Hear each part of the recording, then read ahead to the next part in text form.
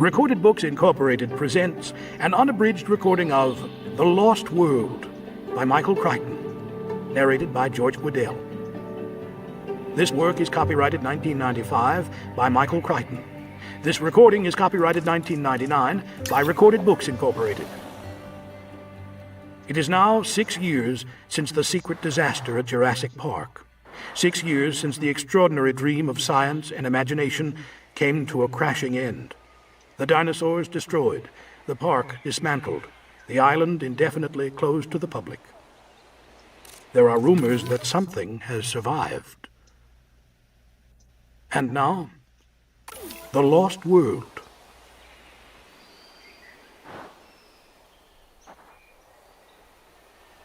Introduction. Extinction at the KT boundary. The late 20th century has witnessed a remarkable growth in scientific interest in the subject of extinction. It is hardly a new subject. Baron Georges Cuvier had first demonstrated that species became extinct back in 1786, not long after the American Revolution. Thus, the fact of extinction had been accepted by scientists for nearly 3/4 of a century before Darwin put forth his theory of evolution. And after Darwin, the many controversies that swirled around his theory did not often concern issues of extinction. On the contrary, extinction was generally considered as unremarkable as a car running out of gas. Extinction was simply proof of failure to adapt. How species adapted was intensely studied and fiercely debated. But the fact that some species failed was hardly given a second thought. What was there to say about it? However, beginning in the 1970s, two developments began to focus attention on extinction in a new way. The first was the recognition that human beings were now very numerous and were altering the planet at a very rapid rate, eliminating traditional habitats, clearing the rainforest, polluting air and water, perhaps even changing global climate. In the process, many animal species were becoming extinct. Some scientists cried out in alarm. Others were quietly uneasy. How fragile was the Earth's ecosystem? Was the human species engaged in behavior that would eventually lead to its own extinction? No one was sure. Since nobody had ever bothered to study extinction in an organized way, there was little information about rates of extinction in other geological eras. So scientists began to look closely at extinction in the past, hoping to answer anxieties about the present. The second development concerned new knowledge about the death of the dinosaurs.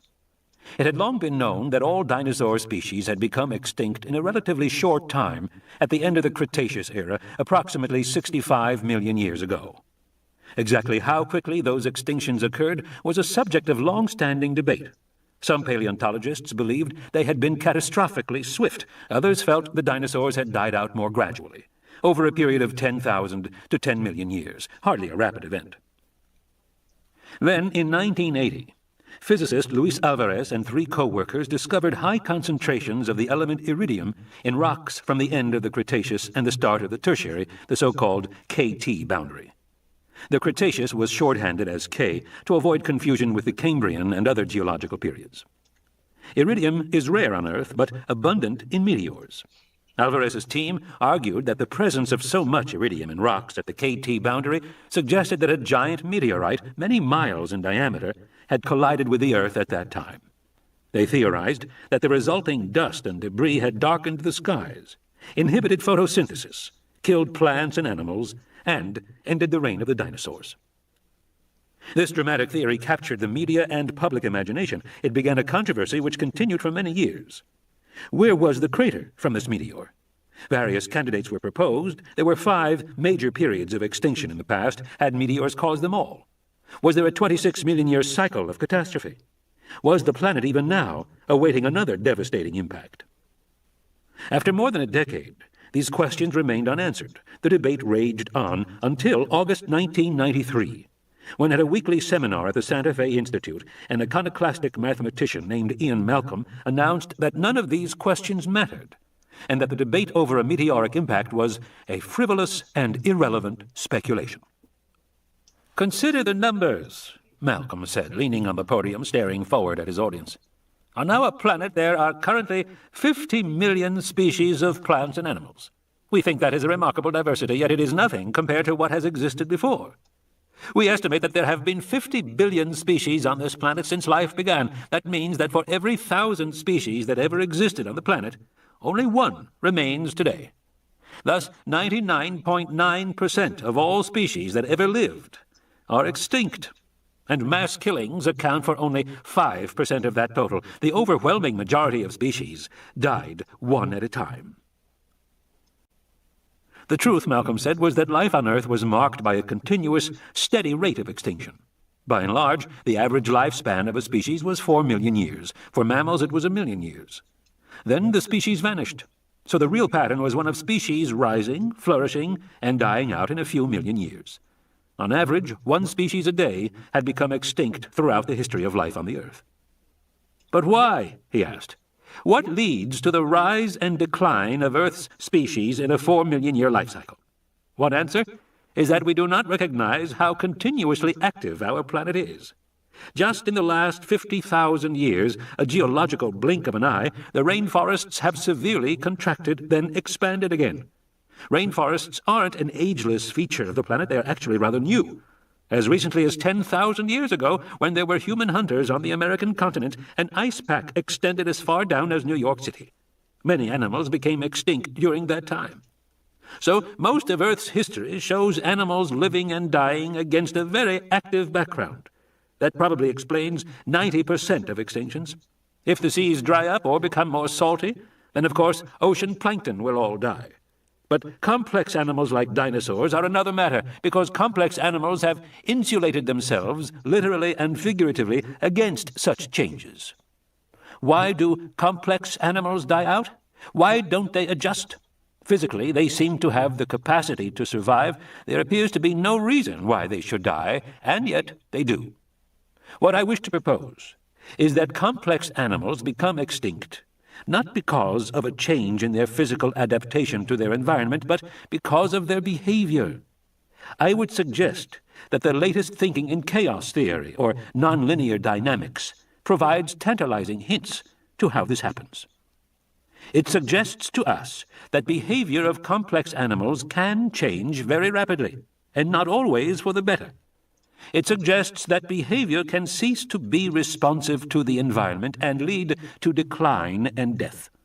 It suggests that animals may stop adapting. Is this what happened to the dinosaurs? Is this the true cause of their disappearance? We may never know. But it is no accident that human beings are so interested in dinosaur extinction. The decline of the dinosaurs allowed mammals, including us, to flourish. And that leads us to wonder whether the disappearance of the dinosaurs is going to be repeated, sooner or later, by us as well. Whether at the deepest level the fault lies not in blind fate, in some fiery meteor from the skies, but in our own behavior. At the moment, we have no answer. And then he smiled. But I have a few suggestions, he said. Prologue. Life at the Edge of Chaos. The Santa Fe Institute was housed in a series of buildings on Canyon Road, which had formerly been a convent, and the Institute's seminars were held in a room which had served as a chapel. Now, standing at the podium with a shaft of sunlight shining down on him, Ian Malcolm paused dramatically before continuing his lecture. Malcolm was 40 years old and a familiar figure at the Institute. He had been one of the early pioneers in chaos theory, but his promising career had been disrupted by a severe injury during a trip to Costa Rica. Malcolm had, in fact, been reported dead in several newscasts. I was sorry to cut short the celebrations in mathematics departments around the country, he later said, but it turned out I was only slightly dead. The surgeons have done wonders, as they will be the first to tell you, so now I am back in my next iteration, you might say. Dressed entirely in black, leaning on a cane, Malcolm gave the impression of severity. He was known within the Institute for his unconventional analysis and his tendency to pessimism. His talk that August, entitled Life at the Edge of Chaos, was typical of his thinking. In it, Malcolm presented his analysis of chaos theory as it applied to evolution. He could not have wished for a more knowledgeable audience. The Santa Fe Institute had been formed in the mid-1980s by a group of scientists interested in the implications of chaos theory. The scientists came from many fields: physics, economics, biology, computer science. What they had in common was a belief that the complexity of the world concealed an underlying order which had previously eluded science, and which would be revealed by chaos theory, now known as complexity theory. In the words of one, complexity theory was the science of the 21st century. The Institute had explored the behavior of a great variety of complex systems: corporations in the marketplace, neurons in the human brain, enzyme cascades within a single cell, the group behavior of migratory birds.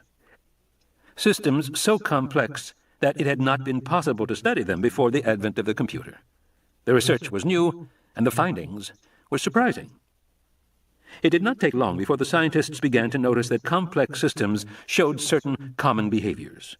They started to think of these behaviors as characteristic of all complex systems. They realized that these behaviors could not be explained by analyzing the components of the systems. The time-honored scientific approach of reductionism, taking the watch apart to see how it worked, didn't get you anywhere with complex systems because the interesting behavior seemed to arise from the spontaneous interaction of the components. The behavior wasn't planned or directed. It just happened. Such behavior was therefore called self-organizing. Of the self-organizing behaviors, Ian Malcolm said, two are of particular interest to the study of evolution. One is adaptation. We see it everywhere. Corporations adapt to the marketplace. Brain cells adapt to signal traffic. The immune system adapts to infection. Animals adapt to their food supply. We have come to think that the ability to adapt is characteristic of complex systems and may be one reason why evolution seems to lead toward more complex organisms. He shifted at the podium, transferring his weight onto his cane. But even more important, he said, is the way complex systems seem to strike a balance between the need for order and the imperative to change. Complex systems tend to locate themselves at a place we call the edge of chaos. We imagine the edge of chaos as a place where there is enough innovation to keep a living system vibrant and enough stability to keep it from collapsing into anarchy. It is a zone of conflict and upheaval, where the old and the new are constantly at war. Finding the balance point must be a delicate matter. If a living system drifts too close, it risks falling over into incoherence and dissolution. But if the system moves too far away from the edge, it becomes rigid, frozen, totalitarian. Both conditions lead to extinction. Too much change is as destructive as too little. Only at the edge of chaos can complex systems flourish. He paused. And, by implication, extinction is the inevitable result of one or the other strategy, too much change or too little. In the audience, heads were nodding. This was familiar thinking to most of the researchers present. Indeed, the concept of the edge of chaos was very nearly dogma at the Santa Fe Institute. Unfortunately, Malcolm continued, the gap between this theoretical construct and the fact of extinction is vast. We have no way to know if our thinking is correct. The fossil record can tell us that an animal became extinct at a certain time, but not why. Computer simulations are of limited value, nor can we perform experiments on living organisms. Thus, we are obliged to admit that extinction, untestable, unsuited for experiment, may not be a scientific subject at all. And this may explain why the subject has been embroiled in the most intense religious and political controversy. I would remind you that there is no religious debate over Avogadro's number or Planck's constant or the functions of the pancreas.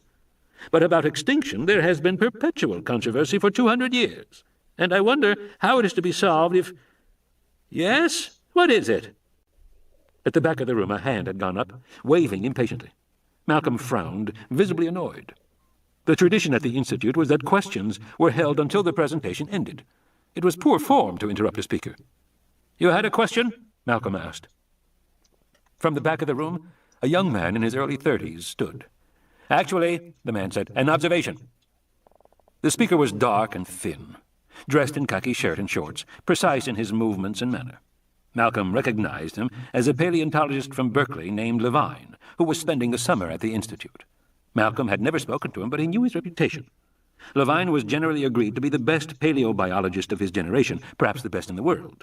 But most people at the Institute disliked him, finding him pompous and arrogant.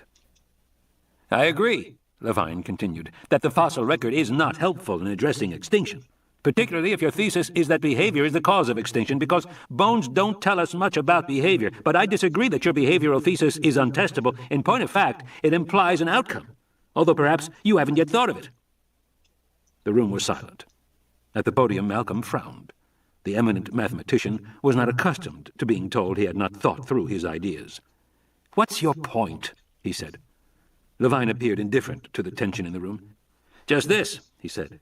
"During the Cretaceous, Dinosauria were widely distributed across the planet. We have found their remains on every continent and in every climatic zone, even in the Antarctic. Now, if their extinction was really the result of their behavior and not the consequence of a catastrophe or a disease or a change in plant life or any of the other broad-scale explanations that have been proposed, then it seems to me highly unlikely that they all changed their behavior at the same time, everywhere. And that in turn means that there may well be some remnants of these animals still alive on the Earth. Why couldn't you look for them?" "You could," Malcolm said coldly, "if that amused you, and if you had no more compelling use for your time." "No, no," Levine said earnestly. "I'm quite serious. What if the dinosaurs did not become extinct? What if they still exist? Somewhere, in an isolated spot on the planet?" "You're talking about a lost world," Malcolm said, and heads in the room nodded knowingly. Scientists at the Institute had developed a shorthand for referring to common evolutionary scenarios. They spoke of the field of bullets, the gambler's ruin, the game of life, the lost world, the Red Queen, and black noise. These were well-defined ways of thinking about evolution, but they were all... "No," Levine said stubbornly. "I am speaking literally." "Then you're badly deluded," Malcolm said with a dismissive wave of his hand. He turned away from the audience and walked slowly to the blackboard. "Now, if we consider the implications of the edge of chaos, we may begin by asking ourselves, what is the minimal unit of life? Most contemporary definitions of life would include the presence of DNA, but there are two examples which suggest to us that this definition is too narrow. If you consider viruses and so-called prions, it is clear that life may in fact exist without DNA." At the back of the room, Levine stared for a moment. Then, reluctantly, he sat down and began to make notes. The Lost World Hypothesis. The lecture ended. Malcolm hobbled across the open courtyard of the Institute shortly after noon. Walking beside him was Sarah Harding, a young field biologist visiting from Africa. Malcolm had known her for several years, since he had been asked to serve as an outside reader for her doctoral thesis at Berkeley. Crossing the courtyard in the hot summer sun, they made an unlikely pair, Malcolm dressed in black, stooped and ascetic, leaning on his cane. Harding, compact and muscular, looking young and energetic in shorts and a T-shirt, her short black hair pushed up on her forehead with sunglasses. Her field of study was African predators, lions and hyenas. She was scheduled to return to Nairobi the next day. The two had been close since Malcolm's surgery. Harding had been on a sabbatical year in Austin and had helped nurse Malcolm back to health after his many operations. For a while it seemed as if a romance had blossomed, and that Malcolm, a confirmed bachelor, would settle down. But then Harding had gone back to Africa, and Malcolm had gone to Santa Fe. Whatever their former relationship had been, they were now just friends. They discussed the questions that had come at the end of his lecture. From Malcolm's point of view, there had been only the predictable objections, that mass extinctions were important, that human beings owed their existence to the Cretaceous extinction, which had wiped out the dinosaurs and allowed the mammals to take over. As one questioner had pompously phrased it, the Cretaceous allowed our own sentient awareness to arise on the planet. Malcolm's reply was immediate. "What makes you think human beings are sentient and aware? There's no evidence for it. Human beings never think for themselves. They find it too uncomfortable. For the most part, members of our species simply repeat what they are told and become upset if they are exposed to any different view.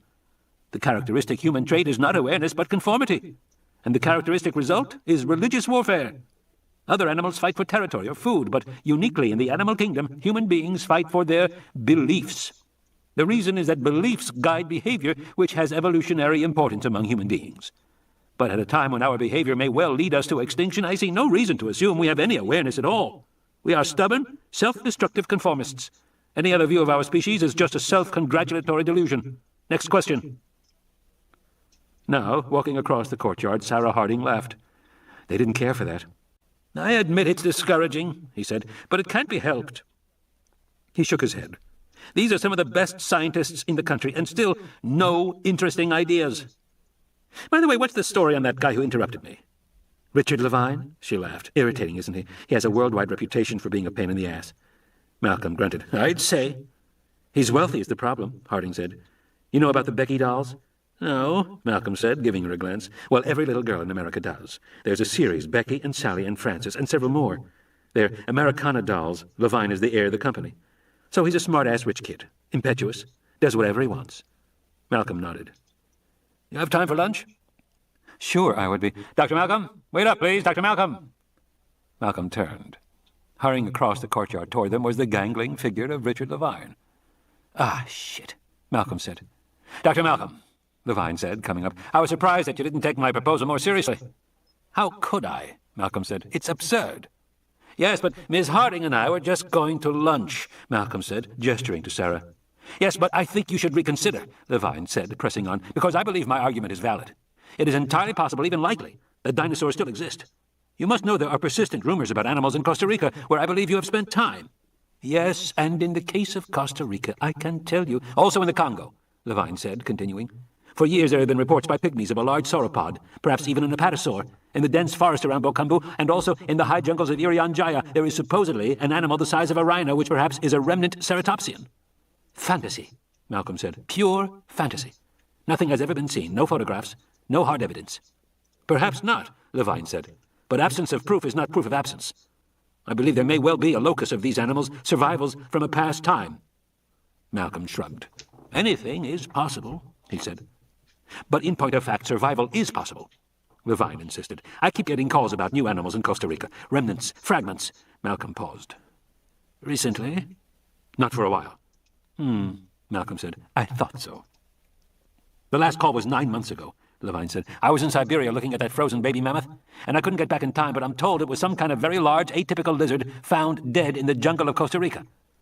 And what happened to it? The remains were burned. So nothing is left? That's right. No photographs, no proof?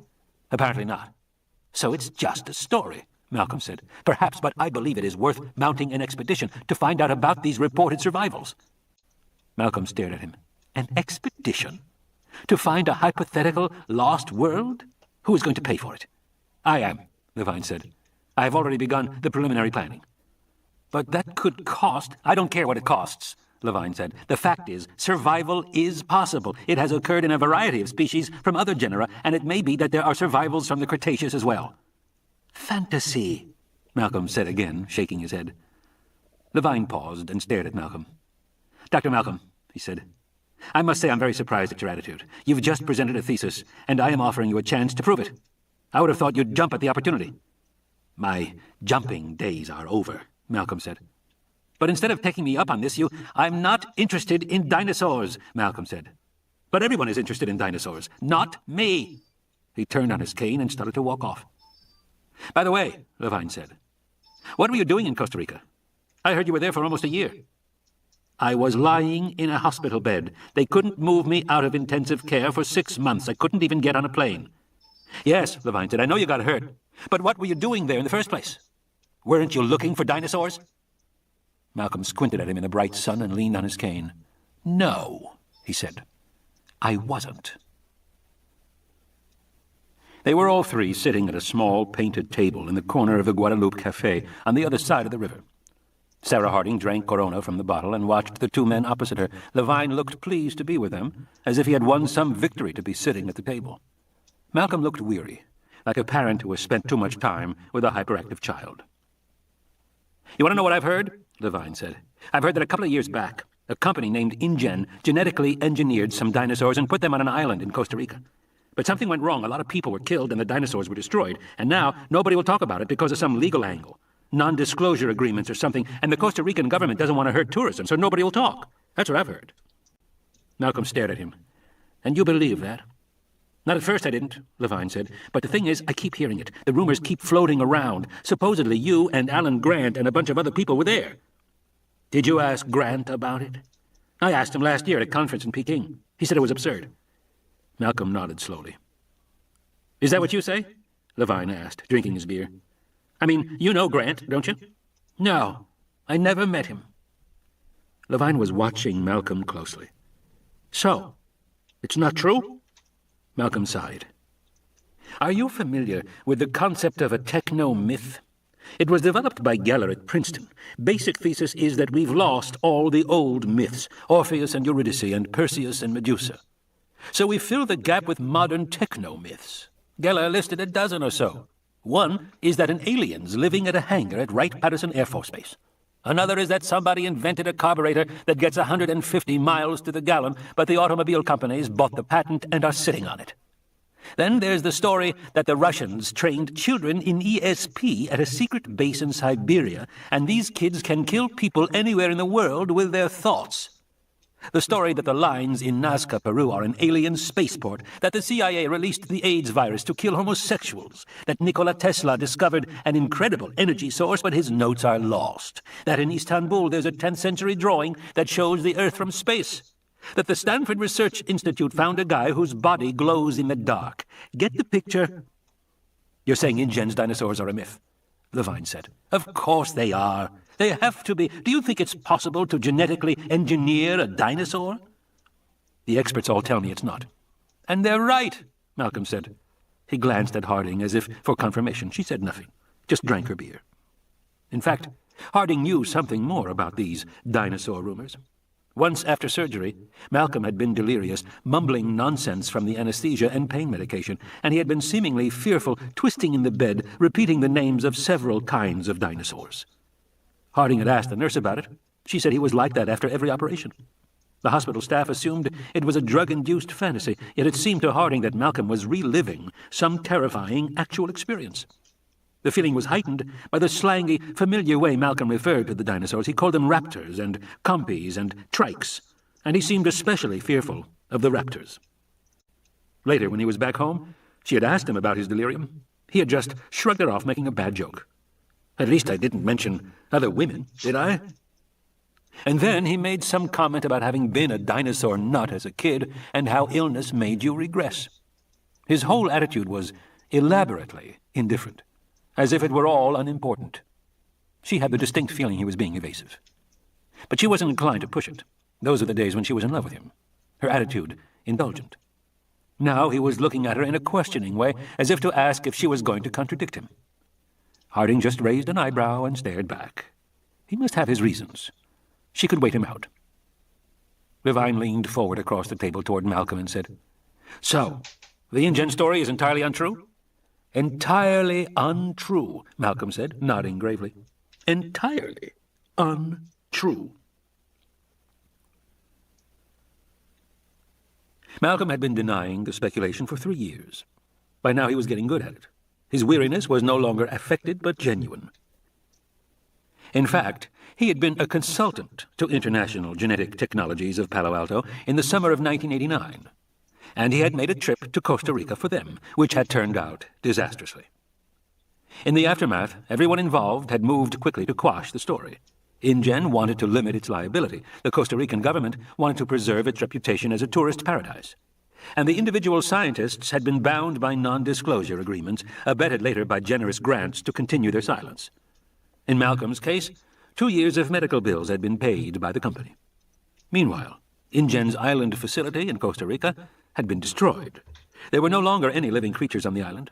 The company had hired the eminent Stanford professor George Basilton, a biologist and essayist whose frequent television appearances had made him a popular authority on scientific subjects. Basilton claimed to have visited the island and had been tireless in denying rumors that extinct animals had ever existed there. His derisive snort, saber-toothed tigers indeed, was particularly effective. As time passed, interest in the story waned. InGen was long since bankrupt. The principal investors in Europe and Asia had taken their losses.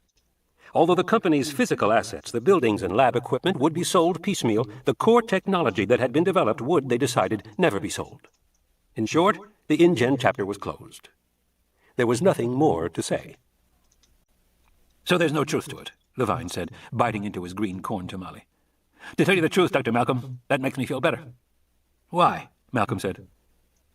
"Because it means that the remnants that keep turning up in Costa Rica must be real dinosaurs. I've got a friend from Yale down there, a field biologist, and he says he's seen them. I believe him." Malcolm shrugged. "I doubt," he said, "that any more animals will turn up in Costa Rica. It's true there haven't been any for almost a year now, but if more show up, I'm going down there, and in the interim, I am going to outfit an expedition. I've been giving a lot of thought to how it should be done. I think the special vehicles could be built and ready in a year. I've already talked to Doc Thorne about it. Then I'll assemble a team, perhaps including Dr. Harding here, or a similarly accomplished naturalist, and some graduate students. Malcolm listened, shaking his head. You think I'm wasting my time? Levine said. I do, yes. But suppose, just suppose, that animals start to show up again. Never happen. But suppose they did, Levine said. Would you be interested in helping me to plan an expedition? Malcolm finished his meal and pushed the plate aside. He stared at Levine. Yes, he said finally. If animals started showing up again, I would be interested in helping you. Great, Levine said. That's all I wanted to know. Outside, in the bright sunlight on Guadalupe Street, Malcolm walked with Sarah toward Malcolm's battered Ford sedan. Levine climbed into a bright red Ferrari, waved cheerfully, and roared off. You think it will ever happen? Sarah Harding said. That these, animals will start showing up again? No, Malcolm said. I am quite sure they never will. You sound hopeful. He shook his head and got awkwardly in the car, swinging his bad leg under the steering wheel. Harding climbed in beside him. He glanced at her and turned the key in the ignition. They drove back to the Institute. The following day she went back to Africa. During the next 18 months, she had a rough sense of Levine's progress, since from time to time he called her with some question about field protocols or vehicle tires or the best anesthetic to use on animals in the wild. Sometimes she got a call from Doc Thorne, who was building the vehicles. He usually sounded harassed. From Malcolm she heard nothing at all, although he sent her a card on her birthday. It arrived a month late. He had scrawled at the bottom, "Have a happy birthday. Be glad you're nowhere near him. He's driving me crazy." First configuration. In the conservative region far from the chaotic edge, individual elements coalesce slowly, showing no clear pattern. Ian Malcolm. Aberrant forms. In the fading afternoon light, the helicopter skimmed low along the coast, following the line where the dense jungle met the beach. The last of the fishing villages had flashed by beneath them 10 minutes ago. Now there was only impenetrable Costa Rican jungle, mangrove swamps, and mile after mile of deserted sand. Sitting beside the pilot, Marty Gutierrez stared out the window as the coastline swept past. There weren't even any roads in this area, at least none that Gutierrez could see. Gutierrez was a quiet, bearded American of 36, a field biologist who had lived for the last 8 years in Costa Rica. He had originally come to study toucan speciation in the rainforest, but stayed on as a consultant to the Reserva Biológica de Carrara, the national park in the north. He clicked the radio mic and said to the pilot, "How much farther?" 5 minutes, Senor Gutierrez. Gutierrez turned and said, "It won't be long now." But the tall man, folded up in the back seat of the helicopter, didn't answer, or even acknowledge that he had been spoken to. He merely sat, with his hand on his chin, and stared, frowning out the window. Richard Levine wore sun-faded field khakis and an Australian slouch hat pushed low over his head. A battered pair of binoculars hung around his neck. But despite his rugged appearance, Levine conveyed an air of scholarly absorption. Behind his wire-frame spectacles, his features were sharp, his expression intense and critical as he looked out the window. "What is this place?" "It's called Rojas." "So we're far south?" "Yes, only about 50 miles from the border with Panama." "I don't see any roads. How was the thing found?" "Couple of campers," Gutierrez said. "They came in by boat, landed on the beach." "When was that?" "Yesterday. They took one look at the thing and ran like hell." Levine nodded. With his long limbs folded up, his hands tucked under his chin, he looked like a praying mantis. That had been his nickname in graduate school, in part because of his appearance, and in part because of his tendency to bite off the head of anyone who disagreed with him. Gutierrez said, "Been to Costa Rica before?" "No, first time," Levine said. And then he gave an irritable wave of his hand, as if he didn't want to be bothered with small talk. Gutierrez smiled. After all these years, Levine had not changed at all. He was still one of the most brilliant and irritating men in science. The two had been fellow graduate students at Yale until Levine quit the doctoral program to get his degree in comparative zoology instead. Levine announced he had no interest in the kind of contemporary field research that so attracted Gutierrez. With characteristic contempt, he had once described Gutierrez's work as collecting parrot crap from around the world. The truth was that Levine, brilliant and fastidious, was drawn to the past, to the world that no longer existed. And he studied this world with obsessive intensity. He was famous for his photographic memory, his arrogance, his sharp tongue, and the unconcealed pleasure he took in pointing out the errors of colleagues. As a colleague once said, Levine never forgets a bone, and he never lets you forget it either. Field researchers disliked Levine, and he returned the sentiment. He was at heart a man of detail, a cataloguer of animal life, and he was happiest poring over museum collections, reassigning species, rearranging display skeletons. He disliked the dust and inconvenience of life in the field. Given his choice, Levine would never leave the museum. But it was his fate to live in the greatest period of discovery in the history of paleontology. The number of known species of dinosaurs had doubled in the last 20 years, and new species were now being described at the rate of 1 every 7 weeks. Thus Levine's worldwide reputation forced him to continually travel around the world, inspecting new finds and rendering his expert opinion to researchers who were annoyed to admit that they needed it. "Where'd you come from?" Gutierrez asked him. "Mongolia," Levine said. "I was at the Flaming Cliffs in the Gobi Desert, 3 hours out of Ulaanbaatar." "Oh, what's there?" "Jean Roxton's got a dig. He found an incomplete skeleton he thought might be a new species of velociraptor and wanted me to have a look." "And?" Levine shrugged. "Roxton never really did know anatomy. He's an enthusiastic fundraiser, but if he actually uncovers something, he's incompetent to proceed." "You told him that?" "Why not? It's the truth." "And the skeleton?" "The skeleton wasn't a raptor at all," Levine said. "Metatarsals all wrong, pubis too ventral. Ischium lacking a proper obturator, and the long bones much too light. As for the skull," he rolled his eyes, "the palatals too thick, antorbital fenestri too rostral, distal carina too small. Oh, it goes on and on. And the trenchant ungual's hardly present. So there we are. I don't know what Roxton could have been thinking. I suspect he actually has a subspecies of Troodon, though I haven't decided for sure." "Troodon?" Gutierrez said. "Small Cretaceous carnivore, 2 meters from piece to acetabulum. In point of fact, a rather ordinary theropod. And Roxton's find wasn't a particularly interesting example. Although there was one curious detail, the material included an integumental artifact, an imprint of the dinosaur's skin. That in itself is not rare. There are perhaps a dozen good skin impressions obtained so far, mostly among the Hadrosauridae, but nothing like this. Because it was clear to me that this animal's skin had some very unusual characteristics not previously suspected in dinosaurs. "Señores," the pilot said, interrupting them. "Juan Fernandez Bay is ahead." Levine said, "Circle it first, can we?" Levine looked out the window, his expression intense again, the conversation forgotten. They were flying over jungle that extended up into the hills for miles, as far as they could see. The helicopter banked, circling the beach. "There it is now," Gutierrez said, pointing out the window. The beach was a clean, curving white crescent, entirely deserted in the afternoon light. To the south they saw a single dark mass in the sand. From the air it looked like a rock, or perhaps a large clump of seaweed. The shape was amorphous, about 5 feet across. There were lots of footprints around it. "Who's been here?" Levine said with a sigh. "Public Health Service people came out earlier today." "Did they do anything?" he said. "They touch it? Disturb it in any way?" "I can't say," Gutierrez said. "The Public Health Service," Levine repeated, shaking his head. "What do they know? You should never have let them near it, Marty."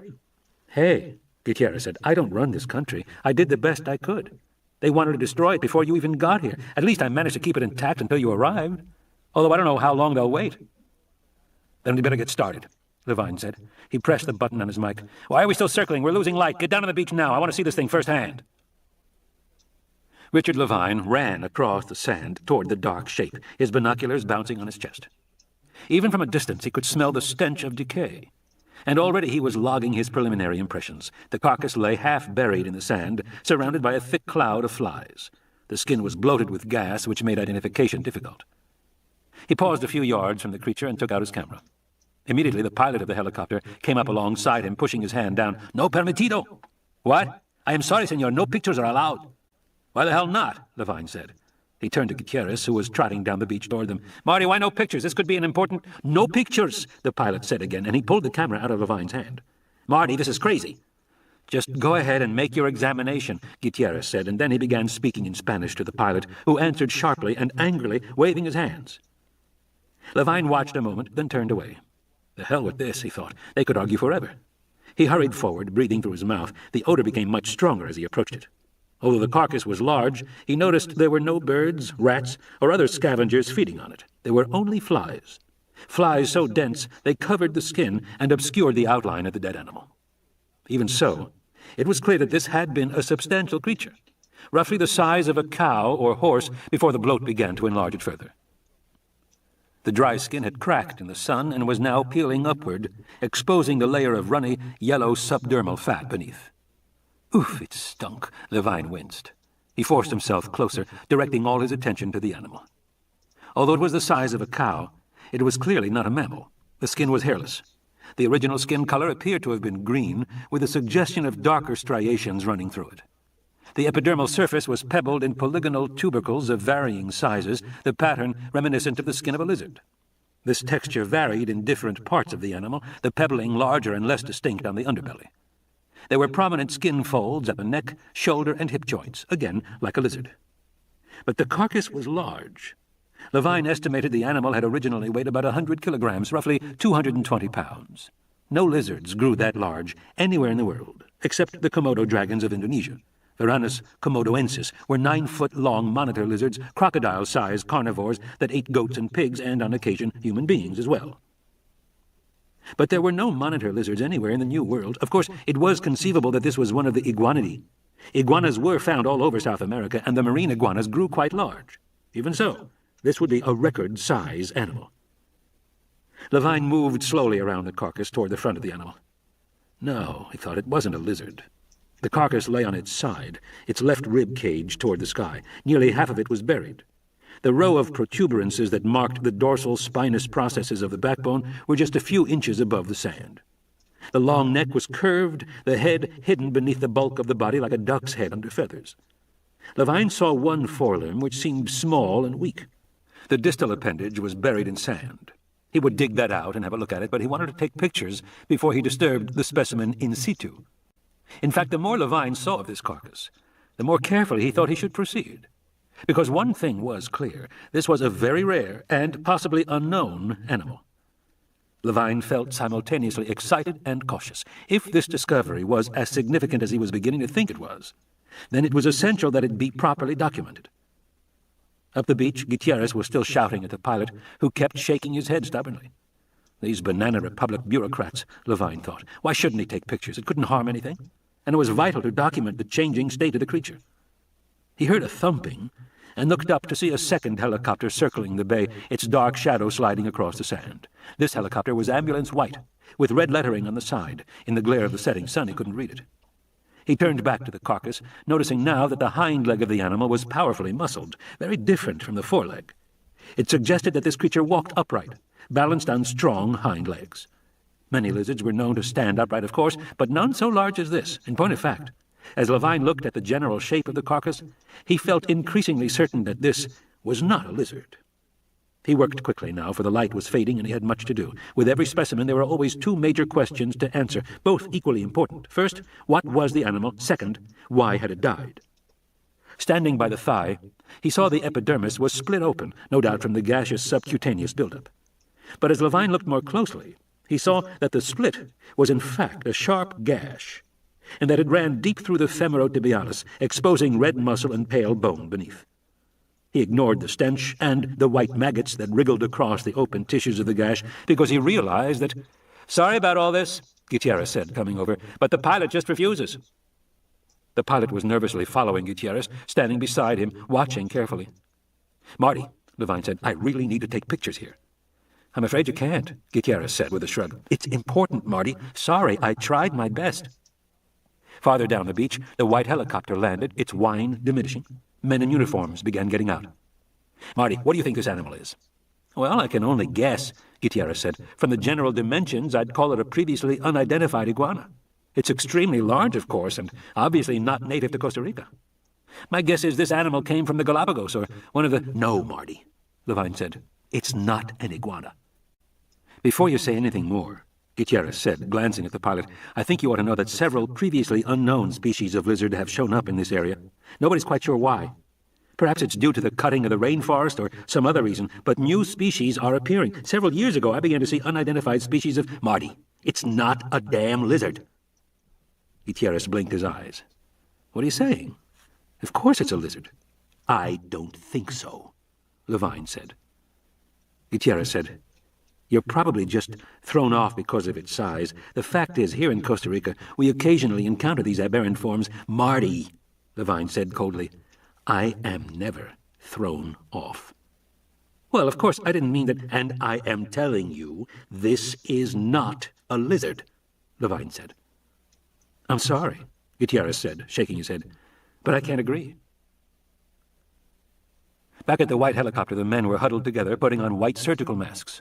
I'm not asking you to agree, Levine said. He turned back to the carcass. The diagnosis is settled easily enough. All we need do is excavate the head, or for that matter, any of the limbs. For example, this thigh here, which I believe...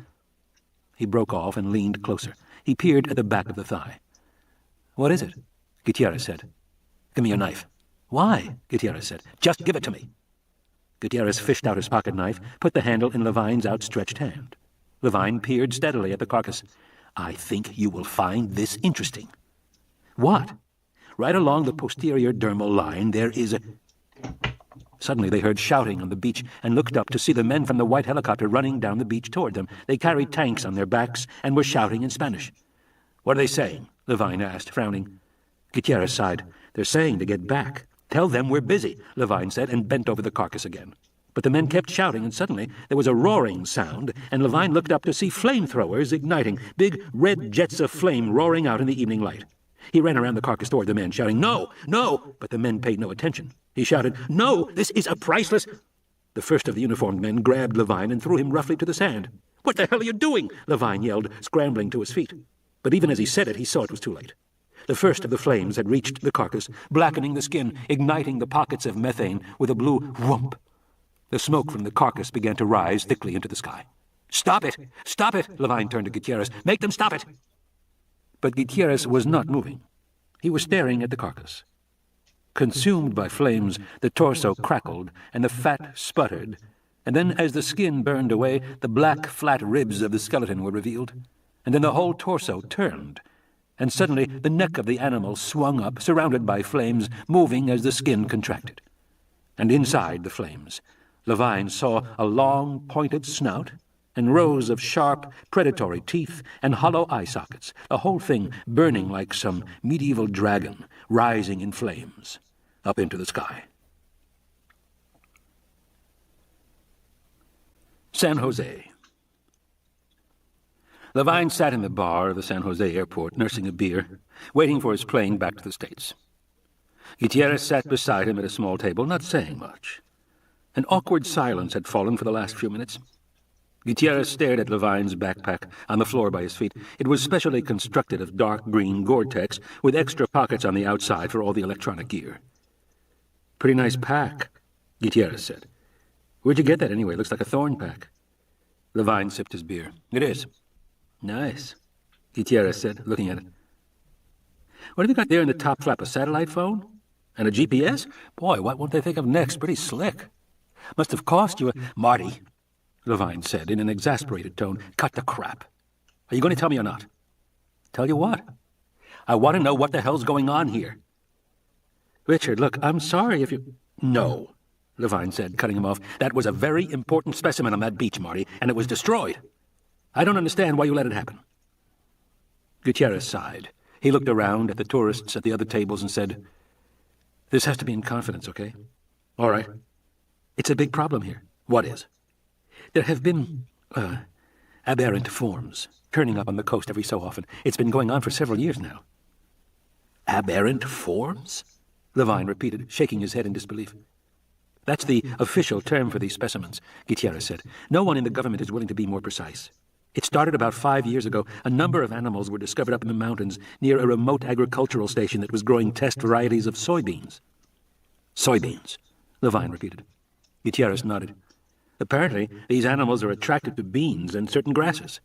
The assumption is that they have a great need for the amino acid lysine in their diets, but nobody's really sure. Perhaps they just have a taste for certain crops. Marty, Levine said, I don't care if they have a taste for beer and pretzels. The only important question is, where did the animals come from? Nobody knows, Gutierrez said. Levine let that pass for the moment. What happened to those other animals? They were all destroyed. And to my knowledge, no others were found for years afterward. But now it seems to be starting again. In the last year, we have found the remains of 4 more animals, including the one you saw today. And what was done? The, aberrant forms are always destroyed, just as you saw. From the beginning, the government's taken every possible step to make sure nobody finds out about it. A few years back, some North American journalists began reporting there was something wrong on one island, Isla Nublar. Menendez invited a bunch of journalists down for a special tour of the island and proceeded to fly them to the wrong island. They never knew the difference. Stuff like that. I mean, the government's very serious about this. Why? They're worried. Worried? Why should they be worried about... Gutierrez held up his hand, shifted in his chair, moved closer. Disease, Richard. Disease? Yeah. Costa Rica has one of the best healthcare systems in the world, Gutierrez said. The epidemiologists have been tracking some weird type of encephalitis that seems to be on the increase, particularly along the coast. Encephalitis? Of what origin? Viral? Gutierrez shook his head. No causative agent has been found.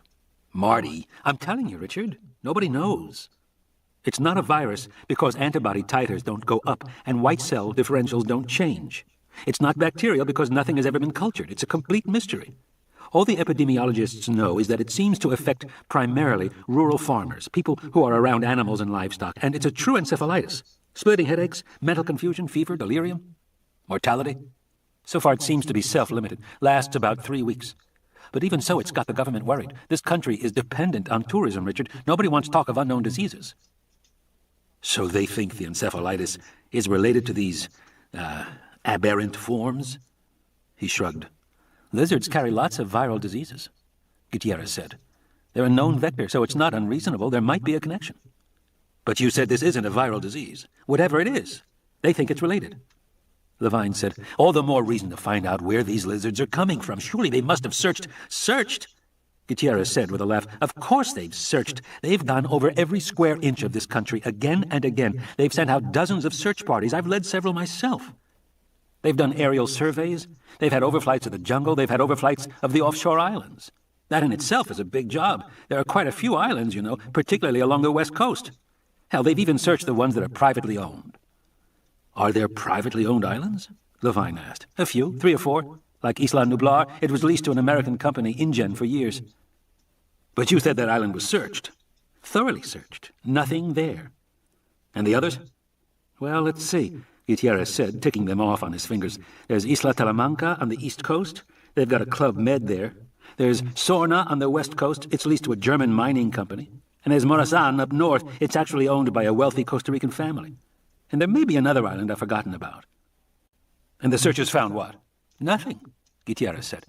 They've found nothing at all. So the assumption is that the animals are coming from some location deep in the jungle, and that's why we haven't been able to find it so far. Levine grunted. In that case, lots of luck. I know, Gutierrez said. Rainforest is an incredibly good environment for concealment. A search party could pass within 10 yards of a large animal and never see it. And even the most advanced remote sensing technology doesn't help much because there are multiple layers to penetrate. Clouds, tree canopy, lower-level flora. There's just no way around it. Almost anything could be hiding in the rainforest. Anyway, he said, the government's frustrated. And of course, the government is not the only interested party. Levine looked up sharply. Oh? Yes. For some reason, there's been a lot of interest in these animals. What sort of interest? Levine said, as casually as he could. Last fall, the government issued a permit to a team of botanists from Berkeley to do an aerial survey of the jungle canopy in the Central Highlands. The survey had been going on for a month when a dispute arose, a bill for aviation fuel or something like that. Anyway, a bureaucrat in San Jose called Berkeley to complain, and Berkeley said they'd never heard of this survey team. Meantime, the team fled the country. So nobody knows who they really were?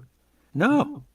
Then last winter, a couple of Swiss geologists showed up to collect gas samples from offshore islands as part of a study, they said, of volcanic activity in Central America. The offshore islands are all volcanic, and most of them are still active to some degree, so it seemed like a reasonable request. But it turned out the geologists really worked for an American genetics company called Biosyn, and they were looking for, large animals on the islands. Why would a biotech company be interested? Levine said. It makes no sense. Maybe not to you and me, Gutierrez said, but Biosyn's got a particularly unsavory reputation. Their head of research is a guy named Louis Dodgson. Oh, yeah, Levine said. I know. He's the guy who ran that rabies vaccine test in Chile a few years back. The one where they exposed farmers to rabies but didn't tell them they were doing it. That's him. He also started test marketing a genetically engineered potato in supermarkets without telling anybody they were altered. Gave kids low-grade diarrhea. A couple of them ended up in the hospital. After that, the company had to hire George Basilton to fix their image. Seems like everybody hires Basilton, Levine said. Gutierrez shrugged. The big-name university professors consult these days. It's part of the deal. And Basilton is Regis Professor of Biology. The company needed him to clean up their mess because Dodgson has a habit of breaking the law. Dodgson has people on his payroll all around the world. Steals other companies' research, the whole bit. They say Biocin's the only genetics company with more lawyers than scientists. And why were they interested in Costa Rica? Levine asked. Gutierrez shrugged. I don't know. But the whole attitude toward research has changed, Richard. It's very noticeable here. Costa Rica has one of the richest ecologies in the world. 500,000 species and 12 distinct environmental habitats. 5% of all the species on the planet are represented here. This country has been a biological research center for years, and I can tell you, things have changed. In the old days, the people who came here were dedicated scientists with a passion to learn about something for its own sake. Howler monkeys or Palestine wasps or the Sumbria plant. These people had chosen their field because they cared about it. They certainly weren't going to get rich. But now, everything in the biosphere is potentially valuable. Nobody knows where the next drug is coming from, so drug companies fund all sorts of research. Maybe a bird egg has a protein that makes it waterproof. Maybe a spider produces a peptide that inhibits blood clotting. Maybe the waxy surface of a fern contains a painkiller. It happens often enough that attitudes toward research have changed. People aren't studying the natural world anymore, they're mining it. It's a looter mentality. Anything new or unknown is automatically of interest because it might have value. It might be worth a fortune. Gutierrez drained his beer. The world, he said, is turned upside down. And the fact is that a lot of people want to know what these aberrant animals represent and where they come from. The loudspeaker called Levine's flight. Both men stood up from the table. Gutierrez said, "You'll keep all this to yourself. I mean, what you saw today?" "To be quite honest," Levine said, "I don't know what I saw today. It could have been anything." Gutierrez grinned. "Safe flight, Richard. Take care, Marty."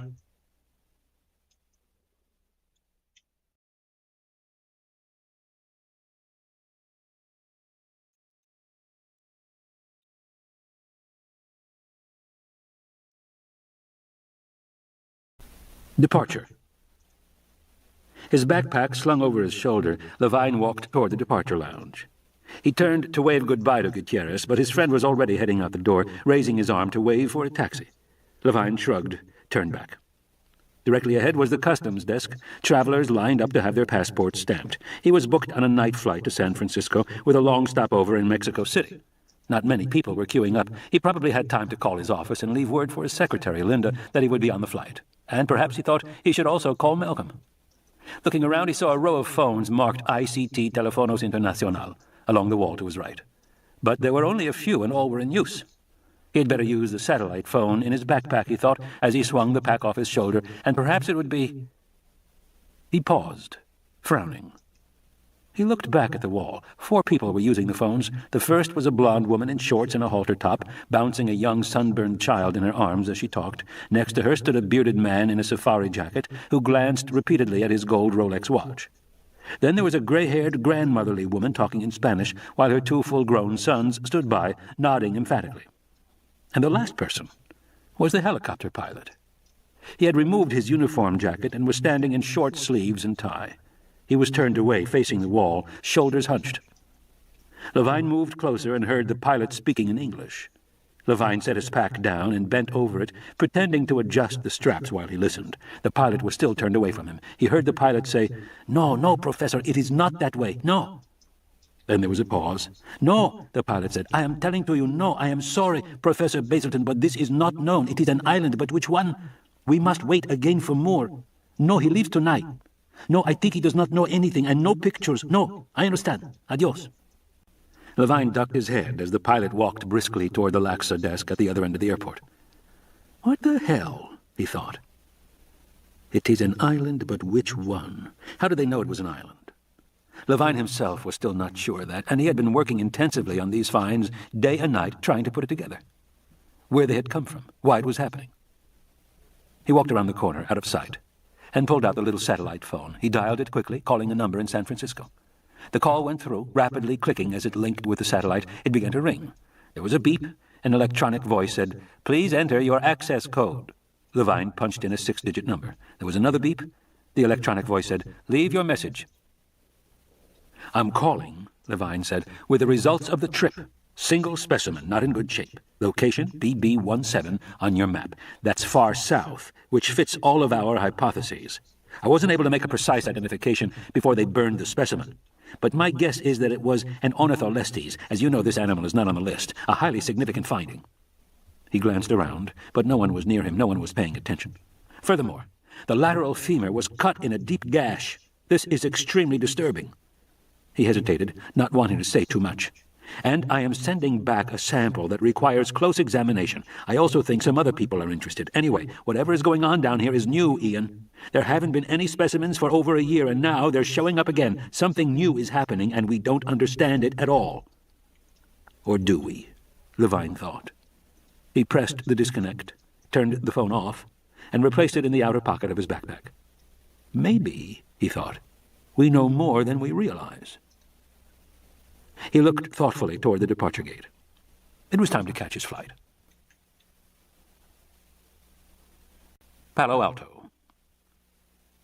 At 2 a.m., Ed James pulled into the nearly deserted parking lot of the Marie Callender's on Carter Road. The black BMW was already there, parked near the entrance. Through the windows, he could see Dodson sitting inside at a booth, his bland features frowning. Dodson was never in a good mood. Right now, he was talking to the heavy-set man alongside him and glancing at his watch. The heavy-set man was Basilton, the professor who appeared on television. James always felt relieved whenever Basilton was there. Dodson gave him the creeps, but it was hard to imagine Basilton involved in anything shady. James turned off the ignition and twisted the rear-view mirror so he could see as he buttoned his shirt collar and pulled up his tie. He glimpsed his face in the mirror, a disheveled, tired man with a 2-day stubble of beard. What the hell, he thought. Why shouldn't he look tired? It was the middle of the fucking night. Dodson always scheduled his meetings in the middle of the night, and always at this same damn Marie Callender restaurant. James never understood why. The coffee was awful, but then there was a lot he didn't understand. He picked up the manila envelope and got out of the car, slamming the door. He headed for the entrance, shaking his head. Dodson had been paying him $500 a day for weeks now to follow a bunch of scientists around. At first, James had assumed it was some sort of industrial espionage, but none of the scientists worked for industry. They held university appointments in pretty dull fields, like that paleobotanist Sattler, whose specialty was prehistoric pollen grains. James had sat through one of her lectures at Berkeley and had barely been able to stay awake. Slide after slide of little pale spheres that looked like cotton balls while she nattered on about polysaccharide bonding angles and the Campanian-Maastrichtian boundary. Jesus, it was boring. Certainly not worth $500 a day, he thought. He went inside, blinking in the light, and walked over to the booth. He sat down, nodded to Dodson and Basilton, and raised his hand to order coffee from the waitress. Dodson glared at him. "I haven't got all night," he said. "Let's get started." "Right," James said, lowering his hand. "Fine, sure." He opened the envelope, began pulling out sheets and photos, handing them across the table to Dodson as he talked. "Alan Grant, paleontologist at Montana State. At the moment he's on leave of absence and is now in Paris, lecturing on the latest dinosaur finds. Apparently he has some new ideas about tyrannosaurs being scavengers and—" "Never mind," Dodson said. "Go on." "Ellen Sattler Ryman," James said, pushing across a photo. "Botanist. Used to be involved with Grant, now married to a physicist at Berkeley and has a young son and daughter. She lectures half-time at the university, spends the rest of her time at home because—" "Go on! Go on!" "Well, most of the rest are deceased. Donald Gennaro, lawyer, died of dysentery on a business trip. Dennis Nedry, integrated computer systems, also deceased.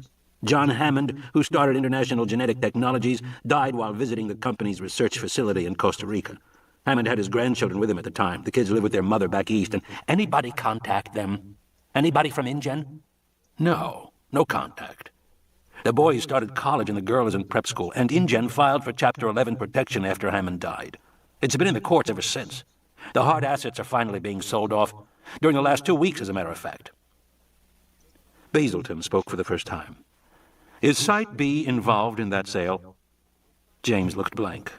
"Site B?" "Yes. Has anybody talked to you about Site B?" "No, I've never heard of it before. What is it?" "If you hear anything about Site B," Basilton said, "we want to know." Sitting beside Basilton in the booth, Dodson thumbed through the pictures and data sheets, then tossed them aside impatiently. He looked up at James. "What else have you got?" "That's all, Dr. Dodson." "That's all?" Dodson said. "What about Malcolm?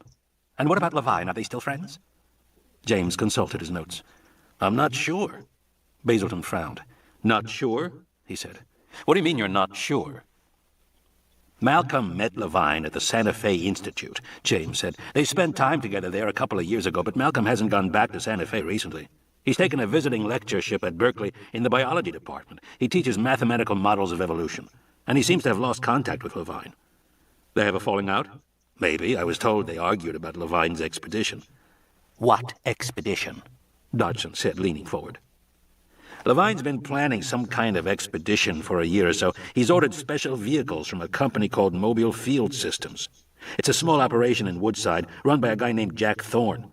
Thorne outfits jeeps and trucks for scientists doing field research. Scientists in Africa and Sichuan and Chile all swear by them.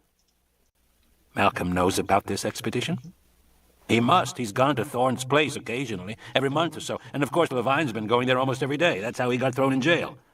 Thrown in jail? Basilton said.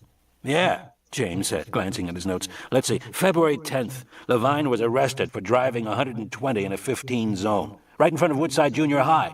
The judge impounded his Ferrari, yanked his license, and gave him community service. Basically ordered him to teach a class at the school. Basilton smiled. Richard Levine, teaching junior high. I'd love to see that. He's been pretty conscientious. Of course, he's spending time in Woodside anyway with Thorne. That is, until he left the country. When did he leave the country? Dodgson said. 2 days ago, he went to Costa Rica. Short trip. He was due back early this morning. And where is he now? I don't know, and I'm afraid it's going to be hard to find out. Why is that? James hesitated, coughed. Because he was on the passenger manifest of the flight from Costa Rica, but he wasn't on the plane when it landed. My contact in Costa Rica says he checked out of his hotel in San Jose before the flight and never went back. Didn't take any other flight out of the city, so, for the moment, I'm afraid that Richard Levine has disappeared. There was a long silence. Dodgson sat back in the booth, hissing between his teeth. He looked at Basilton, who shook his head. Dodgson very carefully picked up all the sheets of paper, tapped them on the table, making a neat stack. He slipped them back into the manila envelope and handed the envelope to James. Now, listen, you stupid son of a bitch, Dodgson said. There's only one thing I want from you now. It's very simple. Are you listening? James swallowed. I'm listening. Dodgson leaned across the table. Find him, he said.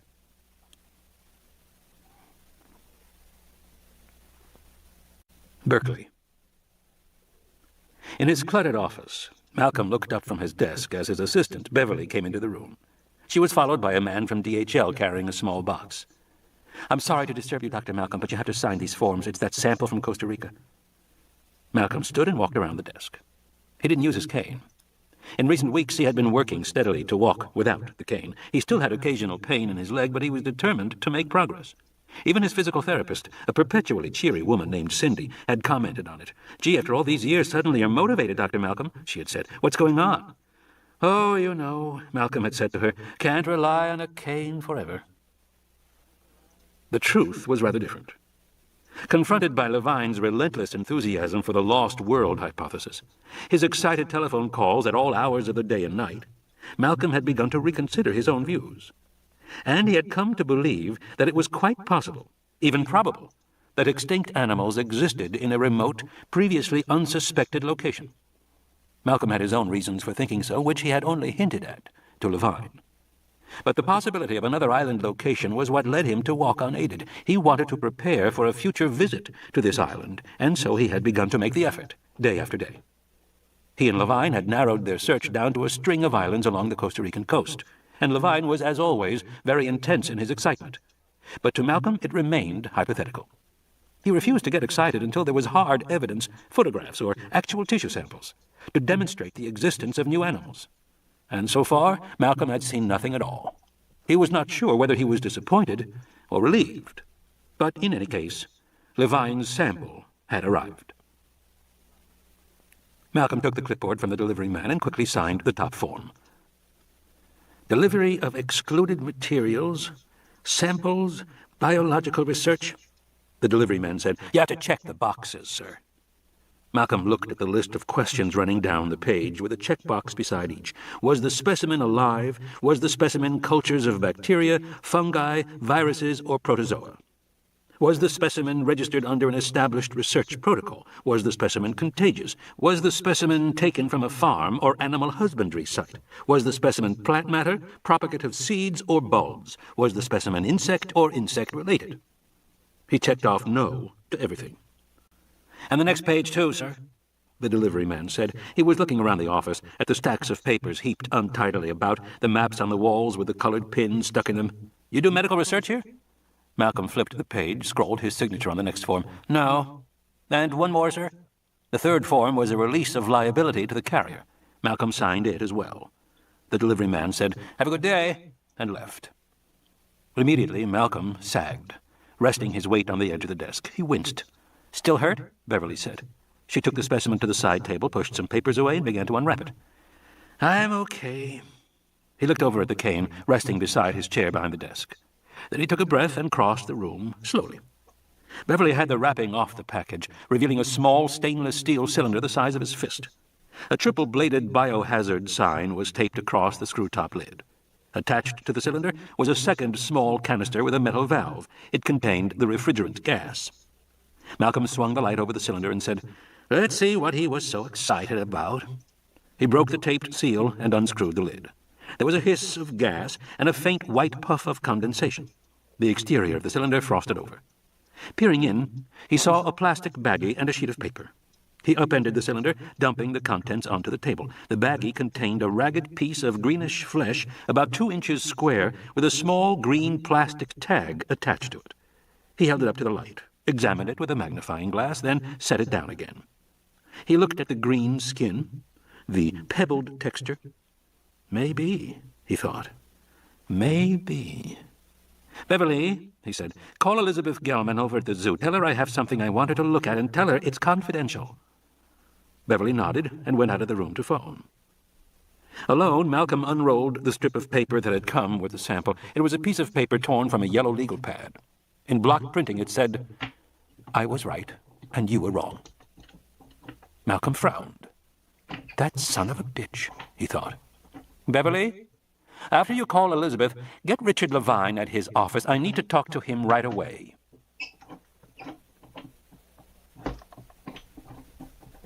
The Lost World. Richard Levine pressed his face to the warm rock cliff and paused to catch his breath. 500 feet below, the ocean surged, waves thundering brilliant white against the black rocks. The boat that had brought him was already heading east again, a small white speck on the horizon. It had to return, for there was no safe harbor anywhere on this desolate, inhospitable island. For now, they were on their own.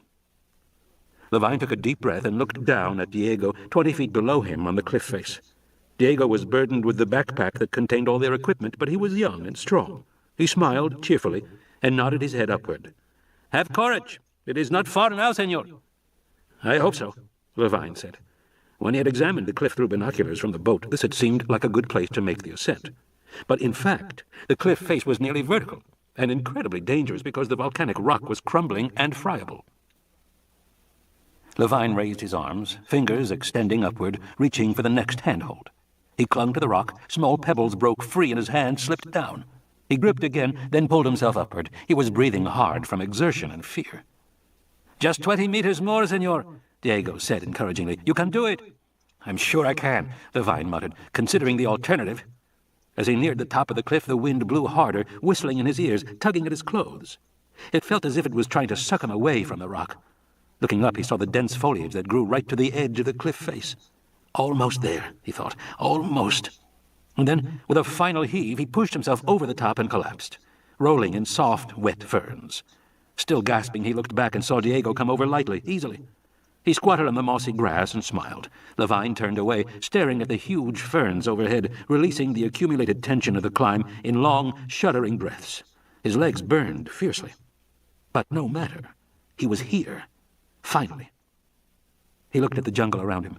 It was primary forest, undisturbed by the hand of man, exactly as the satellite images had shown. Levine had been forced to rely on satellite photographs because there were no maps available of private islands such as this one.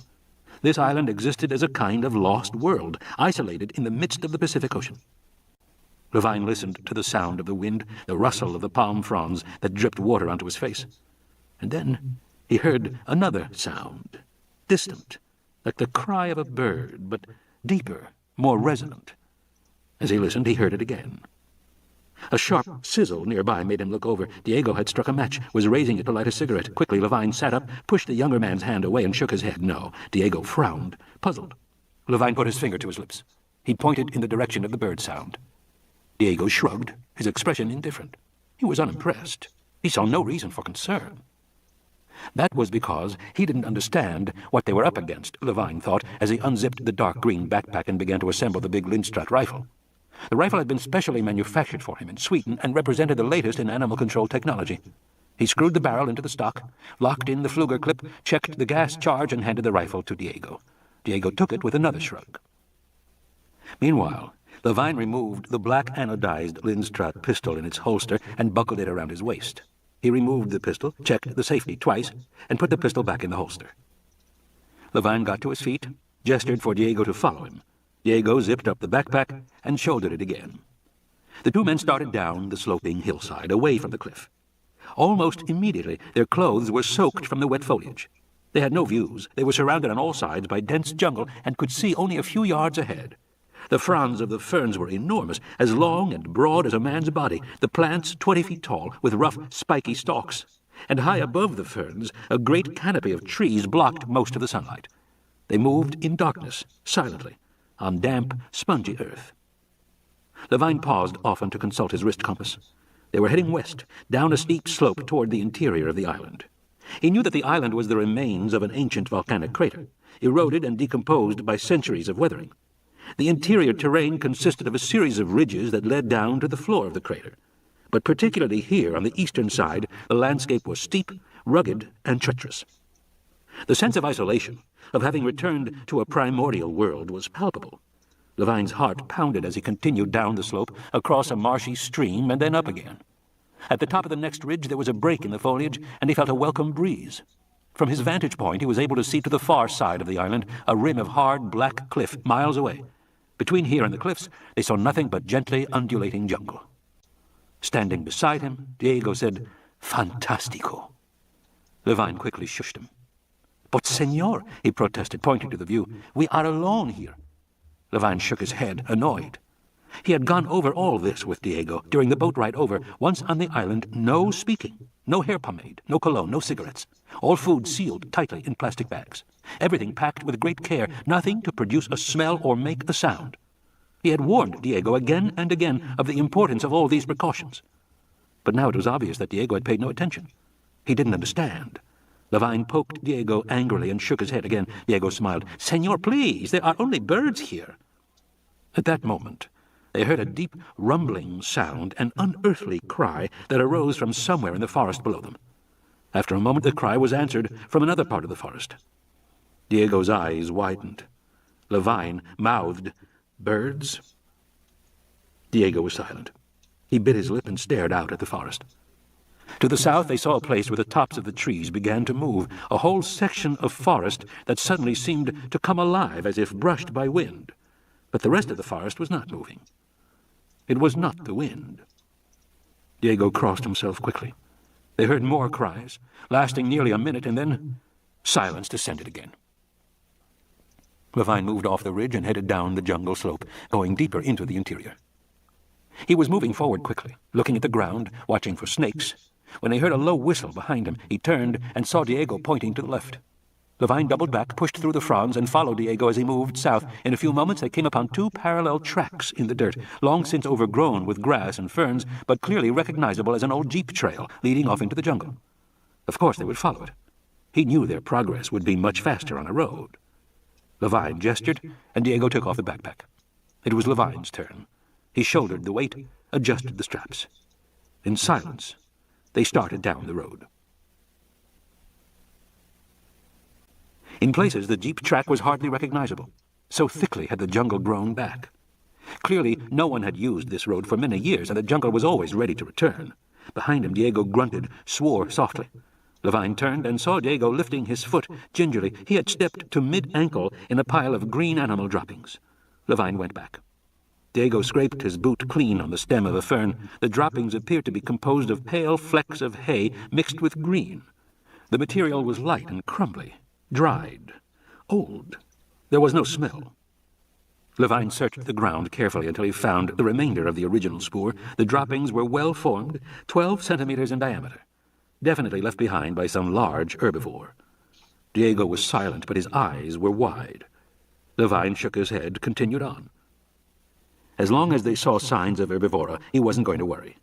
At least not too much. Even so, his fingers touched the butt of his pistol, as if for reassurance.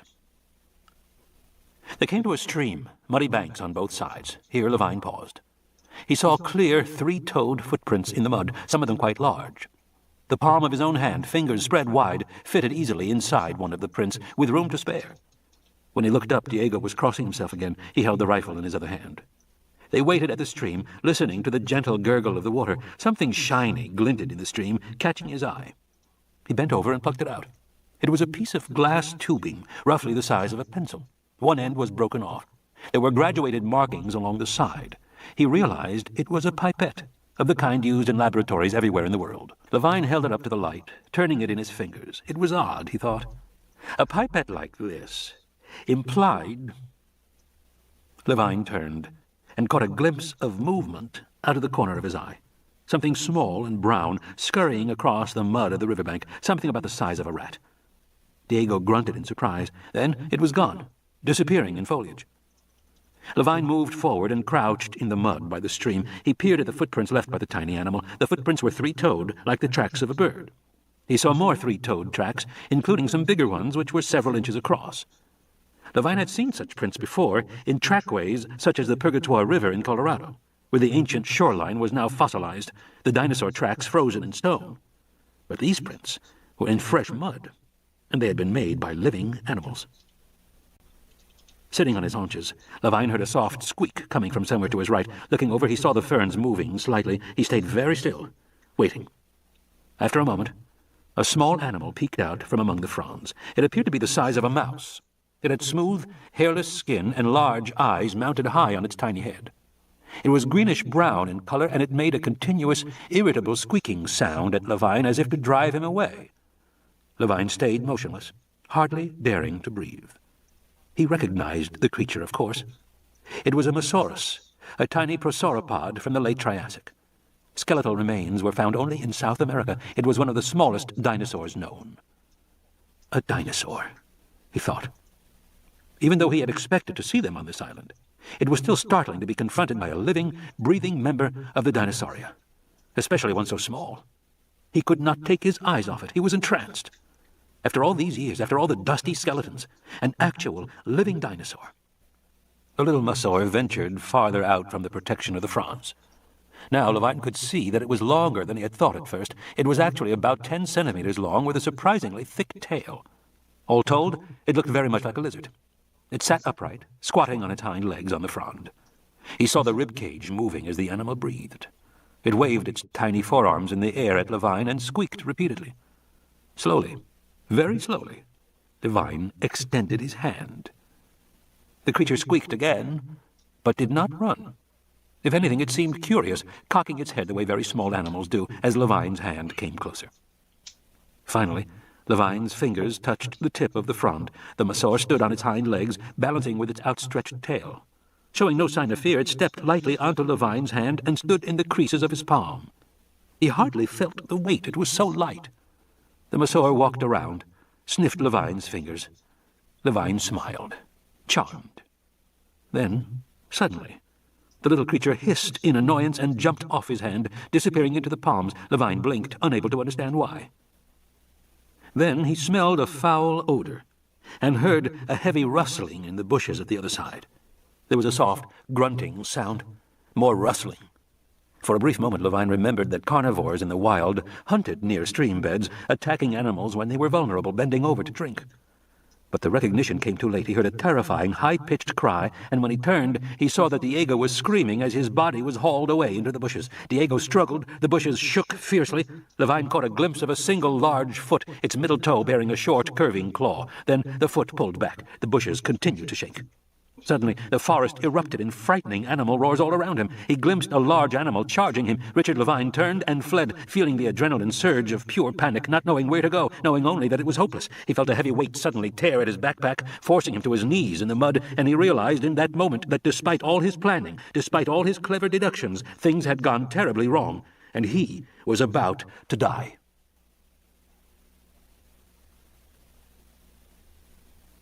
School.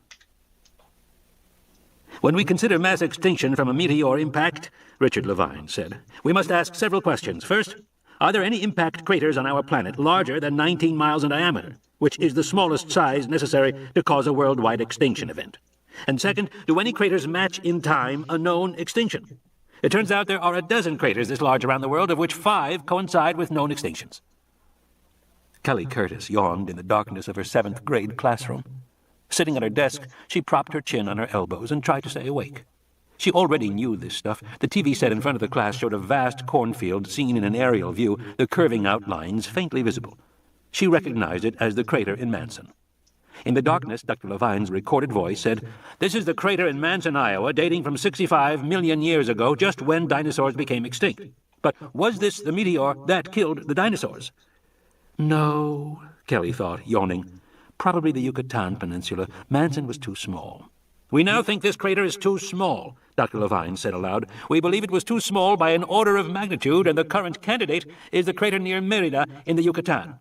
It seems difficult to imagine, but the impact emptied the entire Gulf of Mexico, causing 2,000-foot-high tidal waves to wash over the land.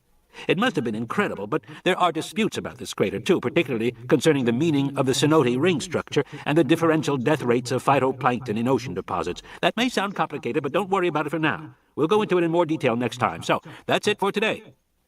The lights came up. Their teacher, Mrs. Menzies, stepped to the front of the class and turned off the computer which had been running the display and the lecture. "Well," she said, "I'm glad Dr. Levine gave us this recording. He told me he might not be back in time for today's lecture, but he'll be with us again for sure when we return from spring break next week. Kelly, you and Arby are working for Dr. Levine. Is that what he told you?" Kelly glanced over at Arby, who was slouched low in his seat, frowning. "Yes, Mrs. Menzies," Kelly said. "Good. All right, everyone. The assignment for the holidays is all of Chapter 7. There were groans from the class, "including all of the exercises at the end of Part 1 as well as Part 2. Be sure to bring that with you, completed, when we return. Have a good spring break. We'll see you back here in a week." The bell rang. The class got up, chairs scraping, the room suddenly noisy. Arby drifted over to Kelly. He looked up at her mournfully. Arby was a head shorter than Kelly. He was the shortest person in the class. He was also the youngest. Kelly was 13, like the other 7th graders, but Arby was only 11. He had already been skipped 2 grades because he was so smart. And there were rumors he would be skipped again. Arby was a genius, particularly with computers. Arby put his pen in the pocket of his white button-down shirt and pushed his horn-rimmed glasses up on his nose. R.B. Benton was black. Both his parents were doctors in San Jose, and they always made sure he was dressed very neatly, like a college kid or something, which Kelly reflected he would probably be in a couple of years, the way he was going. Standing next to Arby, Kelly always felt awkward and gawky. Kelly had to wear her sister's old clothes, which her mother had bought from Kmart about 1,000,000 years ago. She even had to wear Emily's old Reeboks, which were so scuffed and dirty that they never came clean, even after Kelly ran them through the washing machine. Kelly washed and ironed all her own clothes. Her mother never had time. Her mother was never even home most of the time. Kelly looked enviously at Arby's neatly pressed khakis, his polished penny loafers, and sighed. Still, even though she was jealous, Arby was her only real friend, the only person who thought it was okay that she was smart. Kelly worried that he'd be skipped to 9th grade and she wouldn't see him anymore. Beside her, Arby still frowned. He looked up at her and said, "Why isn't Dr. Levine here?" "I don't know," she said. "Maybe something happened." "Like what?" "I don't know, something. But he promised he would be here," Arby said, "to take us on a field trip. It was all arranged. We got permission and everything." "So we can still go. But he should be here," Arby insisted stubbornly. Kelly had seen this behavior before. Arby was accustomed to adults being reliable.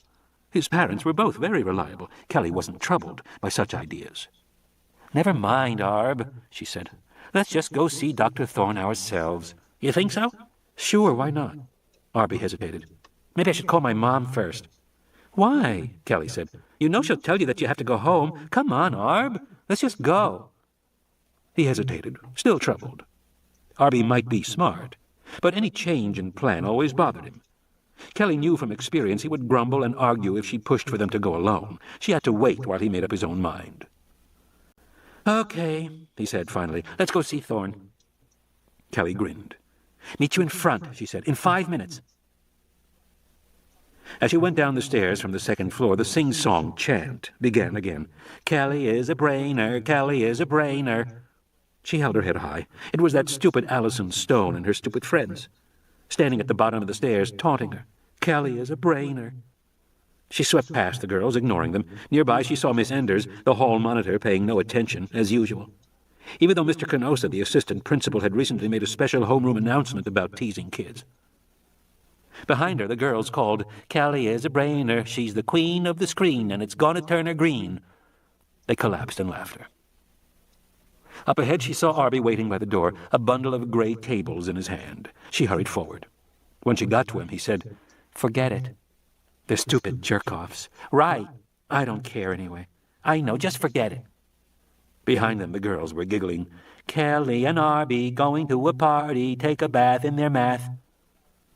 They went outside into the sunlight, the sounds of the girls thankfully drowned in the noise of everyone going home.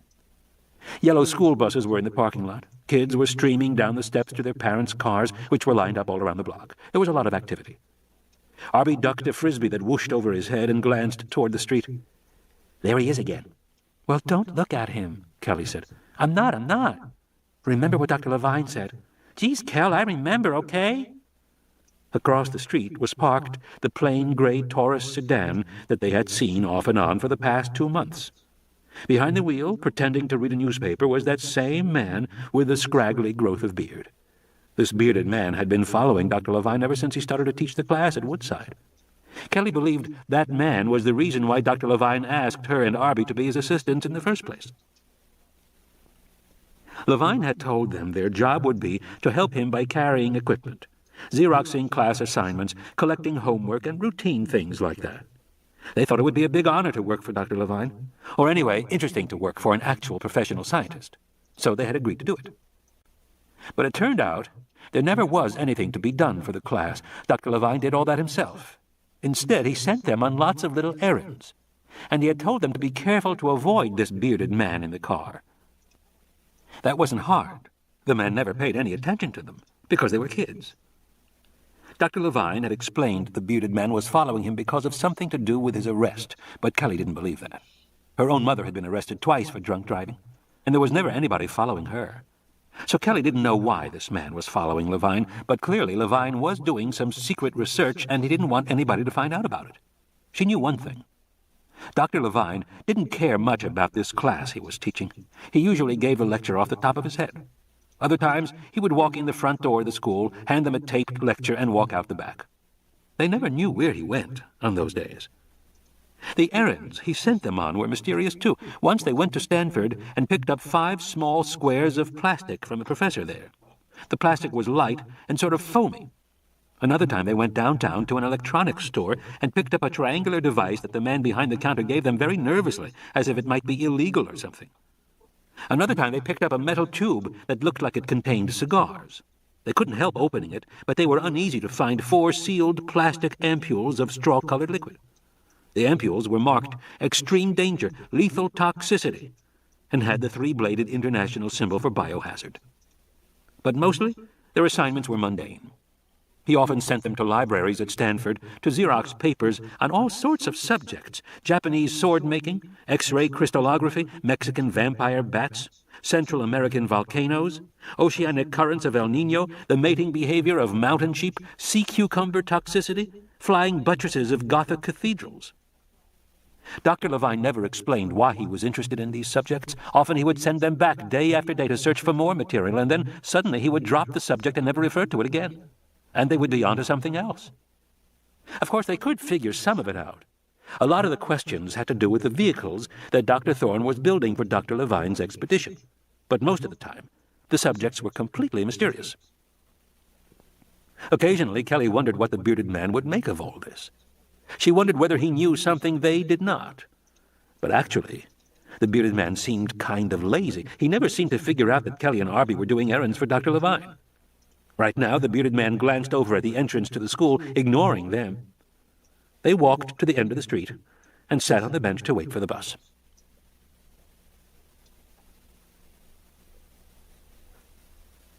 Tag. The baby snow leopard spit the bottle out and rolled over onto its back, paws in the air. It made a soft, mewing sound. "She wants to be petted," Elizabeth Gelman said. Malcolm reached out his hand to stroke the belly. The cub spun around and sunk its tiny teeth into his fingers. Malcolm yelled. "She does that sometimes," Gelman said. "Dorje, bad girl. Is that any way to treat our distinguished visitor?" She reached out, took Malcolm's hand. "It didn't break the skin, but we should clean it anyway." They were in the White Research Laboratory of the San Francisco Zoo at 3 o'clock in the afternoon. Elizabeth Gelman, the youthful head of research, was supposed to report on her findings, but they had to delay for the afternoon feeding in the nursery. Malcolm had watched them feed a baby gorilla, which spit up like a human baby, and a koala, and then the very cute snow leopard cub. "Sorry about that," Gelman said. She took him to a side basin and soaped his hand. "But I thought it was better that you come here now, when the regular staff is all at the weekly conference." "Why is that?" "Because there's a lot of interest in the material you gave us, Ian. A lot." She dried his hand with a towel, inspected it again. "I think you'll survive." "What have you found?" Malcolm said to her. "You have to admit it is very provocative. By the way, is it from Costa Rica?" Keeping his voice neutral, Malcolm said, "Why do you say that?" "Because there are all these rumors about unknown animals showing up in Costa Rica, and this is definitely an unknown animal, Ian." She led him out of the nursery and into a small conference room. He dropped into a chair, resting his cane on the table. She lowered the lights and clicked on a slide projector. "Okay, here's a close-up of your original material before we began our examination. As you see, it consists of a fragment of animal tissue in a state of very advanced necrosis. The tissue measures 4 centimeters by 6 centimeters. Attached to it is a green plastic tag measuring 2 centimeters square, tissue cut by a knife, but not a very sharp one." Malcolm nodded. "What did you use, Ian? Your pocket knife?" "Something like that." "All right, let's deal with the tissue sample first." The slide changed. Malcolm saw a microscopic view. "This is a gross histologic section through the superficial epidermis.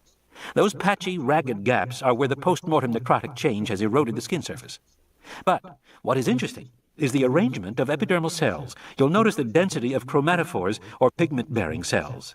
In the cut section, you see the difference between melanophores here and allophores here. The overall pattern is suggestive of a lacerta, or Amblyrhynchus." "You mean a lizard?" Malcolm said. "Yes," she said. "It looks like a lizard, though the picture is not entirely consistent." She tapped the left side of the screen.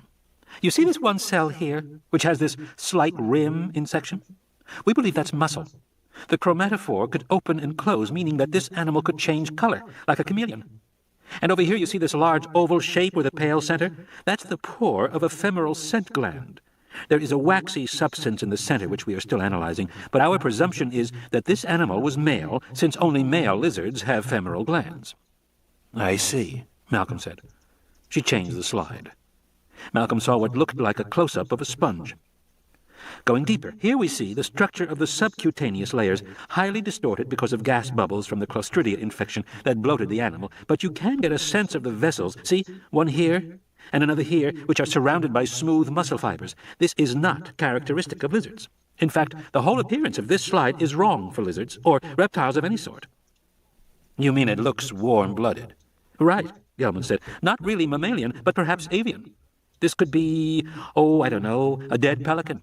Something like that." "Uh-huh. Except no pelican has a skin like that." "I see," Malcolm said. "And there's no feathers." "Uh-huh." "Now," Gelman said, "we were able to extract a minute quantity of blood from the intra-arterial spaces. Not much, but enough to conduct a microscopic examination. Here it is." The slide changed again. He saw a jumble of cells, mostly red cells, and an occasional misshapen white cell. It was confusing to look at. "This isn't my area, Elizabeth," he said. "Well, I'll just give you the highlights," she said. "First of all, nucleated red cells. That's characteristic of birds, not mammals. Second, rather atypical hemoglobin, differing in several base pairs from other lizards. Third, aberrant white cell structure. We don't have enough material to make a determination, but we suspect this animal has a highly unusual immune system." "Whatever that means," Malcolm said with a shrug. We don't know, and the sample doesn't give us enough to find out. By the way, can you get more? I might be able to, he said. Where, from Site B? Malcolm looked puzzled. Site B? Well, that's what's embossed on the tag. She changed the slide. I must say, Ian, this tag is very interesting. Here at the zoo, we tag animals all the time, and we're familiar with all the ordinary commercial brands sold around the world. Nobody's seen this tag before. Here it is, magnified 10 times. The actual object is roughly the size of your thumbnail. Uniform plastic outer surface attaches to the animal by a Teflon-coated stainless steel clip on the other side. It's a rather small clip of the kind used to tag infants. The animal you saw was adult? Presumably. So the tag was probably in place for a while, ever since the animal was young, Gilman said. Which makes sense, considering the degree of weathering. You'll notice the pitting on the surface. That's very unusual. This plastic is Duralon, the stuff they use to make football helmets. It's extremely tough, and this pitting can't have occurred through simple wear. Then what? It's almost certainly a chemical reaction, such as exposure to acid, perhaps in aerosol form. Like volcanic fumes? Malcolm said. That could do it, particularly in view of what else we've learned. You'll notice that the tag is rather thick. Actually, it's 9 millimeters across, and it's hollow. Hollow? Malcolm said, frowning. Yes. It contains an inner cavity. We didn't want to open it, so we x-rayed it. Here. The slide changed. Malcolm saw a jumble of white lines and boxes inside the tag. There appears to be substantial corrosion, again perhaps from acid fumes, but there's no question what this once was. It's a radio tag, Ian, which means that this unusual animal, this warm-blooded lizard or whatever it was tagged and raised by somebody from birth. And that's the part that's got people around here upset. Somebody's raising these things.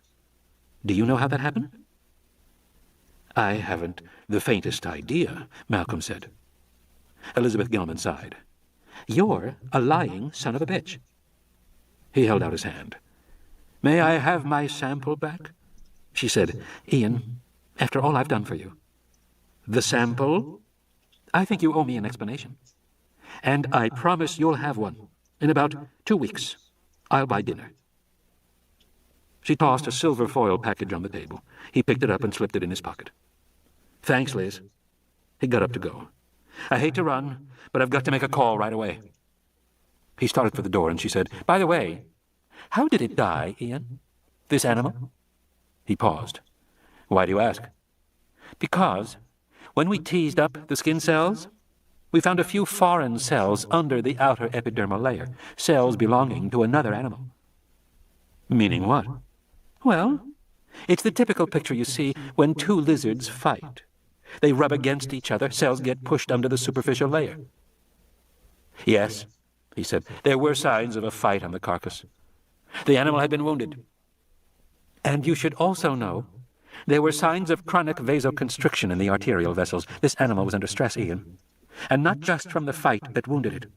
That would have disappeared in early post-mortem changes. I'm talking about chronic, continuous stress. Wherever this creature lived, its environment was extremely stressful and dangerous. I see. So, how come a tagged animal has such a stressful life? At the entrance to the zoo, he looked around to see if he was being followed, then stopped at a payphone and dialed Levine. The machine picked up. Levine wasn't there. Typical, Malcolm thought. Whenever you needed him, he wasn't there. Probably off trying to get his Ferrari out of impound again. Malcolm hung up and headed toward his car. Thorn. Thorn Mobile Field Systems was stenciled in black lettering on a large rolling metal garage door at the far end of the industrial park. There was a regular door to the left. Arby pushed the buzzer on a small box with a grill. A gruff voice said, Go away. It's us, Dr. Thorn, Arby and Kelly. Oh, okay. There was a click as the door unlocked, and they walked inside. They found themselves in a large open shed. Workmen were making modifications on several vehicles. The air smelled of acetylene, engine oil, and fresh paint.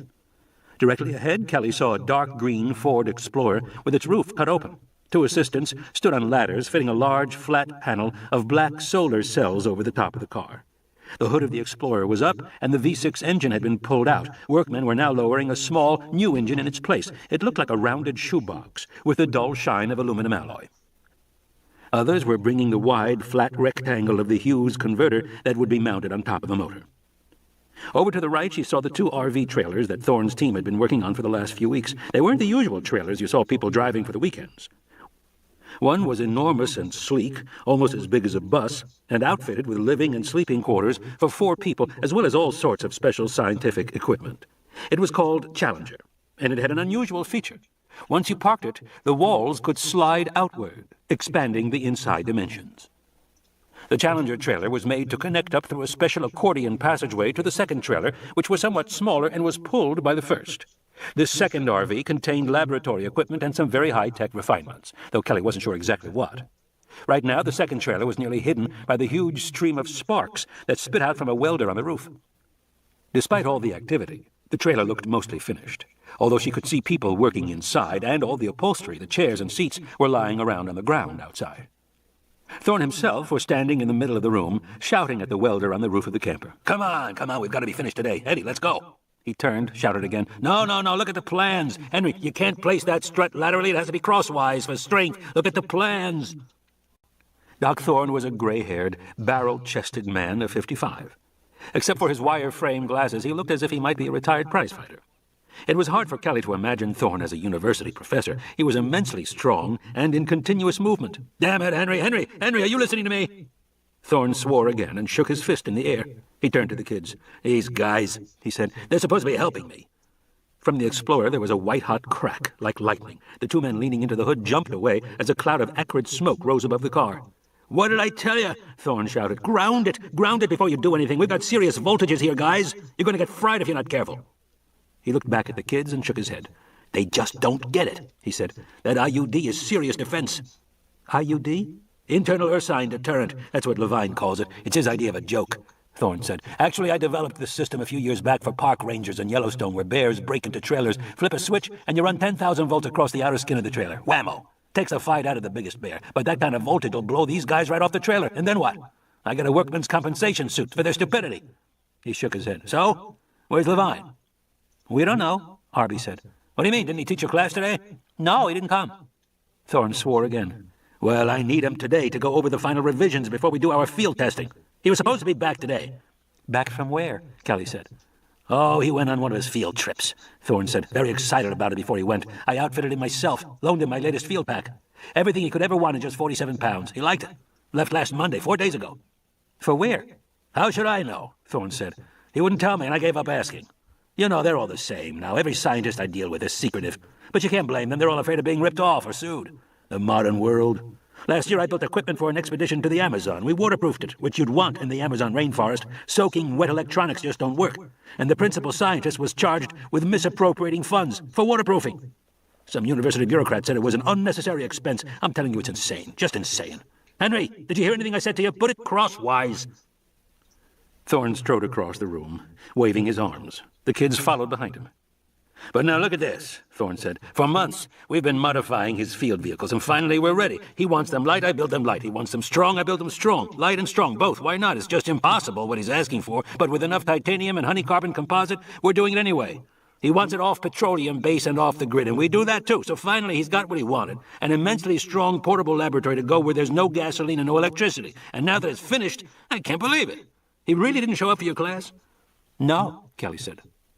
So he's disappeared, Thorne said. Wonderful. Perfect. What about our field test? We were going to take these vehicles out for a week and put them through their paces. I know, Kelly said. We got permission from our parents and everything so we could go too. And now he's not here, Thorne fumed. I suppose I should have expected it. These rich kids, they do whatever they want. A guy like Levine gives spoiled a bad name. From the ceiling, a large metal cage came crashing down, landing next to them on the floor. Thorne jumped aside. Eddie! Damn, will you watch it? Sorry, Doc, said Eddie Carr, high up in the rafters. But specs are it can't deform at 12,000 psi. We had to test it. That's fine, Eddie, but don't test it when we're under it. Thorne bent to examine the cage, which was circular, constructed of inch-thick titanium alloy bars. It had survived the fall without harm, and it was light. Thorne lifted it upright with one hand. It was about 6 feet high and 4 feet in diameter. It looked like an oversized bird cage. It had a swinging door fitted with a heavy lock. "What's that for?" Arby asked. "Actually," Thorne said, "it's part of that." He pointed across the room where a workman was putting together a stack of telescoping aluminum struts. "High observation platform made to be assembled in the field. Scaffolding sets up into a rigid structure about 15 feet high, fitted with a little shelter on top. Also collapsible." "A platform to observe what?" Arby said. Thorne said, "He didn't tell you?" "No," Kelly said. "No," Arby said. "Well, he didn't tell me either," Thorne said, shaking his head. "All I know is he wants everything immensely strong. Light and strong, light and strong. Impossible." He sighed. "God save me from academics." "I thought you were an academic," Kelly said. "Former academic," Thorne said briskly. "Now I actually make things. I don't just talk." Colleagues who knew Jack Thorne agreed that retirement marked the happiest period in his life. As a professor of applied engineering and a specialist in exotic materials, he had always demonstrated a practical focus and a love of students. His most famous course at Stanford, Structural Engineering 101A, was known among the students as Thorny Problems, because Thorne continually provoked his class to solve applied engineering challenges he set for them. Some of these had long since entered into student folklore. There was, for example, the toilet paper disaster. Thorne asked the students to drop a carton of eggs from Hoover Tower without injury. As padding, they could only use the cardboard tubes at the center of toilet paper rolls. There were spattered eggs all over the plaza below. Then another year, Thorne asked the students to build a chair to support a 200-pound man using only paper, Q-tips, and thread. And another time, he hung the answer sheet for the final exam from the classroom ceiling and invited his students to pull it down using whatever they could make with a cardboard shoebox containing a pound of licorice and some toothpicks. When he was not in class, Thorne often served as an expert witness in legal cases involving materials engineering. He specialized in explosions, crashed airplanes, collapsed buildings, and other disasters. These forays into the real world sharpened his view that scientists needed the widest possible education. He used to say, "How can you design for people if you don't know history or psychology? You can't, because your mathematical formulas may be perfect, but the people will screw it up. And if that happens, it means you screwed it up." He peppered his lectures with quotations from Plato, Chaka Zulu, Emerson, and Chuang Tzu. But as a professor who was popular with his students, and who advocated general education, Thorne found himself swimming against the tide. The academic world was marching toward ever more specialized knowledge, expressed in ever more dense jargon. In this climate, being liked by your students was a sign of shallowness, and interest in real-world problems was proof of intellectual poverty and a distressing indifference to theory. But in the end, it was his fondness for Chuang Tzu that pushed him out the door. In a departmental meeting, one of his colleagues got up and announced that some mythical Chinese bullshitter means fuck all for engineering. Thorne took early retirement a month later, and soon after started his own company. He enjoyed his work thoroughly, but he missed contact with the students, which was why he liked Levine's two youthful assistants. These kids were smart, they were enthusiastic, and they were young enough so that the schools hadn't destroyed all their interest in learning. They could still actually use their brains, which in Thorne's view was a sure sign they hadn't yet completed a formal education. "Jerry," Thorne bellowed to one of the welders on the RVs, "balance the struts on both sides. Remember the crash tests." Thorne pointed to a video monitor set on the floor, which showed a computer image of the RV crashing into a barrier. First it crashed end-on, then it crashed sideways, then it rolled and crashed again. Each time the vehicle survived with very little damage. The computer program had been developed by the auto companies and then discarded. Thorne acquired it and modified it. "Of course the auto companies discarded it. It's a good idea. Don't want any good ideas coming out of a big company might lead to a good product." He sighed. "Using this computer, we've crashed these vehicles 10,000 times. Designing, crashing, modifying, crashing again. No theories, just actual testing. The way it ought to be." Thorne's dislike of theory was legendary. In his view, a theory was nothing more than a substitute for experience put forth by someone who didn't know what he was talking about. "And now look, Jerry, why do we do all these simulations if you guys aren't going to follow the plans? Is everybody brain dead around here?" "Sorry, Doc." "Don't be sorry, be right." "Well, we're massively overbuilt anyway." "Oh, is that your decision? You're the designer now? Just follow the plans." Arby trotted alongside Thorne. "I'm worried about Dr. Levine," he said. "Really, I'm not. But he's always been reliable and very well organized." "That's true," Thorne said. "He's oh so completely impulsive and does whatever he feels like." "Maybe so," Arby said, "but I don't think he'd be missing without a good reason. I'm afraid he might be in trouble." Only last week, he had us go with him to visit Professor Malcolm in Berkeley, who had this map of the world in his office, and it showed Malcolm. Thorne snorted. Spare me. Peas in a pod, those two, each more impractical than the other, but I'd better get hold of Levine now. He turned on his heel and walked toward his office. Arby said, "You going to use the sat phone?" Thorne paused. "The what?" "The sat phone," Arby said. "Didn't Dr. Levine take a sat phone with him?" "How could he?" Thorne said. "You know the smallest satellite phones are the size of a suitcase." "Yeah, but they don't have to be," Arby said. "You could have made one very small." "Could I? How?" Despite himself, Thorne was amused by this kid. You had to like him. "With that VLSI comm board that we picked up," Arby said. "The triangular one. It had 2 Motorola BSN-23 chip arrays, and they're restricted technology developed for the CIA because they allow you to make a—" Hey, Thorne said, interrupting him. "Where did you learn all this? I've warned you about hacking systems." "Don't worry, I'm careful," Arby said. "But it's true about the comm board, isn't it? You could use it to make a 1-pound sat phone. So, did you?" Thorne stared at him for a long time. "Maybe," he said finally. "What of it?" Arby grinned. "Cool," he said. Thorne's small office was located in a corner of the shed. Inside, the walls were plastered with blueprints, order forms on clipboards, and 3-dimensional cutaway computer drawings. Electronic components, equipment catalogs, and stacks of faxes were scattered across his desk. Thorne rummaged through them and finally came up with a small gray handheld telephone. "Here we are." He held it up for Arby to see. "Pretty good, huh? Designed it myself." Kelly said, "It looks just like a cellular phone." "Yes, but it's not. A cellular phone uses a grid in place. A satellite phone links directly to communication satellites in space. With one of these, I can talk anywhere in the world." He dialed swiftly. "Used to be they needed a 3-foot dish. Then it was a 1-foot dish. Now, no dish at all, just the handset. Not bad if I say so myself. Let's see if he's answering." He pushed the speakerphone. They heard the call dial through. Hissing static. "Knowing Richard," Thorne said, "he probably just missed his plane or forgot that he was supposed to be back here today for final approvals. And we're pretty much finished here. When you see we're down to the exterior struts and the upholstery, the fact is we're done. He's going to hold us up. It's very inconsiderate of him." The phone rang, repeated electronic beeps. "If I can't get through to him, I'll try Sarah Harding." "Sarah Harding?" Kelly asked, looking up. Arby said, "Who's Sarah Harding?" "Only the most famous young animal behaviorist in the world, Arb." Sarah Harding was one of Kelly's personal heroes. Kelly had read every article she could about her. Sarah Harding had been a poor scholarship student at the University of Chicago, but now, at 33, she was an assistant professor at Princeton. She was beautiful and independent, a rebel who went her own way. She had chosen the life of a scientist in the field, living alone in Africa where she studied lions and hyenas. She was famously tough. Once when her Land Rover broke down, she walked 20 miles across the savannah all by herself, driving away lions by throwing rocks at them.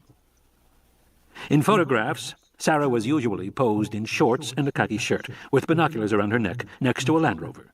With her short, dark hair and her strong, muscular body, she looked rugged but glamorous at the same time. At least, that was how she appeared to Kelly, who always studied the pictures intently, taking in every detail. "Never heard of her," Arby said. Thorne said, "Spending too much time with computers, Arby?" Arby said, "No." Kelly saw Arby's shoulders hunch, and he sort of withdrew into himself, the way he always did when he felt criticized. Sulky, he said, "Animal behaviorist?" "That's right," Thorne said.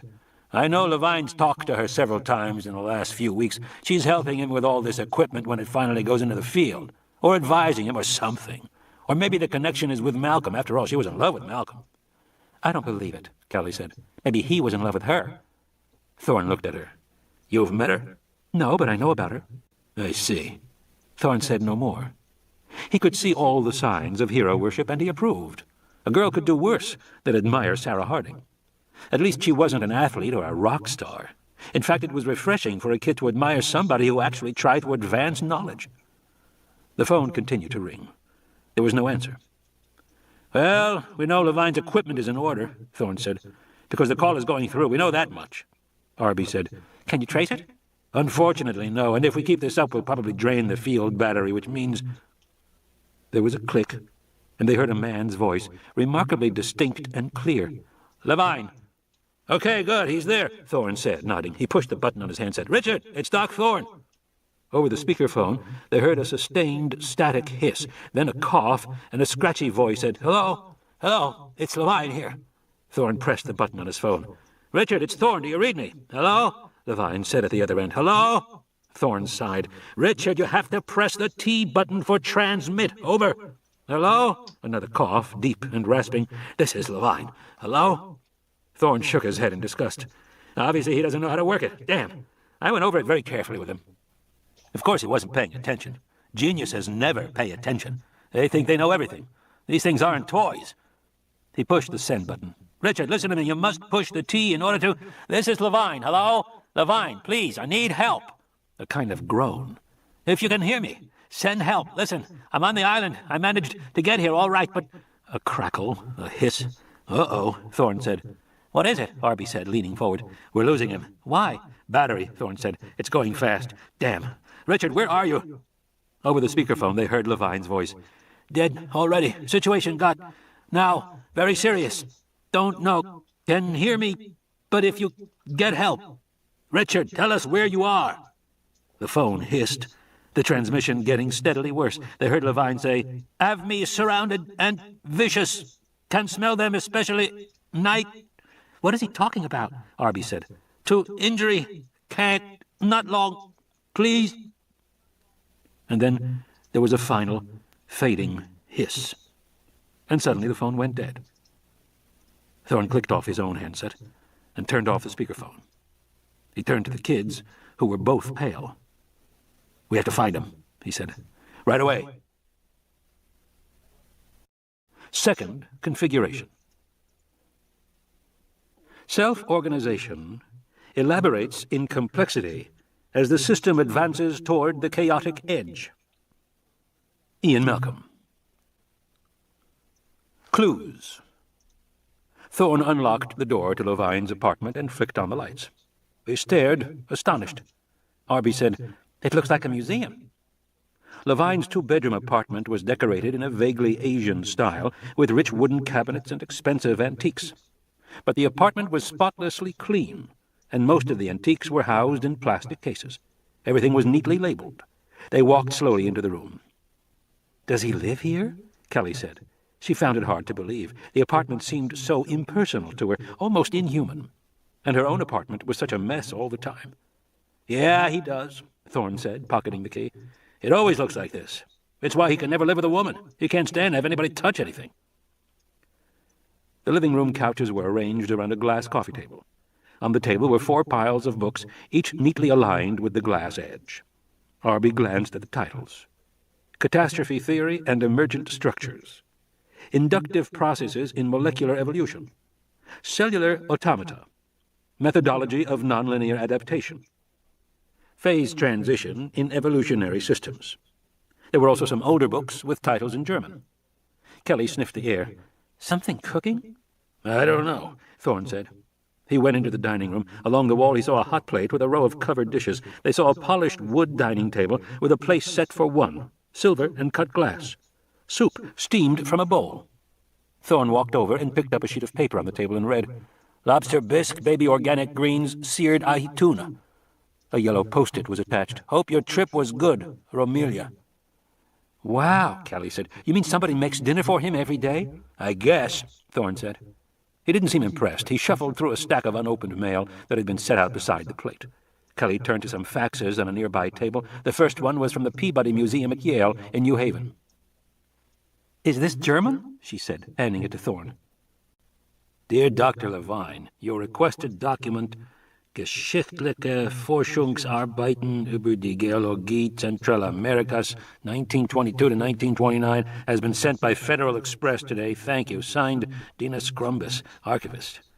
"I can't read it," Thorne said, "but I think it's something researches on the geology of Central America. And it's from the 20s, not exactly hot news." "I wonder why he wanted it," she said. Thorne didn't answer her. He went into the bedroom. The bedroom had a spare, minimal look. The bed a black futon, neatly made. Thorne opened the closet doors and saw racks of clothing, everything pressed, neatly spaced, much of it in plastic. He opened the top dresser drawer and saw socks folded, arranged by color. "I don't know how he can live like this," Kelly said. "Nothing to it," Thorne said. "All you need is servants." He opened the other drawers quickly, one after another. Kelly wandered over to the bedside table. There were several books there. The one on top was very small and yellowing with age. It was in German. The title was Die 5 Todesarten, She flipped through it, saw colored pictures of what looked like Aztecs in colorful costumes. It was almost like an illustrated children's book, she thought. Underneath were books and journal articles with the dark red cover of the Santa Fe Institute. Genetic algorithms and heuristic networks, geology of Central America, tessellation automata of arbitrary dimension. The 1989 annual report of the InGen Corporation. And next to the telephone she noticed a sheet of hastily scribbled notes. She recognized the precise handwriting as Levine's. It said, Site B, Volcanische, Tacaño, Nublar, 1 of 5 deaths in mountains? No. Maybe Gutierrez. Careful. Kelly said, What's Site B? He has notes about it. Thorne came over to look. Volcanische, he said. That means volcanic, I think. And Tacaño and Nublar, they sound like place names. If they are, we can check that on an atlas. And what's this about 1 of 5 deaths? Kelly said. Damned if I know, he said. They were staring at the paper when Arby walked into the bedroom and said, What's Site B? Thorne looked up. Why? You better see his office, Arby said. Levine had turned the second bedroom into an office. It was like the rest of the apartment, admirably neat. There was a desk with papers laid out in tidy stacks alongside a computer covered in plastic. But behind the desk there was a large corkboard that covered most of the wall, and on this board Levine had tacked up maps, charts, newspaper clippings, Landsat images, and aerial photographs. At the top of the board was a large sign that said, Site B? Alongside that was a blurred, curling snapshot of a bespectacled Chinese man in a white lab coat standing in the jungle beside a wooden sign that said, Site B. His coat was unbuttoned, and he was wearing a T-shirt with lettering on it. Alongside the photo was a large blow-up of the T-shirt, as seen in the original photograph. It was hard to read the lettering, which was partly covered on both sides by the lab coat, but the shirt seemed to say, InGen Site B, Research Facility. In neat handwriting, Levine had noted, InGen Site B Research Facility, where? Just below that was a page cut from the InGen annual report.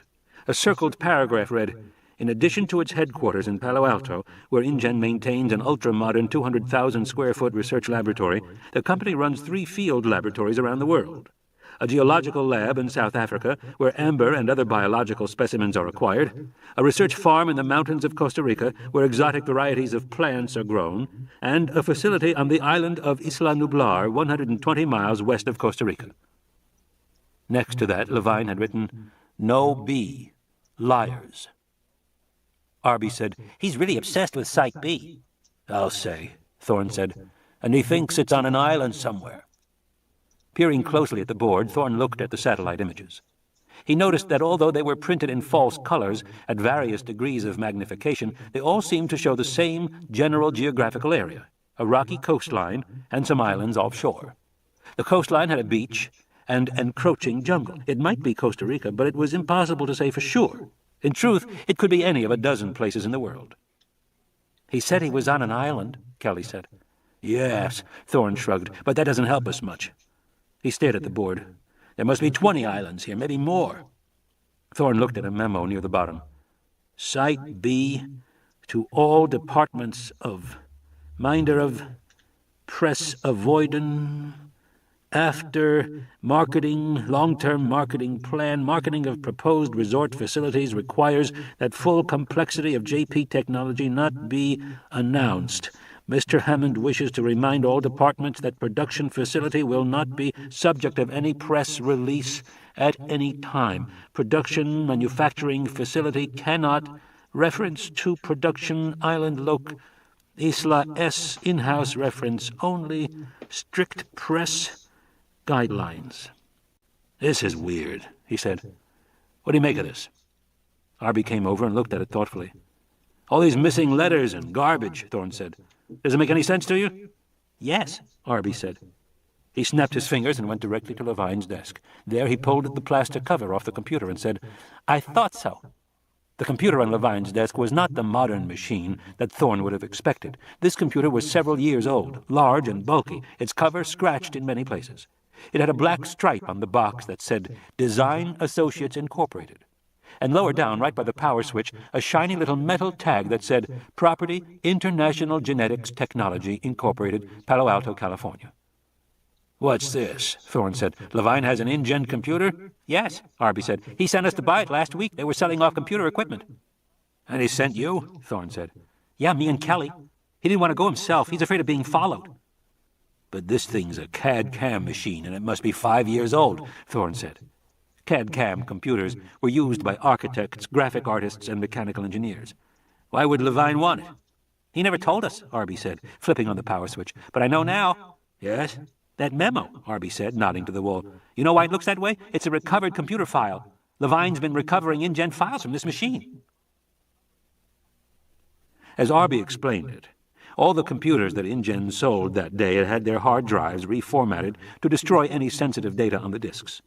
But the CAD-CAM machines were an exception. These machines all had special software installed by the manufacturer. The software was keyed to individual machines using individual code references. That made these computers awkward to reformat because the software would have to be reinstalled individually, taking hours. "So they didn't do it," Thorne said. "Right," Arby said. "They just erased the directory and sold it." "And that means the original files are still on the disk." "Right."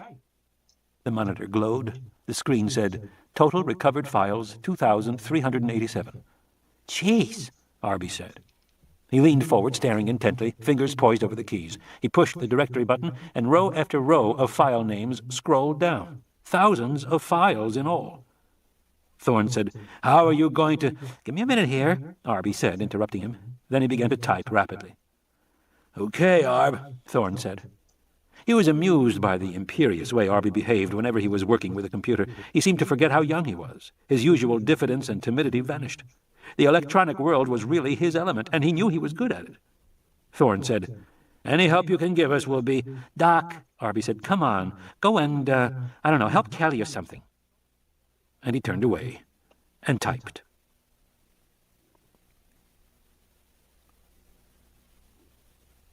Raptor. The Velociraptor was 6 feet tall and dark green. Poised to attack, it hissed loudly, its muscular neck thrust forward, jaws wide. Tim, one of the modelers, said, "What do you think, Dr. Malcolm?" "No menace," Malcolm said, walking by. He was in the back wing of the biology department on his way to his office. "No menace?" Tim said. "They never stand like this, flat-footed on 2 feet. Give him a book." He grabbed a notebook from a desk and placed it in the forearms of the animal. "And he might be singing a Christmas carol."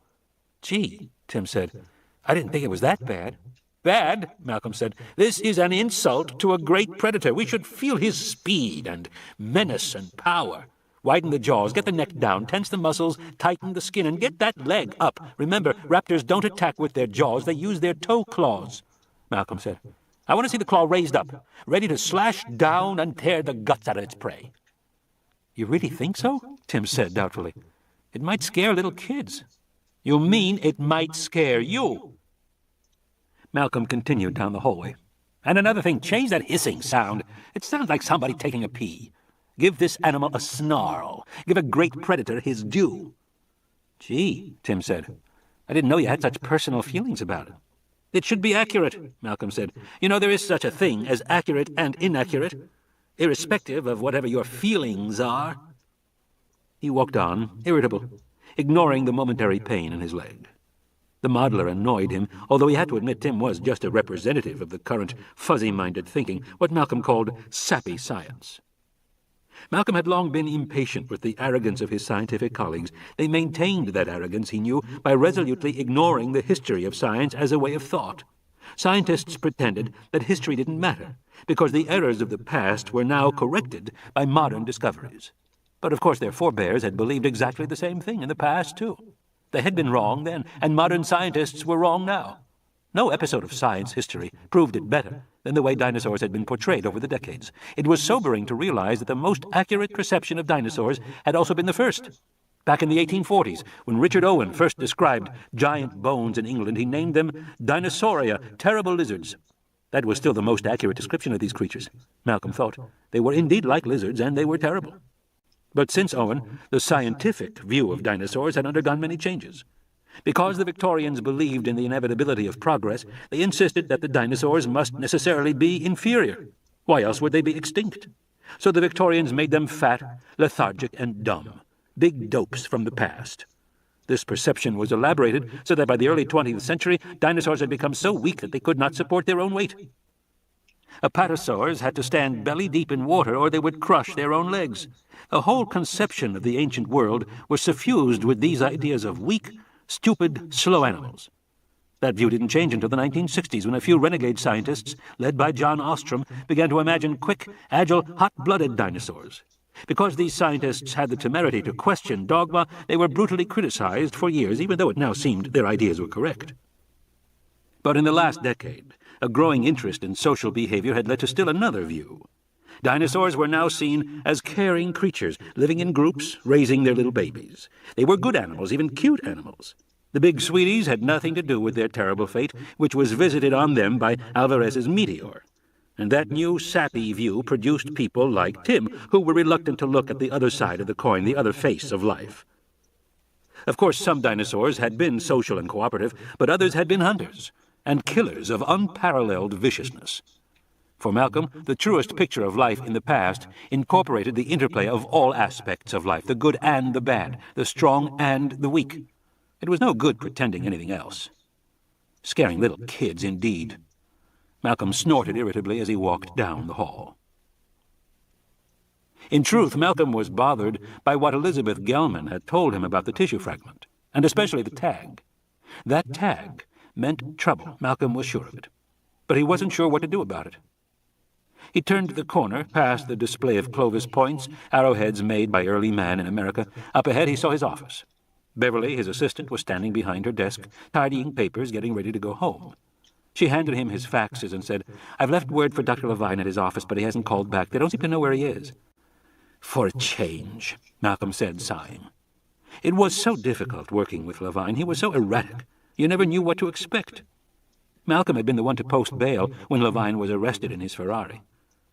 He riffled through the faxes, conference dates, requests for reprints. Nothing interesting. "Okay, thanks, Beverly. Oh, and the photographers came. They finished about an hour ago." "What photographers?" he said. "From Chaos Quarterly? To photograph your office." "What are you talking about?" Malcolm said. "They came to photograph your office," she said, "for a series about workplaces of famous mathematicians. They had a letter from you saying it was—" "I never sent any letter," Malcolm said, "and I've never heard of Chaos Quarterly." He went into his office and looked around. Beverly hurried in after him, her face worried. "Is it okay? Is everything here?" "Yes," he said, scanning quickly. "It seems to be fine." He was opening the drawers to his desk, one after another. Nothing appeared to be missing. "That's a relief," Beverly said, "because—" He turned and looked at the far side of the room. The map. Malcolm had a large map of the world with pins stuck in it for all the sightings of what Levine kept calling aberrant forms. By the most liberal count, Levine's count, there had now been 12 in all, from Rangiroa in the west to Baja California and Ecuador in the east. Few of them were verified. But now there was a tissue sample that confirmed one specimen, and that made all the rest more likely. "Did they photograph this map?"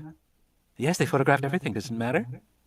Malcolm looked at the map, trying to see it with fresh eyes, to see what an outsider would make of it. He and Levine had spent hours in front of this map, considering the possibility of a lost world, trying to decide where it might be. They had narrowed it down to 5 islands in a chain off the coast of Costa Rica. Levine was convinced that it was one of those islands, and Malcolm was beginning to think he was right. But those islands weren't highlighted on the map.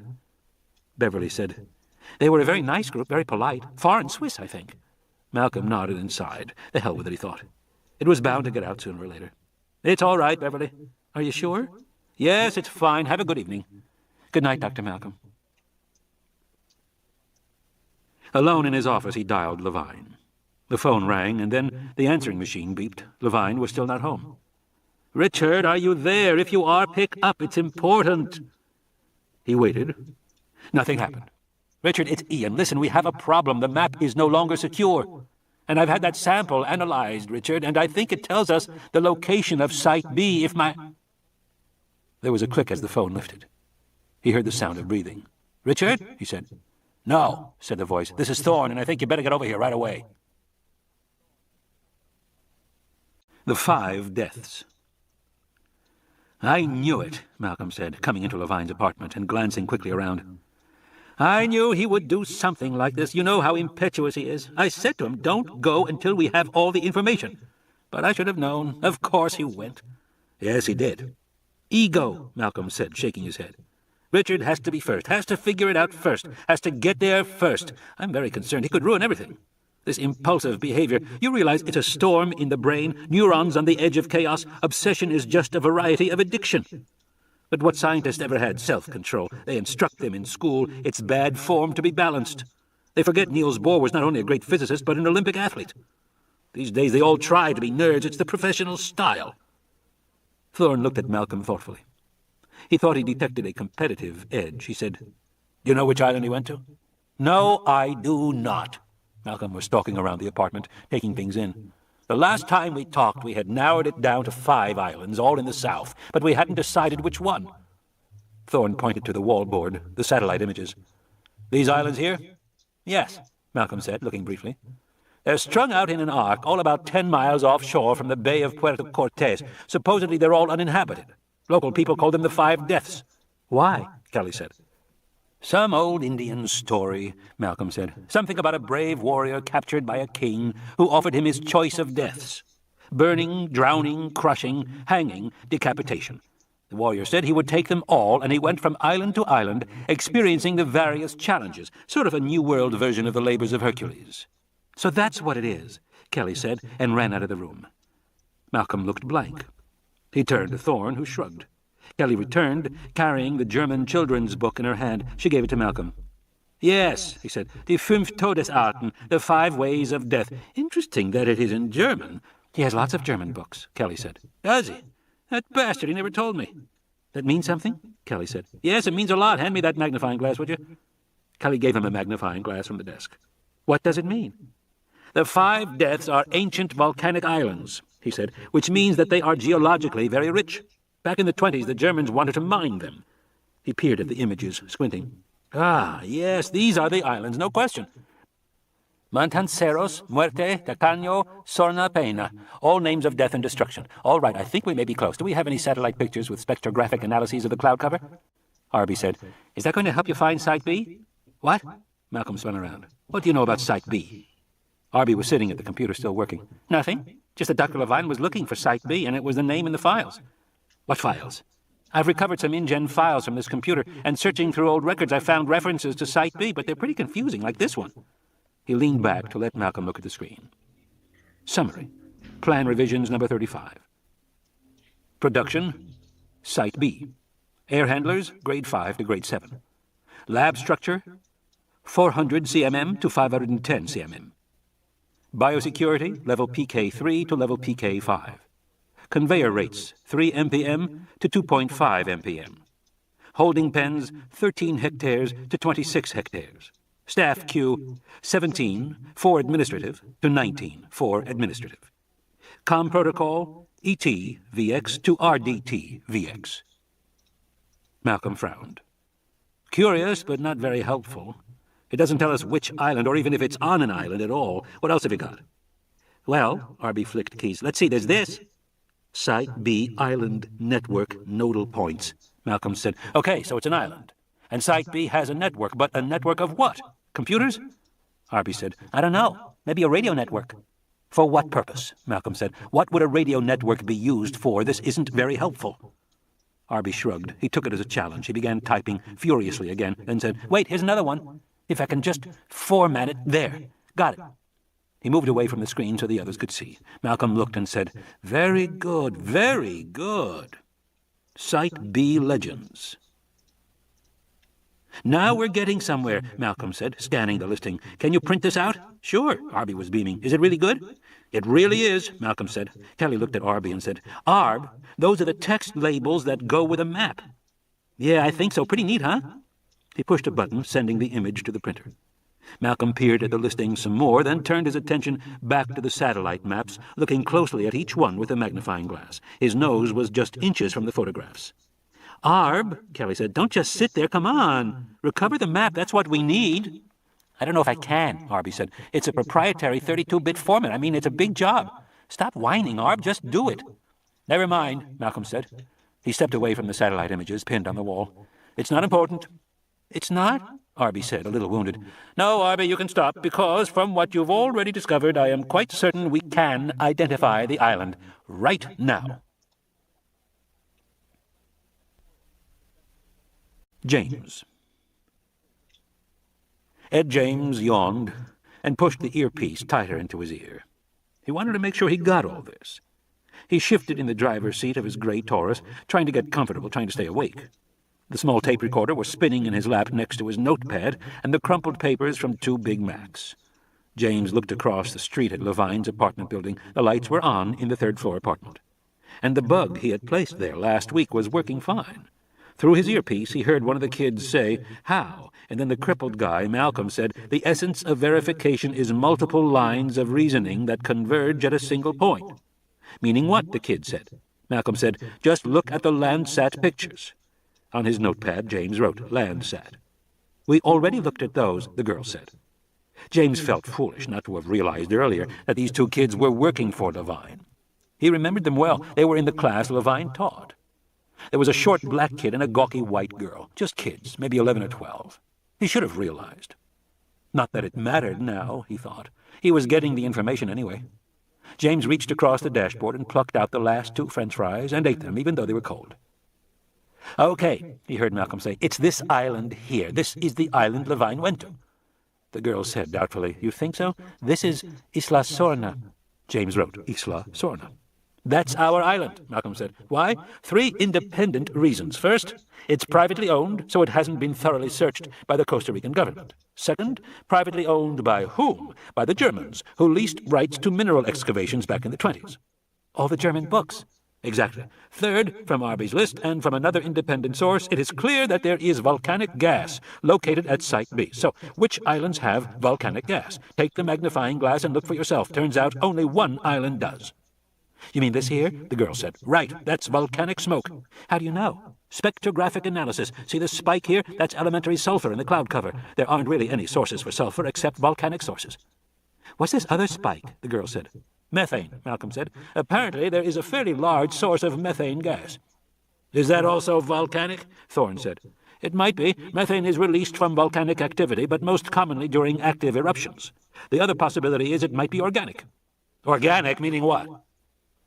"Large herbivores and—" Then there was something that James couldn't hear, and the kid said, "Do you want me to finish this recovery or not?" He sounded annoyed. "No," Thorne said. "Never mind now, Arby. We know what we have to do. Let's go, kids." James looked up at the apartment and saw the lights being turned off. A few minutes later, Thorne and the kids appeared at the front entrance on the street level. They got in a jeep and drove off. Malcolm went to his own car, climbed in awkwardly, and drove away in the opposite direction. James considered following Malcolm, but he had something else to do now. He turned on the car ignition, picked up the phone, and dialed. Field Systems. Half an hour later, when they got back to Thorne's office, Kelly stared, stunned. Most of the workers were gone, and the shed had been cleaned up. The 2 trailers and the Explorer stood side by side, freshly painted dark green and ready to go. "They're finished." "I told you they would be," Thorne said. He turned to his chief foreman, Eddie Carr, a stocky young man in his 20s. "Eddie, where are we?" "Just wrapping up, Doc," Eddie said. "Paint's still wet in a few places, but it should be dry by morning." "We can't wait until morning. We're moving out now." "We are?" Arby and Kelly exchanged glances. This was news to them, too. Thorne said, "I'll need you to drive one of these, Eddie. We've got to be at the airport by midnight." "But I thought we were field testing." "No time for that. We're going right to the location." The front door buzzed. "That'll be Malcolm, probably." He pushed the button to unlock the door. "You're not going to field test?" Eddie said with a worried look. "I think you better shake them down, Doc. We made some pretty complex modifications here, and—" "There's no time," Malcolm said, coming in. "We have to go right away." He turned to Thorne. "I'm very worried about him." "Eddie," Thorne said, "did the exit papers come in?" "Oh, sure, we've had them for the last 2 weeks."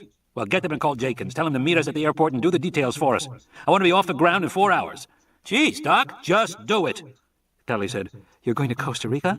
"That's right. We've got to get Levine if it's not too late." "We're coming with you," Kelly said. "Right," Arby said. "We are." "Absolutely not," Thorne said. "It's out of the question." "But we earned it."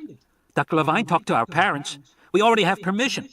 "You have permission," Thorne said severely, "to go on a field test in the woods 100 miles from here, but we're not doing that. We're going someplace that might be very dangerous, and you're not coming with us, and that's final." "But—" "Kids," Thorne said, "don't piss me off."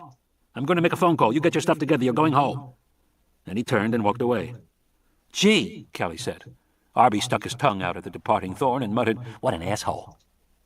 "Get with the program, Arby," Thorne said, not looking back. "You two guys are going home, period." He went into his office and slammed the door. Arby stuck his hands in his pockets. "They couldn't have figured it out without our help." "I know, Arb," she said, "but we can't make him take us." They turned to Malcolm. "Dr. Malcolm, can you please—" "Sorry," Malcolm said, "I can't." "But the answer is no, kids. It's just too dangerous." Dejected, they drifted over to the vehicles, gleaming beneath the ceiling lights. The Explorer with the black photovoltaic panels on the roof and hood, the inside crammed with glowing electronic equipment. Just looking at the Explorer gave them a sense of adventure, an adventure they would not be part of. Arby peered into the larger trailer, cupping his eyes over the window. "Wow, look at this!" "I'm going in," Kelly said, and she opened the door. She was momentarily surprised at how solid and heavy it was. Then she climbed up the steps into the trailer. Inside, the trailer was fitted out with gray upholstery and much more electronic equipment. It was divided into sections for different laboratory functions. The main area was a biological lab with specimen trays, dissecting pans, and microscopes that connected to video monitors. The lab also included biochemistry equipment, spectrometers, and a series of automated sample analyzers. Next to it, there was an extensive computer section, a bank of processors, and a communications section. All the lab equipment was miniaturized and built into small tables that slid into the walls and then bolted down. "This is cool," Arby said. Kelly didn't answer. She was looking closely at the lab. Dr. Levine had designed this trailer, apparently, with a very specific purpose. There was no provision for geology or botany or chemistry or lots of other things that a field team might be expected to study. It wasn't a general scientific lab at all. There really seemed to be just a biology unit and a large computer unit. Biology and computers, period. What had this trailer been built to study? Set in the wall was a small bookshelf, the books held in place with a Velcro strap. She scanned the titles. Modeling Adaptive Biological Systems. Vertebrate Behavioral Dynamics. Adaptation in Natural and Artificial Systems. Dinosaurs of North America. Pre-Adaptation and Evolution. It seemed like a strange set of books to take on a wilderness expedition. If there was a logic behind it, she didn't see it. She moved on. At intervals along the walls, she could see where the trailer had been strengthened. Dark carbon honeycomb strips ran up the walls. She had overheard Thorne saying it was the same material used in supersonic jet fighters, very light and very strong. And she noticed that all the windows had been replaced with that special glass with fine wire mesh inside it. Why was the trailer so strong? It made her a little uneasy when she thought about it. She remembered the telephone call with Dr. Levine earlier in the day. He had said he was surrounded. Surrounded by what? He had said, "I can smell them, especially at night." What was he referring to? Who was them? Still uneasy, Kelly moved toward the back of the trailer, where there was a homey little living area, complete with gingham curtains on the windows. Compact kitchen, a toilet, and 4 beds. Storage compartments above and below the beds. There was even a little walk-in shower. It was nice. From there, she went through the accordion pleating that connected the 2 trailers. It was a little bit like the connection between 2 railway cars. A short transitional passage. She emerged inside the second trailer, which seemed to be mostly utility storage. Extra tires, spare parts, more lab equipment, shelves and cabinets. All the extra supplies that meant an expedition to some far-off place. There was even a motorcycle hanging off the back of the trailer. She tried some of the cabinets, but they were locked. But even here there were extra reinforcing strips as well. This section had also been built especially strong. Why? She wondered. Why so strong? "Look at this," Arby said, standing before a wall unit. It was a complex of glowing LED displays and lots of buttons, and looked to Kelly like a complicated thermostat. "What does it do?" Kelly said. "Monitors the whole trailer," he said. "You can do everything from here, all the systems, all the equipment. And look, there's TV." He pushed a button, and a monitor glowed to life. It showed Eddie walking toward them across the floor. "And hey, what's this?" Arby said. At the bottom of the display was a button with a security cover. He flipped the cover open. The button was silver and said DEF. "Hey, I bet this is that bear defense he was talking about." A moment later, Eddie opened the trailer door and said, "You better stop that. You'll drain the batteries. Come on now. You heard what the doc said. Time for you kids to go home." Kelly and Arby exchanged glances. "Okay," Kelly said. "We're going." Reluctantly, they left the trailer. They walked across the shed to Thorne's office to say goodbye. Arby said, "I wish he'd let us go." "Me too." "I don't want to stay home for break," he said. "They're just going to be working all the time." He meant his parents. "I know." Kelly didn't want to go home either. This idea of a field test during spring break was perfect for her because it got her out of the house and out of a bad situation. Her mother did data entry in an insurance company during the day, and at night she worked as a waitress at Denny's. So her mom was always busy at her jobs, and her latest boyfriend, Phil, tended to hang around the house a lot at night. It had been okay when Emily was there, too, but now Emily was studying nursing at the community college, so Kelly was alone in the house, and Phil was sort of creepy. But her mother liked Phil, so she never wanted to hear Kelly say anything bad about him. She just told Kelly to grow up. So now Kelly went to Thorne's office, hoping against hope that at the last minute he would relent. He was on the phone, his back to them. On the screen of his computer, they saw one of the satellite images they had taken from Levine's apartment. Thorne was zooming in on the image, successive magnifications. They knocked on the door, opened it a little. "Bye, Dr. Thorne." "See you, Dr. Thorne." Thorne turned, holding the phone to his ear. "Bye, kids." He gave a brief wave. Kelly hesitated. "Listen, could we just talk to you for a minute about—" Thorne shook his head. "No." "But—" "No, Kelly. I've got to place this call now," he said. "It's already 4 a.m. in Africa, and in a little while she'll go to sleep." "Who?" "Sarah Harding." "Sarah Harding is coming too?" she said, lingering at the door. "I don't know," Thorne shrugged. "Have a good vacation, kids. See you in a week. Thanks for your help. Now get out of here." He looked across the shed. "Eddie, the kids are leaving. Show them to the door and lock them out. Get me those papers and pack a bag. You're coming with me." Then, in a different voice, he said, "Yes, operator, I'm still waiting." And he turned away.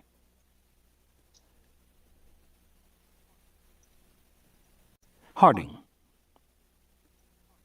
Through the night vision goggles, the world appeared in shades of fluorescent green. Sarah Harding stared out at the African savanna. Directly ahead, above the high grass, she saw the rocky outcrop of a kopje. Bright green pinpoints glowed back from the boulders, probably rock hyraxes, she thought, or some other small rodent. Standing up in her jeep, wearing a sweatshirt against the cool night air, feeling the weight of the goggles, she turned her head slowly. She could hear the yelping in the night, and she was trying to locate the source. Even from her high vantage point, standing up in the vehicle, she knew the animals would be hidden from direct view. She turned slowly north, looking for movement in the grass. She saw none. She looked back quickly, the green world swirling momentarily. Now she faced south, and she saw them. The grass rippled in a complex pattern as the pack raced forward, yelping and barking, prepared to attack. She caught a glimpse of the female she called Face 1, or F1. F1 was distinguished by a white streak between her eyes. F1 loped along in the peculiar sideways gait of hyenas. Her teeth were bared. She glanced back at the rest of the pack, noting their position. Sarah Harding swung the glasses through the darkness, looking ahead of the pack. She saw the prey, a herd of African buffalo standing belly-deep in the grass, agitated. They were bellowing and stamping their feet. The hyenas yelped louder, a pattern of sound that would confuse the prey. They rushed through the herd, trying to break it up, trying to separate the calves from their mothers. African buffalo looked dull and stupid, but in fact they were among the most dangerous large African mammals. Heavy, powerful creatures with sharp horns and notoriously mean dispositions. The hyenas could not hope to bring down an adult unless it was injured or sick, but they would try to take a calf. Sitting behind the wheel of the jeep, McKenna, her assistant, said, "You want to move closer?" "No, this is fine." In fact, it was more than fine. Their jeep was on a slight rise, and they had a better-than-average view. With any luck, she would record the entire attack pattern. She turned on the video camera, mounted on a tripod 5 feet above her head, and dictated rapidly into the tape recorder. F1 south, F2 and F5 flanking 20 yards, F3 center, F6 circling wide east, can't see F7, F8 circling north, F1 straight through. Disrupting, herd moving, stamping. There's F7, straight through, F8 angling through from the north, coming out, circling again. This was classic hyena behavior. The lead animals ran through the herd while others circled it, then came in from the sides. The buffalo can't keep track of their attackers. She listened to the herd bellowing, even as the group panicked, broke its tight, clustered formation. The big animals moved apart, turning, looking. Harding couldn't see the calves. They were below the grass, but she could hear their plaintive cries. Now the hyenas came back. The buffalo stamped their feet, lowered their big heads menacingly. The grass rippled as the hyenas circled, yelping and barking, the sounds more staccato. She caught a brief glimpse of female F8, her jaws already red, but Harding hadn't seen the actual attack. The buffalo herd moved a short distance to the east, where it regrouped. One female buffalo now stood apart from the herd. She bellowed continuously at the hyenas. They must have taken her calf. Harding felt frustrated. It had happened so swiftly, too swiftly, which could only mean that the hyenas had been lucky, or the calf was injured. Or perhaps very young, even newborn. A few of the buffalo were still calving. She would have to review the videotape to try and reconstruct what had happened. The perils of studying fast-moving nocturnal animals, she thought. But there was no question they had taken an animal. All the hyenas were clustered around a single area of grass. They yelped and jumped. She saw F3, and then F5, their muzzles bloody. Now the pups came up, squealing to get at the kill. The adults immediately made room for them, helped them to eat. Sometimes they pulled away flesh from the carcass and held it so the young ones could eat. Their behavior was familiar to Sarah Harding, who had become in recent years the foremost expert on hyenas in the world. When she first reported her findings, she was greeted with disbelief and even outrage from colleagues who disputed her results in very personal terms. She was attacked for being a woman, for being attractive, for having an overbearing feminist perspective. The university reminded her she was on tenure track. Colleagues shook their heads, but Harding had persisted, and slowly, over time, as more data accumulated, her view of hyenas had come to be accepted. Still, hyenas would never be appealing creatures, she thought, watching them feed. They were ungainly, heads too big and bodies sloping, coats ragged and mottled, gait awkward, vocalizations too reminiscent of an unpleasant laugh. In an increasingly urban world of concrete skyscrapers, wild animals were romanticized, classified as noble or ignoble, heroes or villains. And in this media-driven world, hyenas were simply not photogenic enough to be admirable. Long since cast as the laughing villains of the African plain, they were hardly thought worth a systematic study until Harding had begun her own research. What she had discovered cast hyenas in a very different light. Brave hunters and attentive parents, they lived in a remarkably complex social structure, and a matriarchy as well. As for their notorious yelping vocalizations, they actually represented an extremely sophisticated form of communication. She heard a roar, and through her night vision goggles saw the first of the lions approaching the kill. It was a large female, circling closer. The hyenas barked and snapped at the lioness, guiding their own pups off into the grass. Within a few moments, other lions appeared and settled down to feed on the hyena's kill. Now, lions, she thought, there was a truly nasty animal. Although called the king of beasts, lions in truth were actually violent. The phone rang. "McKenna?" she said. The phone rang again. Who could be calling her now? She frowned. Through the goggles, she saw the lionesses look up, heads turning in the night. McKenna was fumbling beneath the dashboard looking for the phone. It rang 3 more times before he found it. She heard him say, "Jumbo, Mizzy." "Yes, Dr. Harding is here." He handed the phone up to her. "It's Dr. Thorne." Reluctantly, she removed her night goggles and took the phone. She knew Thorne well. He had designed most of the equipment in her Jeep. "Doc, this better be important." "It is," Thorne said. "I'm calling about Richard." What about him? She caught his concern, but didn't understand why. Lately, Levine had been a pain in the neck, telephoning her almost daily from California, picking her brains about field work with animals. He had lots of questions about hides and blinds, data protocols, record-keeping. It went on and on. "Did he ever tell you what he intended to study?" Thorne asked. "No," she said. "Why?" "Nothing at all?" "No," Harding said. "He was very secretive, but I gathered he'd located an animal population that he could use to make some point about biological systems. You know how obsessive he is. Why?" "Well, he's missing, Sarah. Malcolm and I think he's in some kind of trouble. We've located him on an island in Costa Rica, and we're going to get him now." "Now?" she said. "Tonight. We're flying to San Jose in a few hours. Ian's going with me. We want you to come too." "Doc," she said, "even if I took a flight out of Saronera tomorrow morning to Nairobi, it'd take me almost a day to get there, and that's if I got lucky. I mean—" "You decide," Thorne said, interrupting. "I'll give you the details, and you decide what you want to do." He gave her the information, and she wrote it on the notepad strapped to her wrist. Then Thorne rang off. She stood staring out at the African night, feeling the cool breeze on her face. Off in the darkness, she heard the growl of the lions at the kill. Her work was here. Her life was here. McKenna said, "Dr. Harding, what do we do?" "Go back," she said. "I have to pack." "You're leaving?" "Yes," she said. "I'm leaving." Message. Thorne drove to the airport, the lights of San Francisco disappearing behind them. Malcolm sat in the passenger seat. He looked back at the Explorer driving behind them and said, "Does Eddie know what this is all about?" "Yes," Thorne said, "but I'm not sure he believes it." "And the kids don't know?" "No," Thorne said. There was a beeping alongside him. Thorne pulled out his little black Envoy, a radio pager. A light was flashing. He flipped up the screen and handed it to Malcolm. "Read it for me." "It's from Arby," Malcolm said. "Says, have a good trip. If you want us, call. We'll be standing by if you need our help," and he gives his phone number. Thorne laughed. "You gotta love those kids. They never give up." Then he frowned as a thought occurred to him. "What's the time on that message?" 4 minutes ago, Malcolm said. "Came in via Netcom." "Okay, just checking." They turned right toward the airport. They saw the lights in the distance. Malcolm stared forward gloomily. "It's very unwise for us to be rushing off like this. It's not the right way to go about it," Thorne said. "We should be all right, as long as we have the right island." "We do," Malcolm said. "How do you know?"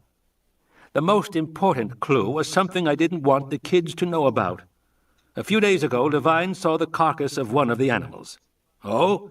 "Yes, he had a chance to look at it before the officials burned it, and he discovered that it was tagged. He cut the tag off and sent it to me." "Tagged? You mean like—" "Yes, like a biological specimen. The tag was old, and it showed pitting from sulfuric acid." "Must be volcanic," Thorne said. "Exactly." "And you said it was an old tag?" "Several years," Malcolm said. "But the most interesting finding was the way the animal died. Devine concluded the animal had been injured while it was still alive, a deep slashing cut in the leg that went right down to the bone." Thorne said, "You're saying the animal was injured by another dinosaur?" "Yes, exactly." They drove a moment in silence. "Who else besides us knows about this island?" "I don't know," Malcolm said, "but somebody's trying to find out. My office was broken into today and photographed." "Great," Thorne sighed. "But you didn't know where the island was, did you?" "No, I hadn't put it together yet." "Do you think anybody else has?" "No," Malcolm said. "We're on our own." Exploitation. Louis Dodgson threw open the door marked Animal Quarters, and immediately all the dogs began barking. Dodgson walked down the corridor between the rows of cages, stacked 10 feet high on both sides. The building was large. The Biosyn Corporation of Cupertino, California, required an extensive animal testing facility. Walking alongside him, Rossiter, the head of the company, gloomily brushed the lapels of his Italian suit. "I hate this fucking place," he said. "Why did you want me to come here?" "Because," Dodgson said, "we need to talk about the future." "Stinks in here," Rossiter said. He glanced at his watch. "Get on with it, Lou." "We can talk in here." Dodgson led him to a glass-walled superintendent's booth in the center of the building. The glass cut down the sound of the barking, but through the windows they could look out at the rows of animals. "It's simple," Dodgson said, starting to pace, "but I think it's important." Louis Dodgson was 45 years old, bland-faced and balding. His features were youthful, and his manner was mild, but appearances were deceiving. The baby-faced Dodgson was one of the most ruthless and aggressive geneticists of his generation. Controversy had dogged his career. As a graduate student at Hopkins, he had been dismissed for planning human gene therapy without FDA permission. Later, after joining Biosyn, he had conducted a controversial rabies vaccine test in Chile. The illiterate farmers who were the subjects were never informed they were being tested. In each case, Dodgson explained that he was a scientist in a hurry and could not be held back by regulations drawn up for lesser souls. He called himself results-oriented, which really meant he did whatever he considered necessary to achieve his goal. He was also a tireless self-promoter. Within the company, Dodgson presented himself as a researcher, even though he lacked the ability to do original research and had never done any. His intellect was fundamentally derivative. He never conceived of anything until someone else had thought of it first. He was very good at developing research, which meant stealing someone else's work at an early stage. In this he was without scruple and without peer. For many years he had run the reverse engineering section at Biosyn, which in theory examined competitors' products and determined how they were made. But in practice, reverse engineering involved a great deal of industrial espionage. Rossiter, of course, had no illusions about Dodgson. He disliked him and avoided him as much as possible. Dodgson was always taking chances, cutting corners. He made Rossiter uneasy. But Rossiter also knew that modern biotechnology was highly competitive. To stay competitive, every company needed a man like Dodgson, and Dodgson was very good at what he did. "I'll come right to the point," Dodgson said, turning to Rossiter. "If we act quickly, I believe we have an opportunity to acquire the InGen technology." Rossiter sighed. "Not again." "I know, Jeff. I know how you feel. I admit there is some history here." "History? The only history is you failed. Time and again." We've tried this, back door and front door. Hell, we even tried to buy the company when it was in Chapter 11 because you told us it would be available, but it turned out it wasn't. The Japanese wouldn't sell. I understand, Jeff, but let's not forget. What I can't forget, Rossiter said, is that we paid $750,000 to your friend Nedry and have nothing to show for it. But, Jeff, then we paid $500,000 to that Daiichi marriage broker. Nothing to show for that either. Our attempts to acquire InGen technology have been a complete fucking failure. That's what I can't forget. But the point, Dodgson said, is that we kept trying for a good reason. This technology is vital to the future of the company. So you say. The world is changing, Jeff. I'm talking about solving one of the major problems this company faces in the 21st century. Which is? Dodgson pointed out the window at the barking dogs. Animal testing. Let's face it, Jeff, every year we get more pressure not to use animals for testing and research. Every year, more demonstrations, more break-ins, more bad press. First, it was just simple-minded zealots and Hollywood celebrities, but now it's a bandwagon. Even university philosophers are beginning to argue that it's unethical for monkeys and dogs and even rats to be subjected to the indignities of laboratory research.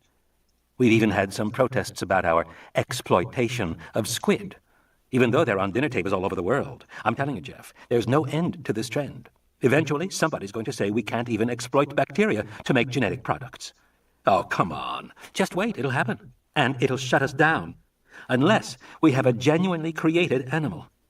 Consider, an animal that is extinct and is brought back to life is for all practical purposes not an animal at all. It can't have any rights. It's already extinct. So if it exists, it can only be something we have made. We made it. We patent it. We own it. And it is a perfect research testbed. And we believe that the enzyme and hormone systems of dinosaurs are identical to mammalian systems. In the future, drugs can be tested on small dinosaurs as successfully as they are now tested on dogs and rats, with much less risk of legal challenge. Rossiter was shaking his head. You think? I know. They're basically big lizards, Jeff. And nobody loves a lizard. They're not like these cute doggies that lick your hand and break your heart. Lizards have no personality. They're snakes with legs. Rossiter sighed. Jeff, we're talking about real freedom here, because at the moment everything to do with living animals is tied up in legal and moral knots. Big game hunters can't shoot a lion or an elephant. The same animals their fathers and grandfathers used to shoot and then pose proudly for a photo. Now there are forms, licenses, expenses, and plenty of guilt. These days you don't dare shoot a tiger and admit it afterward. In the modern world, it's a much more serious transgression to shoot a tiger than to shoot your parents. Tigers have advocates. But now imagine a specially stocked hunting preserve, maybe somewhere in Asia, where individuals of wealth and importance could hunt tyrannosaurs and triceratops in a natural setting. It would be an incredibly desirable attraction. How many hunters have a stuffed elk head on their wall? The world's full of them. But how many can claim to have a snarling Tyrannosaurus head hanging above the wet bar? You're not serious. I'm trying to make a point here, Jeff. These animals are totally exploitable. We can do anything we want with them. Rossiter stood up from the table, put his hands in his pockets. He sighed, then looked up at Dodgson. The animals still exist? Dodgson nodded slowly. And you know where they are? Dodgson nodded. Okay, Rossiter said. Do it. He turned toward the door, then paused, looked back. But Lou, he said, let's be clear, this is it. This is absolutely the last time. Either you get the animals now or it's over. This is the last time. Got it? Don't worry, Dodgson said. This time, I'll get them. Third configuration. In the intermediate phase, swiftly developing complexity within the system hides the risk of imminent chaos. But the risk is there. Ian Malcolm. Costa Rica. There was a drenching downpour in Puerto Cortes. Rain drummed on the roof of the little metal shed beside the airfield. Dripping wet, Thorne stood and waited while the Costa Rican official went over the papers again and again. Rodriguez was his name, and he was just a kid in his 20s wearing an ill-fitting uniform, terrified of making a mistake. Thorne looked out at the runway where, in the soft dawn light, the cargo containers were being clamped to the bellies of two big Huey helicopters. Eddie Carr was out there in the rain with Malcolm, shouting as the workmen secured the clamps. Rodriguez shuffled the papers.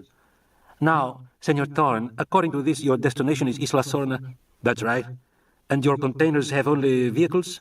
Yes, that's right, research vehicles. Sorna is a primitive place. There is no petrol, no supplies, not even any roads to speak of. Have you been there?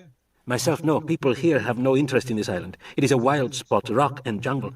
And there is no place for a boat to land except in very special weather conditions. For example, today one cannot go there. I understand, Thorne said. I just wish that you will be prepared, Rodriguez said, for the difficulties you will find there.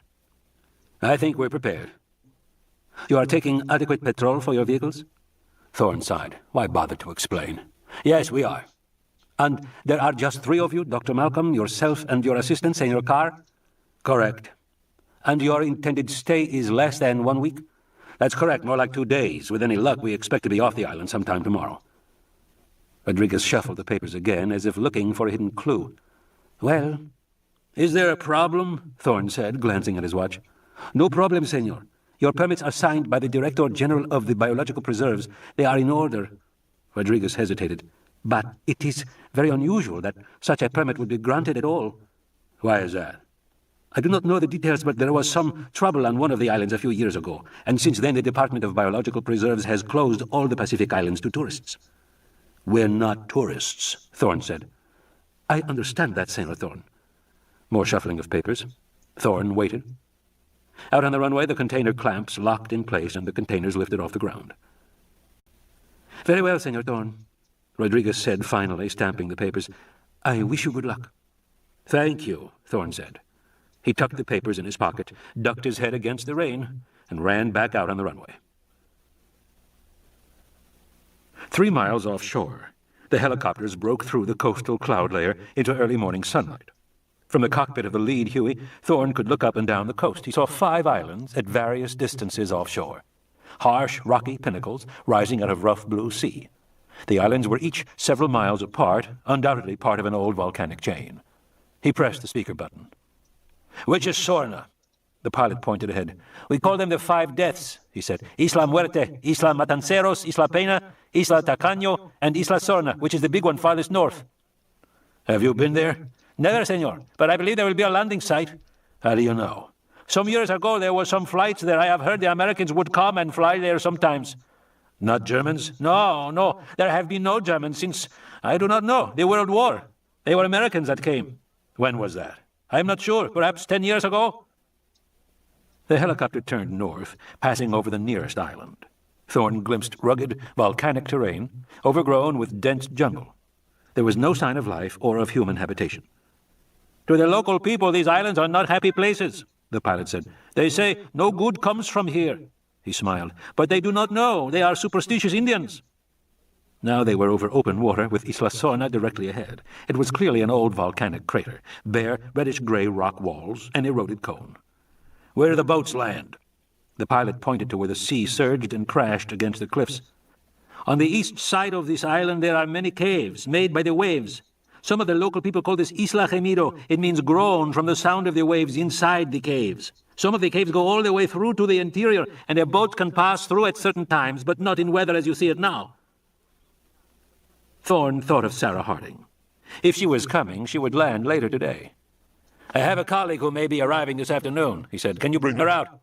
I am sorry, the pilot said. We have a job in Golfo Juan. We will not be back until tonight. What can she do? The pilot squinted at the sea. Perhaps she can come by boat. The sea changes by the hour. She might have luck. And you will come back for us tomorrow?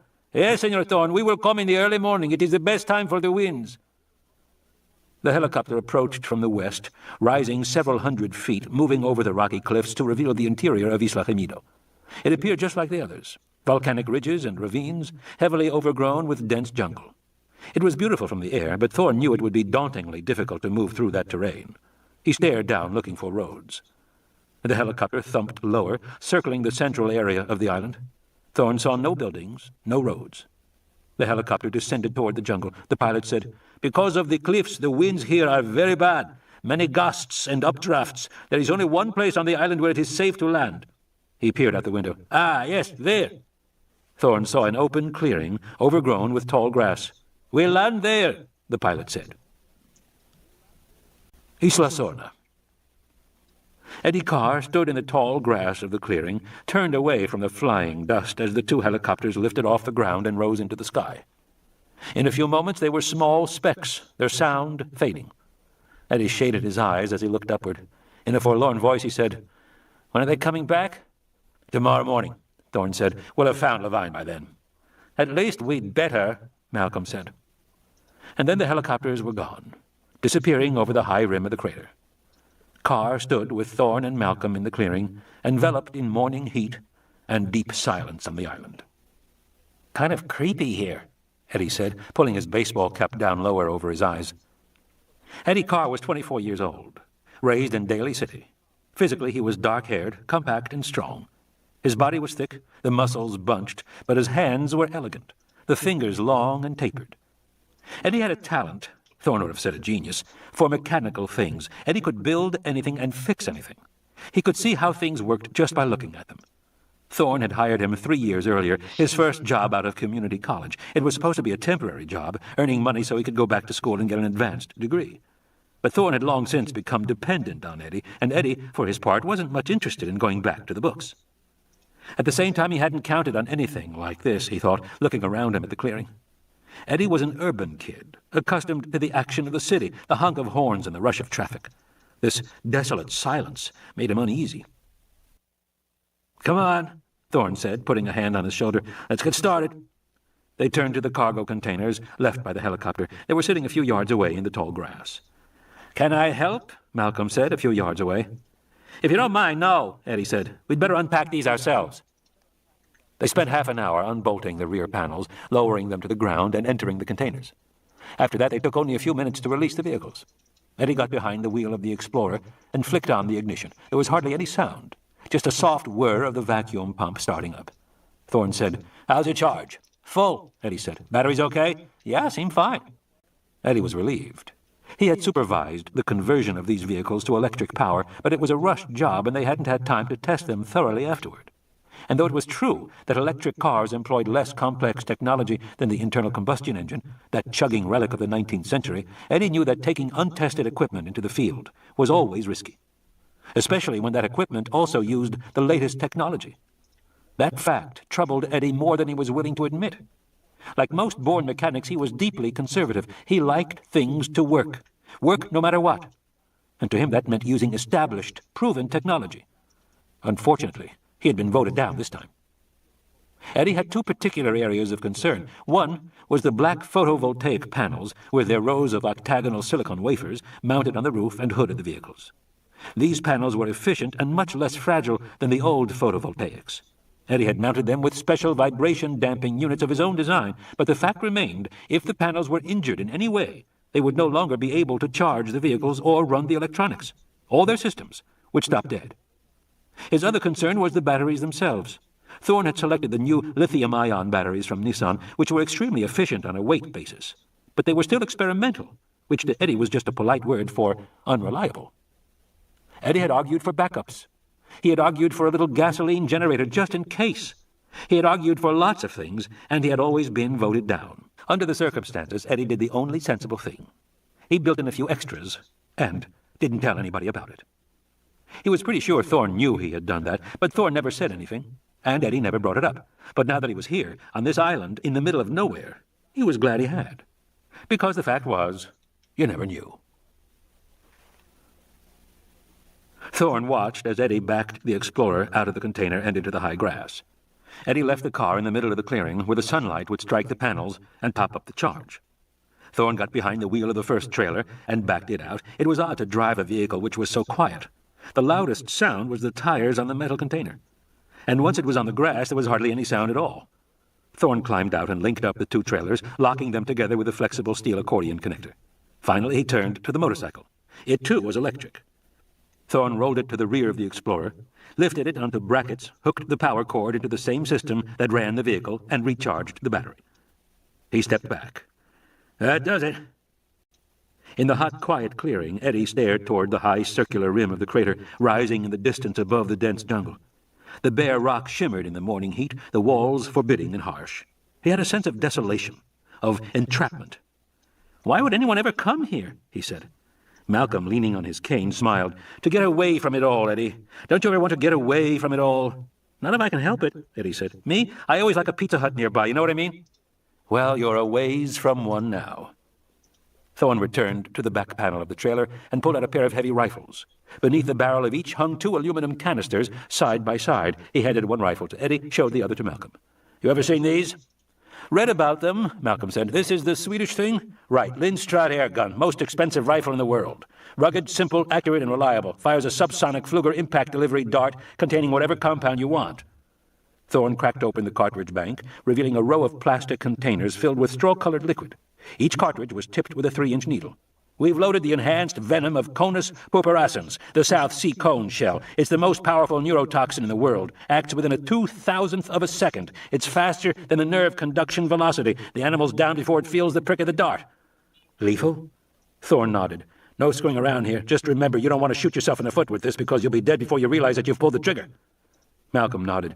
Is there an antidote? No, but what's the point? There'd be no time to administer it if there was. That makes things simple, Malcolm said, taking the gun. Just thought you ought to know, Thorne said. Eddie, let's get going. The stream. Eddie climbed into the Explorer. Thorne and Malcolm climbed into the cab of the trailer. A moment later, the radio clicked. Eddie said, You putting up the database, Doc? Right now, Thorne said. He plugged the optical disc into the dashboard slot.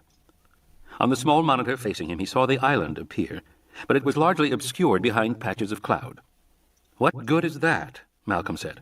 Just wait, Thorne said. It's a system. It's going to sum data. Data from what? Radar. In a moment, a satellite radar image overlaid the photograph. The radar could penetrate the clouds. Thorne pressed a button, and the computer traced the edges, enhancing details, highlighting the faint, spidery track of the road system.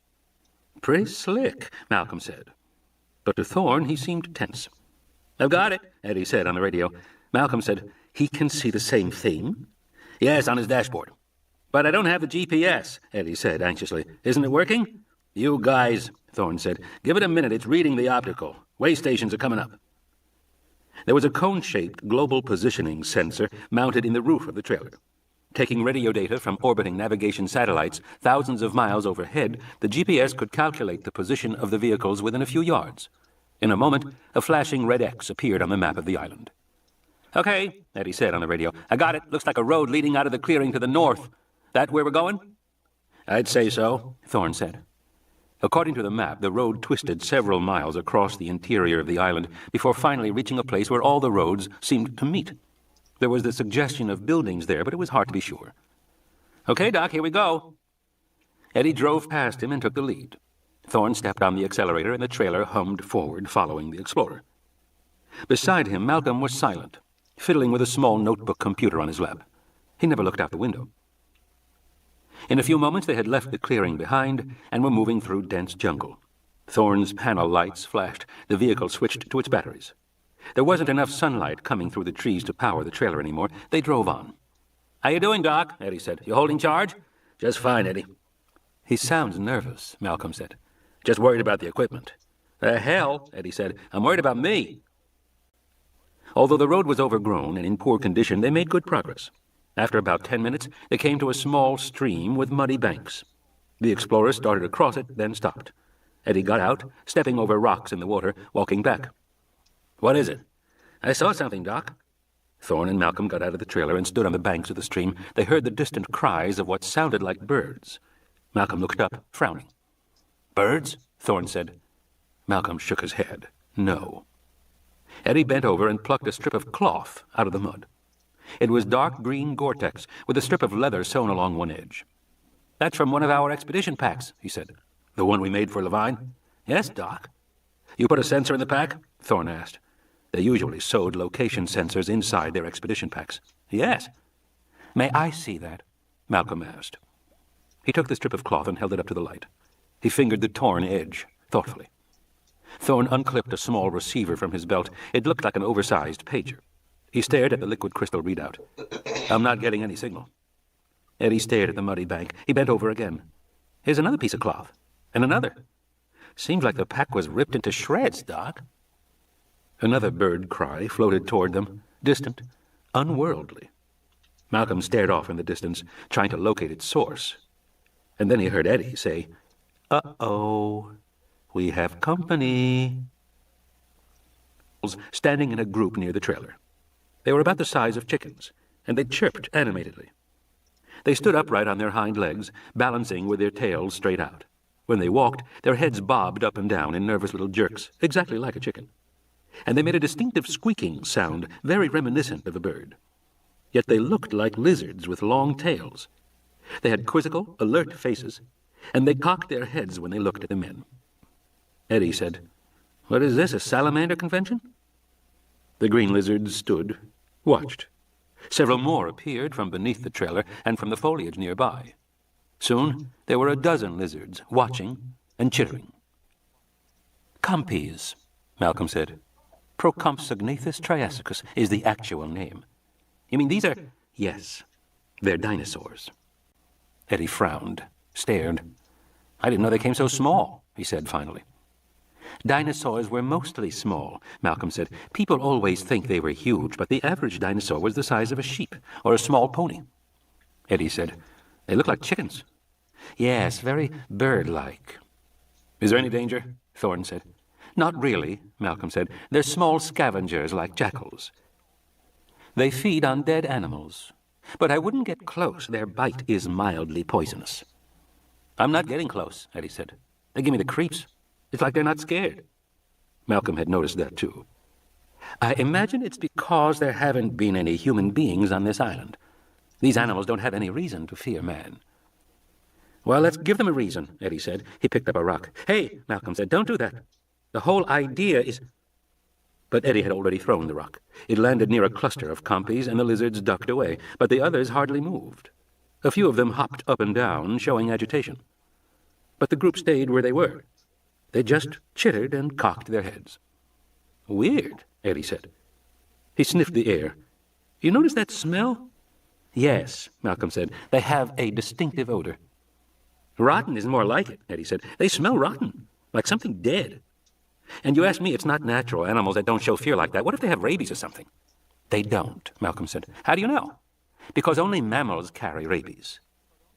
But even as he said it, he wondered if that was right. Warm-blooded animals carried rabies. Were the compies warm-blooded? He wasn't sure. There was a rustling sound from above. Malcolm looked up at the canopy of trees overhead. He saw movement in the high foliage as unseen small animals jumped from branch to branch. He heard squeaks and chirps, distinctly animal sounds. "Those aren't birds up there," Thorne said. "Monkeys?" "Maybe," Malcolm said. "I doubt it." Eddie shivered. "I say we get out of here." He returned to the stream and climbed into the Explorer. Malcolm walked cautiously with Thorne back to the trailer entrance. The compies parted around them, but still did not run away. They stood all around their legs, chittering excitedly. Malcolm and Thorne climbed into the trailer and closed the doors, being careful not to shut them on the little creatures.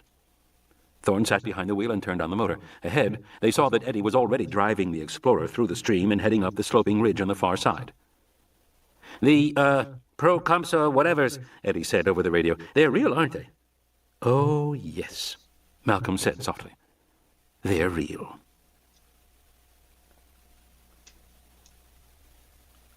The road. Thorne was uneasy. He was beginning to understand how Eddie felt. He had built these vehicles, and he had an uncomfortable sense of isolation, of being in this faraway place with untested equipment. The road continued steeply upward through dark jungle for the next 15 minutes. Inside the trailer, it grew uncomfortably warm. Sitting beside him, Malcolm said, "Air conditioning?" "I don't want to drain the battery." "Mind if I open the window?" "If you think it's all right," Thorne said. Malcolm shrugged. "Why not?"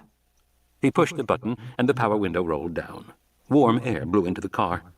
He glanced back at Thorne. "Nervous, Doc?" "Sure," Thorne said. "Damn right I am." Even with the window open, he felt sweat running down his chest as he drove. Over the radio, Eddie was saying, "I'm telling you, we should have tested first, Doc. Should have done it by the book. You don't come to a place with poisonous chickens if you're not sure your vehicles will hold up." "The cars are fine," Thorne said. "How's your levels?" "High normal," Eddie said. "Just great. Of course, we've only gone 5 miles. It's 9 in the morning, Doc." The road swung right, then left, following a series of switchbacks as the terrain became steeper. Hauling the big trailers, Thorne had to concentrate on his driving. It was a relief to focus his attention. Ahead of them, the explorer turned left, going higher up the road. "I don't see any more animals," Eddie said. He sounded relieved. Finally, the road flattened out as it turned, following the crest of the ridge. According to the GPS display, they were now heading northwest toward the interior of the island. But the jungle still hemmed them in on all sides. They could not see much beyond the dense walls of foliage. They came to a Y intersection in the road, and Eddie pulled over to the side. Thorne saw that in the crook of the Y was a faded wooden sign with arrows pointing in both directions. To the left, the sign said, "To Swamp." To the right was another arrow and the words, "To Site B." Eddie said, "Guys, which way?" "Go to Site B," Malcolm said. "You got it." The explorer started down the right fork. Thorne followed. Off to the right, sulphurous yellow steam issued from the ground, bleaching the nearby foliage white. The smell was strong. "Volcanic," Thorne said to Malcolm, "just as you predicted." Driving past, they glimpsed a bubbling pool in the earth, crusted thick yellow around the edges. "Yeah," Eddie said, "but that's active. In fact, I'd say that—" "Holy shit!" Eddie's brake lights flashed on, and his car slammed to a stop. Thorne had to swerve, scraping jungle ferns on the side of the trailer to miss him. He pulled up alongside the explorer and glared at Eddie. "Eddie, for Pete's sake, will you—" But Eddie wasn't listening. He was staring straight forward, his mouth wide open. Thorne turned to look. Directly ahead, the trees along the road had been beaten down, creating a gap in the foliage. They could see all the way from the ridge road across the entire island to the west. But Thorne hardly registered the panoramic view, because all he saw was a large animal the size of a hippopotamus ambling across the road. Except it wasn't a hippopotamus. This animal was pale brown, its skin covered with large plate-like scales. Around its head it had a curving, bony crest, and rising from this crest were two blunted horns. A third horn protruded above its snout. Over the radio he heard Eddie breathing in shallow gasps. "You know what that is?" "That's a triceratops," Malcolm said. "A young one by the looks of it." "Must be," Eddie said. Ahead of them, a much larger animal now crossed the road. It was easily twice the size of the first, and its horns were long, curving, and sharp. "Because that's his mom." A third triceratops appeared, then a fourth.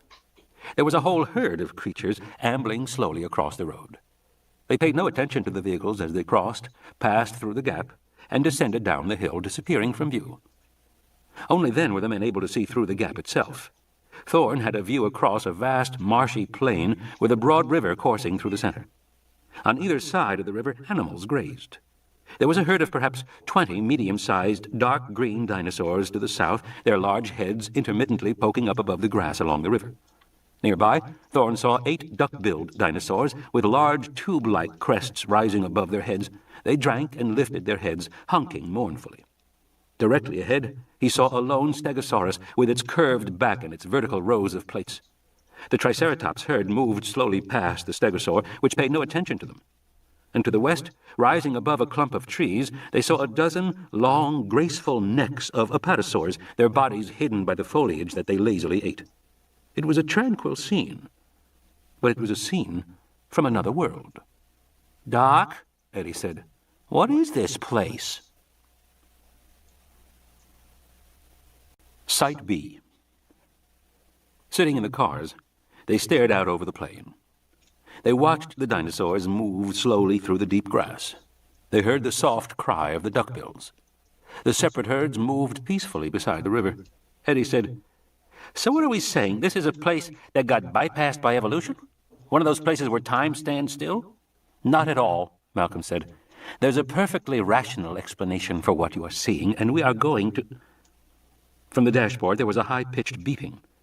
On the GPS map, a blue grid was overlaid with a flashing triangular point marked LEVN. "It's him," Eddie said. "We got the son of a bitch." "You're reading that?" Thorne said. "It's pretty weak." "It's fine. It's got enough signal strength to transmit the ID tab. That's Levine, all right. Looks like it's coming from the valley over there." He started the Explorer, and it lurched forward up the road. "Let's go," Eddie said. "I want to get the hell out of here." With a flick of a switch, Thorne turned on the electric motor for the trailer and heard the chug of the vacuum pump, the low whine of the automatic transmission. He put the trailer in gear and followed behind. The impenetrable jungle closed in around them again, close and hot. The trees overhead blocked nearly all the sunlight. As he drove, he heard the beeping become irregular. He glanced at the monitor, saw the flashing triangle was disappearing, then coming back again. "Are we losing him, Eddie?" Thorne said. "Doesn't matter if we do," Eddie said. "We've got a location on him now, and we can go right there. In fact, it should be just down this road here, right past this guardhouse or whatever it is, dead ahead." Thorne looked past the Explorer and saw a concrete structure and a tilting steel road barrier. It did indeed look like a guardhouse. It was in disrepair and overgrown with vines. They drove on, coming onto paved road. It was clear the foliage on either side had once been cut far back, 50 feet on either side. Pretty soon they came to a second guardhouse and a second checkpoint. They continued on another 100 yards, the road still curving slowly along the ridge. The surrounding foliage became sparser. Through gaps in the ferns, Thorne could see wooden outbuildings, all painted identical green. They seemed to be utility structures, perhaps sheds for equipment. He had the sense of entering a substantial complex. And then, suddenly, they rounded a curve and saw the entire complex spread out below them. It was about a half-mile away. Eddie said, "What the hell is that?" Thorne stared, astonished. In the center of the clearing, he saw the flat roof of an enormous building. It covered several acres, stretching away into the distance. It was the size of 2 football fields. Beyond the vast roof was a large, blocky building with a metal roof which had the functional look of a power plant. But if so, it was as big as the power plant for a small town. At the far end of the main building, Thorne saw loading docks and turnarounds for trucks. Over to the right, partially hidden in foliage, there were a series of small structures that looked like cottages. But from a distance, it was hard to be sure. Taken together, the whole complex had a utilitarian quality that reminded Thorne of an industrial site or a fabrication plant. He frowned, trying to put it together. "Do you know what this is?" Thorne said to Malcolm. "Yes," Malcolm said, nodding slowly. "It's what I suspected for some time now." "Yes?" "It's a manufacturing plant," Malcolm said. "It's a kind of factory." "But it's huge," Thorne said. "Yes," Malcolm said. "It had to be." Over the radio, Eddie said, "I'm still getting a reading from the vine, and guess what? It seems to be coming from that building." They drove past the covered front entrance to the main building beneath the sagging portico. The building was of modern design, concrete and glass, but the jungle had long ago grown up around it. Vines hung from the roof, panes of glass were broken, ferns sprouted between cracks in the concrete. Thorne said, "Eddie, got a reading?" Eddie said, "Yeah, inside. What do you want to do?" "Set up base camp in that field over there," Thorne said, pointing a half-mile to the left, where once, it seemed, there had been an extensive lawn. It was still an open clearing in the jungle. There would be sunlight for the photovoltaics. "Then we'll have a look around." Eddie parked his Explorer, turning it around to face back the way they had come. Thorne maneuvered the trailers alongside the car and cut the engine. He climbed out into the still, hot morning air. Malcolm got out and stood with him. Here, in the center of the island, it was completely silent, except for the buzz of insects. Eddie came over, slapping himself. "Great place, huh? No shortage of mosquitoes. You want to go get the son of a bitch now?" Eddie unclipped the receiver from his belt and cupped his hand over the display, trying to see it in the sunlight. "Still right over there." He pointed to the main building. "What do you say?" "Let's go get him," Thorne said. The 3 men turned, climbed into the Explorer, and leaving the trailers behind, drove in hot sunlight toward the giant, ruined building. Trailer. Inside the trailer, the sound of the car engine faded away, and there was silence. The dashboard glowed. The GPS map remained visible on the monitor, the flashing X marking their position. A small window in the monitor titled Active Systems indicated the battery charge, photovoltaic efficiency, and usage over the past 12 hours. The electronic readouts all glowed bright green. In the living section, where the kitchen and beds were located, the recirculating water supply in the sink gurgled softly. Then there was a thumping sound coming from the upper storage compartment, located near the ceiling. The thumping was repeated, and then there was silence. After a moment, a credit card appeared through the crack of the compartment door. The card slid upward, lifting the panel latch, unhooking it. The door swung open, and a white bundle of padding fell out, landing with a dull thud on the floor. The padding unrolled, and Arby Benton groaned, stretching his small body. "If I don't pee, I'm going to scream," he said, and he hurried on shaky legs into the tiny bathroom. He sighed in relief. It had been Kelly's idea for them to go, but she left it to Arby to figure out the details. And he had figured everything out perfectly, he thought, at least almost everything. Arby had correctly anticipated it would be freezing cold in the cargo plane and that they would have to bundle up. He'd stuffed their compartments with every blanket and sheet in the trailer. He'd anticipated they would be there at least 12 hours, and he put aside some cookies and bottles of water. In fact, he'd anticipated everything, except the fact that at the last minute, Eddie Carr would go through the trailer and latch all the storage compartments from the outside, locking them in so that for the next 12 hours he wouldn't be able to go to the bathroom. For 12 hours. He sighed again, his body relaxing. A steady stream of urine still flowed into the basin. No wonder. Agony. And he'd still be locked in there, he thought, if he hadn't finally figured out. Behind him, he heard muffled shouts. He flushed the toilet and went back, crouching down by the storage compartment beneath the bed. He quickly unlatched it, another padded bundle unrolled, and Kelly appeared beside him. "Hey, Kel," he said proudly, "we made it." "I have to go," she said, dashing. She pulled the door shut behind her. Arby said, "We did it. We're here. Just a minute, Arb, okay?" For the first time, he looked out the window of the trailer. All around them was a grassy clearing, and beyond that, the ferns and high trees of the jungle. And high above the tops of the trees, he saw the curving black rock of the volcanic rim. So this was Isla Sorna, all right. All right. Kelly came out of the bathroom. "Oh, I thought I was going to die." She looked at him, gave him a high five. "By the way, how'd you get your door unlatched?" "Credit card," he said. She frowned. "You have a credit card?" "My parents gave it to me for emergencies," he said. "And I figured this was an emergency." He tried to make a joke out of it, to treat it lightly. Arby knew Kelly was sensitive about anything to do with money. She was always making comments about his clothes and things like that, and how he always had money for a taxi or a Coke at Larson's Deli after school, or whatever. Once he said to her that he didn't think money was so important, and she said, "Why would you?" in a funny voice, and ever since then, he had tried to avoid the subject. Arby wasn't always clear about the right thing to do around people. Everyone treated him so weird anyway, because he was younger, of course, and because he was black.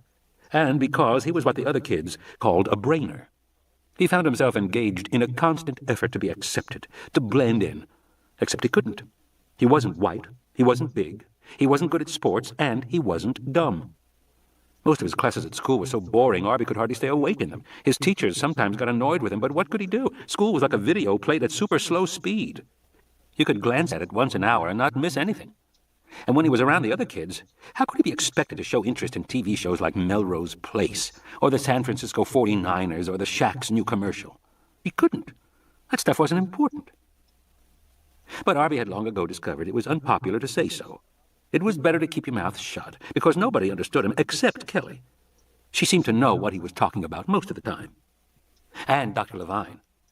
At least the school had an advanced placement track, which was moderately interesting to Arby. Not very interesting, of course, but better than the other classes.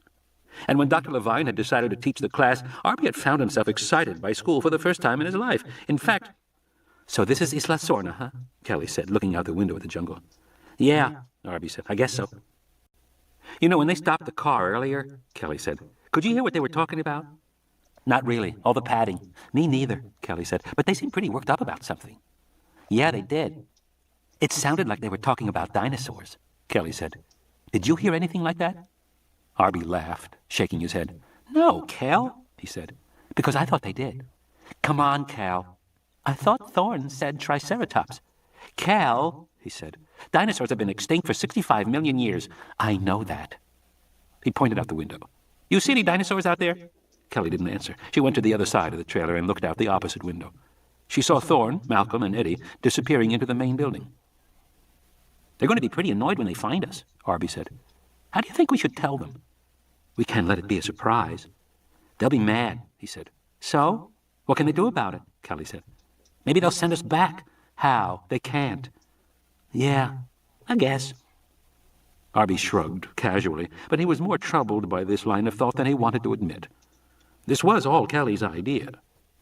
Arby had never liked to break the rules or to get into any kind of trouble. Whenever he had even had a mild reprimand from a teacher, he would get flushed and sweaty. And for the last 12 hours, he had been thinking about how Thorne and the others would react. "Look," Kelly said, "the thing is we're here to help find our friend, Dr. Levine, that's all. We've helped Dr. Thorne already." "Yes. And we'll be able to help them again." "Maybe." "They need our help." Maybe, Arby said. He didn't feel convinced. Kelly said, I wonder what they have to eat here. She opened the refrigerator. You hungry? Starving, Arby said, suddenly aware that he was. So what do you want? What is there? He sat on the padded gray couch and stretched as he watched Kelly poke through the refrigerator. Come and look, she said, annoyed. I'm not your stupid housekeeper. Okay, take it easy. Well, you expect everybody to wait on you, she said. I do not, he said, getting quickly off the couch. You're such a brat, Arby. Hey, he said, what's the big deal? Take it easy. You nervous about something? No, I am not, she said. She took a wrapped sandwich out of the refrigerator. Standing beside her, he looked briefly inside, grabbed the first sandwich he saw. You don't want that, she said. Yes, I do. It's tuna salad. Arby hated tuna salad. He put it back quickly, looked around again. That's turkey on the left, she said, in the bun. He brought out a turkey sandwich. Thanks. No problem. Sitting on the couch, she opened her own sandwich, wolfed it down hungrily. Listen, at least I got us here, he said, unwrapping his own carefully. He folded the plastic neatly, set it aside. Yeah, you did, I admit it. You did that part all right. Arby ate his sandwich. He thought he had never tasted anything so good in his entire life. It was better even than his mother's turkey sandwiches. The thought of his mother gave him a pang. His mother was a gynecologist and very beautiful. She had a busy life and wasn't home very much, but whenever he saw her, she always seemed so peaceful. And Arby felt peaceful around her, too. They had a special relationship, the two of them. Even though lately she sometimes seemed uneasy about how much he knew. One night he had come into her study. She was going over some journal articles about progesterone levels and FSH. He looked over her shoulder at the columns of numbers and suggested that she might want to try a nonlinear equation to analyze the data. She gave him a funny look, a kind of separate look, thoughtful and distant from him, and at that moment he had felt... I'm getting another one, Kelly said, going back to the refrigerator. She came out with 2 sandwiches, one in each hand. You think there's enough? Who cares? I'm starving, she said, tearing off the wrapping on the first. Maybe we shouldn't eat... Arb, if you're going to worry like this, we should have stayed home. He decided that was right. He was surprised to see that he had somehow finished his own sandwich, so he took the other one Kelly offered him. Kelly ate and stared out the window.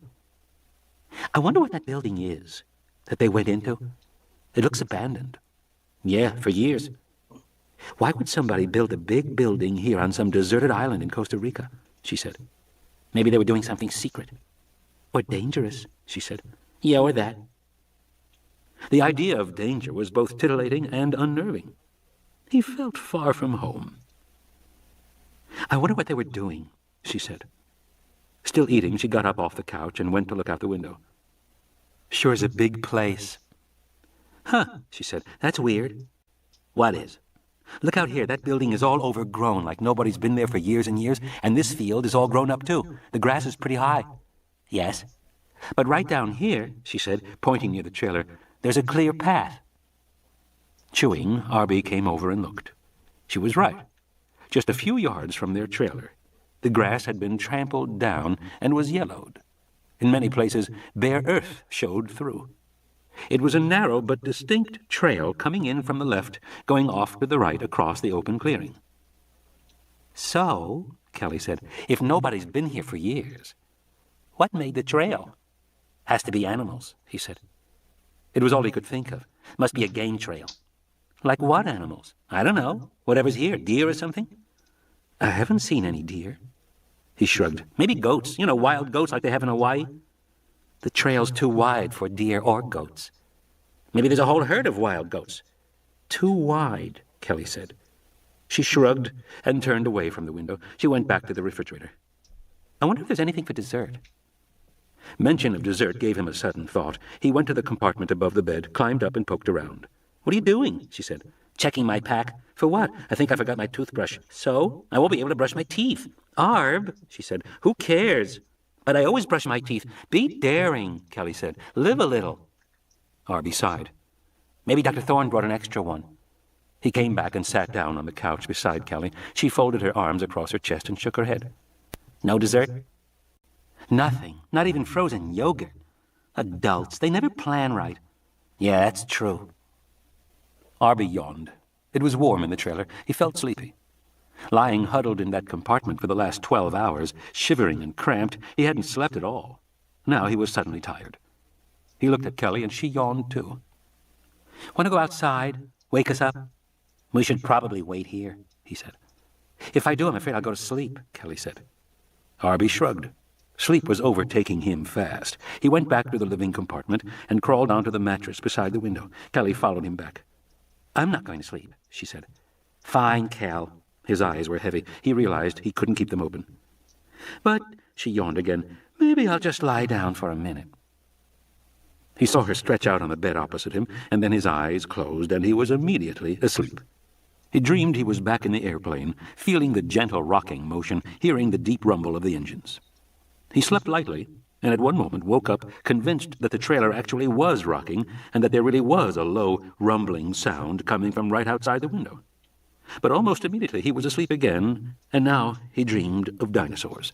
Kelly's dinosaurs, and in his light sleep there were two animals so huge that he could not see their heads through the window, only their thick, scaly legs as they thumped on the ground and walked past the trailer. But in his dream the second animal paused and bent over, and the big head peered in curiously through the window, and Arby realized that he was seeing the giant head of a Tyrannosaurus Rex, the great jaws working, the white teeth glinting in the sunlight. And in his dream he watched it all calmly and slept on.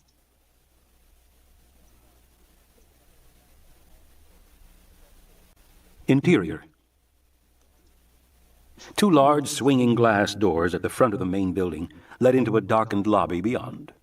The glass was scratched and dirty, the chrome door handles pitted with corrosion. But it was clear that the dust, debris, and dead leaves in front of the doorway had been disturbed in twin arcs. "Somebody's opened these doors recently," Eddie said. "Yes," Thorne said. "Somebody wearing a solo boots." He opened the door. "Shall we?" They stepped into the building. Inside, the air was hot and still and fetid. The lobby was small and unimpressive. A reception counter directly ahead was once covered with gray fabric, now overgrown with a dark, lichen-like growth. On the wall behind was a row of chrome letters that said, "We make the future." But the words were obscured by a tangle of vines. Mushrooms and fungi sprouted from the carpet. Over to the right they saw a waiting area with a coffee table and two long couches. One of the couches was speckled with crusty brown mold. The other had been covered with a plastic tarp.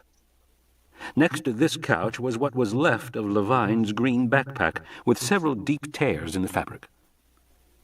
On the coffee table were two empty plastic Evian bottles, a satellite phone, a pair of muddy hiking shorts, and several crumpled candy bar wrappers.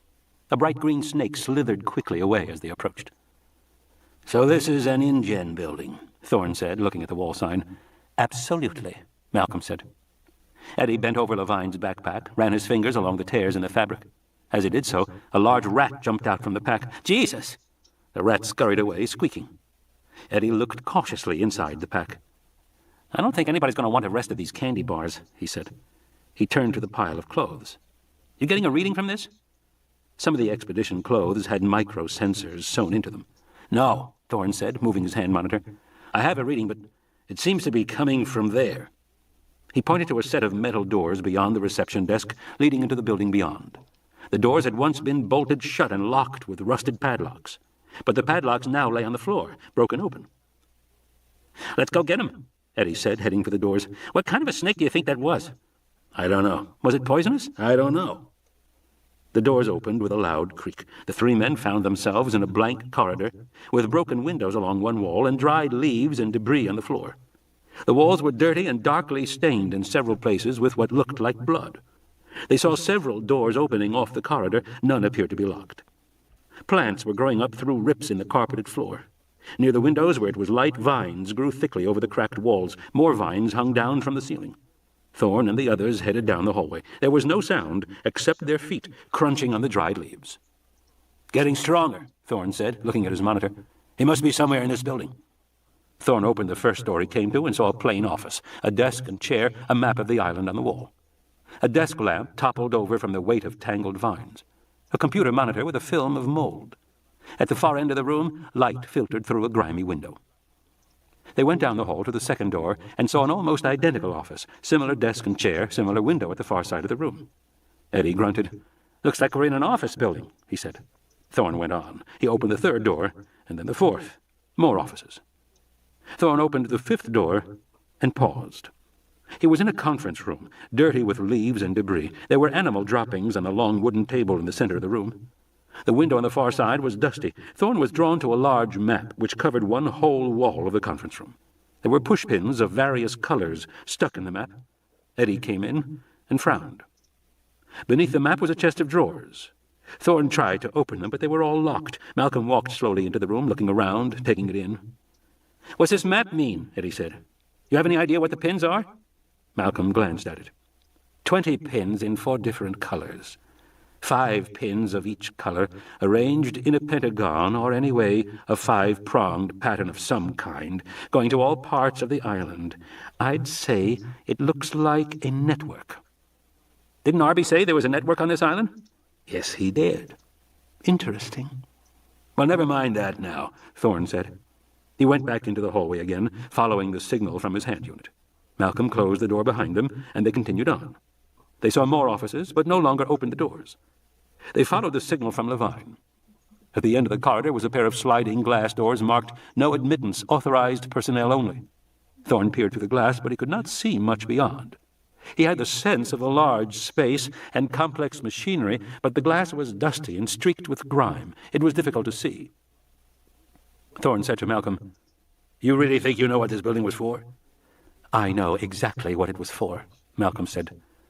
"It's a manufacturing plant for dinosaurs." "Why?" Eddie said. "Would anybody want that?" "Nobody would," Malcolm said. "That's why they kept it a secret." "I don't get it," Eddie said. Malcolm smiled. "Long story," he said. He slipped his hands between the doors and tried to pull them open, but they remained shut fast. He grunted, straining with effort. And then, suddenly, with a metallic screech, they slid apart. They stepped into the darkness beyond. Their flashlights shone down an inky corridor as they moved forward. To understand this place, you have to go back 10 years to a man named John Hammond and an animal called the quagga. "The what?" "The quagga," Malcolm said, "is an African mammal, rather like a zebra. It became extinct in the last century. But in the 1980s, somebody used the latest DNA extraction techniques on a piece of quagga hide and recovered a lot of DNA, so much DNA that people began to talk about bringing the quagga back to life. And if you could bring the quagga back to life, why not other extinct animals? The dodo, the saber-toothed tiger, or even a dinosaur." "Where could you get dinosaur DNA?" Thorne said. "Actually," Malcolm said, "paleontologists have been finding fragments of dinosaur DNA for years. They never said much about it because they never had enough material to use it as a classification tool, so it didn't seem to have any value. It was just a curiosity." "But to recreate an animal, you'd need more than DNA fragments," Thorne said. "You'd need the whole strand." "That's right," Malcolm said. "And the man who figured out how to get it was a venture capitalist named John Hammond. He reasoned that when dinosaurs were alive, insects probably bit them and sucked their blood, just as insects do today. And some of those insects would afterward land on a branch and be trapped in sticky sap. And some of that sap would harden into amber. Hammond decided that if you drilled into insects preserved in amber and extracted the stomach contents, you would eventually get some dino DNA. And did he? Yes, he did. And he started InGen to develop this discovery. Hammond was a hustler, and his true talent was raising money. He figured out how to get enough money to do the research to go from a DNA strand to a living animal. Sources of funding weren't immediately apparent, because although it would be exciting to recreate a dinosaur, it wasn't exactly a cure for cancer. So he decided to make a tourist attraction. He planned to recover the cost of the dinosaurs by putting them in a kind of zoo or theme park where he would charge admission. "Are you joking?" Thorne said. "No, Hammond actually did it. He built his park on an island called Isla Nublar, north of here, and he planned to open it to the public in late 1989. I went to see the place myself shortly before it was scheduled to open. But it turned out Hammond had problems," Malcolm said. "The park systems broke down, and the dinosaurs got free. Some visitors were killed. Afterward, the park and all its dinosaurs were destroyed." They passed a window where they could look out over the plain at the herds of dinosaurs browsing by the river. Thorne said, "If they were all destroyed, what's this island?" "This island," Malcolm said, "is Hammond's dirty little secret. It's the dark side of his park." They continued down the corridor. You see, Malcolm said, visitors to Hammond's Park at Isla Nublar were shown a very impressive genetics lab with computers and gene sequencers and all sorts of facilities for hatching and growing young dinosaurs. Visitors were told that the dinosaurs were created right there at the park, and the laboratory tour was entirely convincing. But actually, Hammond's tour skipped several steps in the process. In one room, he showed you dinosaur DNA being extracted. In the next room, he showed you eggs about to hatch. It was very dramatic, but how had he gotten from DNA to a viable embryo? You never saw that critical step. It was just presented as having happened between rooms. The fact was, Hammond's whole show was too good to be true. For example, he had a hatchery where the little dinosaurs pecked their way out of the eggs, while you watched in amazement. But there were never any problems in the hatchery. No stillbirths, no deformities, no difficulties of any sort. In Hammond's presentation, this dazzling technology was carried off without a hitch. And if you think about it, it couldn't possibly be true. Hammond was claiming to manufacture extinct animals using cutting-edge technology, but with any new manufacturing technology, initial yields are low, on the order of 1% or less. So in fact, Hammond must have been growing thousands of dinosaur embryos to get a single live birth. That implied a giant industrial operation, not the spotless little laboratory we were shown. You mean this place? Thorne said. Yes. Here, on another island, in secret, away from public scrutiny. Hammond was free to do his research and deal with the unpleasant truth behind his beautiful little park. Hammond's little genetic zoo was a showcase. But this island was the real thing. This is where the dinosaurs were made. If the animals at the zoo were destroyed, Eddie said, how come they weren't destroyed on this island, too? A critical question, Malcolm said. We should know the answer in a few minutes. He shone his light down the tunnel. It glinted off glass walls. Because if I am not mistaken, he said, the first of the manufacturing bays is just ahead.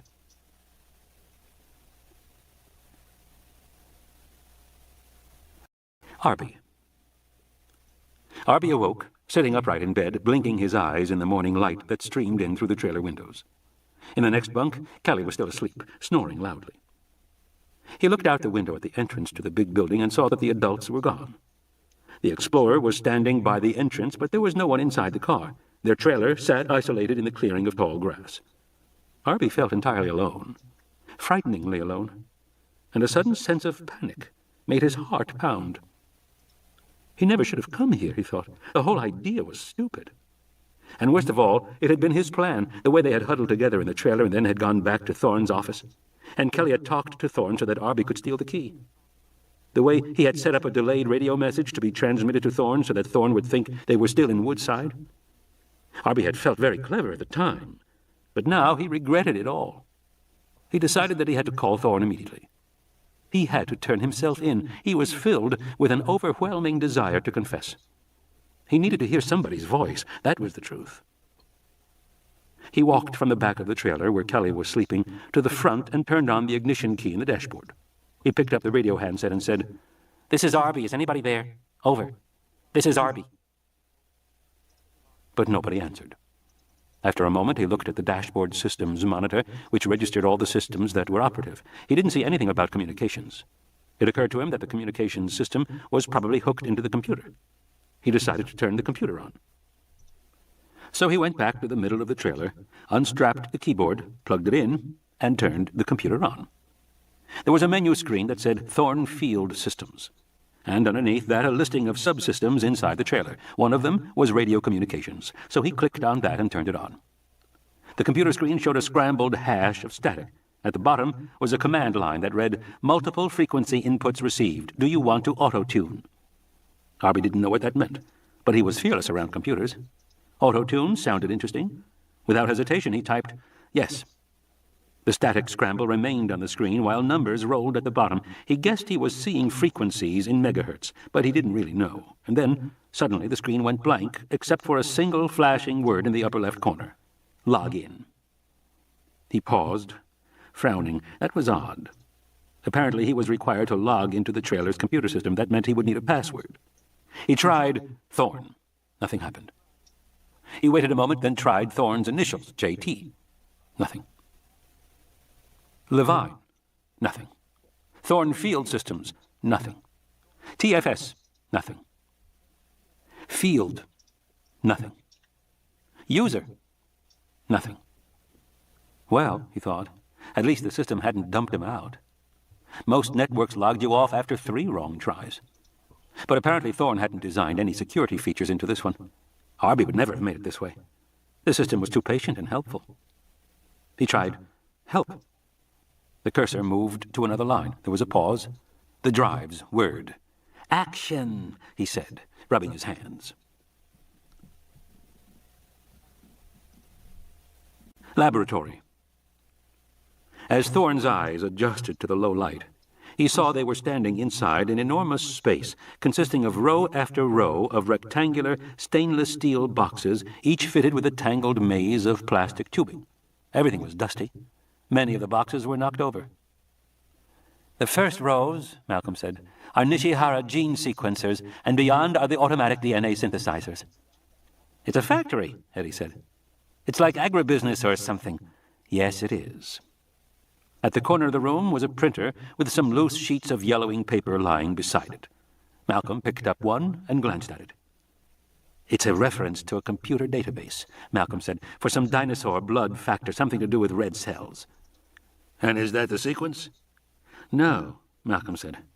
He started shuffling through the papers. No, the sequence should be a series of nucleotides. Here. He picked up another sheet of paper. Does this have something to do with why the animals survived? Thorne said. I'm not sure, Malcolm said. Was this sheet related to the final days of the manufacturing facility, or was it just something that a worker printed out years ago and somehow left behind? He looked around by the printer and found a shelved stack of sheets. Pulling them out, he discovered that they were memos. They were on faded blue paper, and they were all brief. From CC/D-P Jenkins to H. Wu. Excess dopamine in alpha-5 means D1 receptor still not functioning with desired avidity. To minimize aggressive behavior in finished orgs, must try alternate genetic backgrounds. We need to start this today. And again, from CC/D to H. Wu/SUP. Isolated glycogen synthase kinase 3 from Xenopus may work better than mammalian GSK-3 alpha-beta currently in use. Anticipate more robust establishment of dorsoventral polarity and less early embryo wastage. Agree? Malcolm looked at the next one. From Bacchus to H. Wu. Short protein fragments may be acting as prions.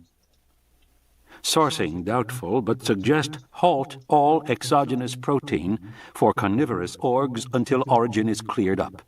Disease cannot continue! ! Thorne looked over his shoulder. Seems like they had problems, he said. Undoubtedly they did, Malcolm said. It would be impossible not to have them. But the question is... He drifted off, staring at the next memo, which was longer. InGen Production Update 10-10-88 from Laurie Russo to all personnel, subject low production yields. Recent episodes of wastage of successful live births in the period 24 to 72 hours post-hatching have been traced to contamination from Escherichia coli bacteria. These have cut production yields by 60% and arise from inadequate sterile precautions by floor personnel, principally during Process H, egg maintenance phase, hormone enhancement 2G/H. Chimera swing arms have been replaced and re-sleeved on robots 5A and 7B, but needle replacement must still be done daily in accordance with sterile conditions. General Manual, Guideline 5-9. During the next production cycle, 1012 to 1026, we will sacrifice every 10th egg at H step to test for contamination. Begin set-asides at once. Report all errors. Stop the line whenever necessary until this is cleared up. They had problems with infection and contamination of the production line, Malcolm said. And maybe other sources of contamination as well. Look at this. He handed Thorne the next memo. InGen Production Update 12-18-88 from H. Wu to all personnel. Subject DX. Tag and release. Live births will be fitted with the new Grumbach field tags at the earliest viable interval. Formula or other feeding within the laboratory confines will no longer be done. The release program is now fully operational, and tracking networks are activated to monitor. Thorne said, "Does this mean what I think it means?" "Yes," Malcolm said. "They were having trouble keeping the newborn animals alive, so they tagged them and released them." "And kept track of them on some kind of network?" "Yes, I think so." "They set dinosaurs loose on this island?" Eddie said. "They must have been crazy." "Desperate is more like it," Malcolm said. "Just imagine, here's this huge, expensive, high-tech process, and in the end, the animals are getting sick and dying. Hammond must have been furious, so they decided to get the animals out of the laboratory and into the wild."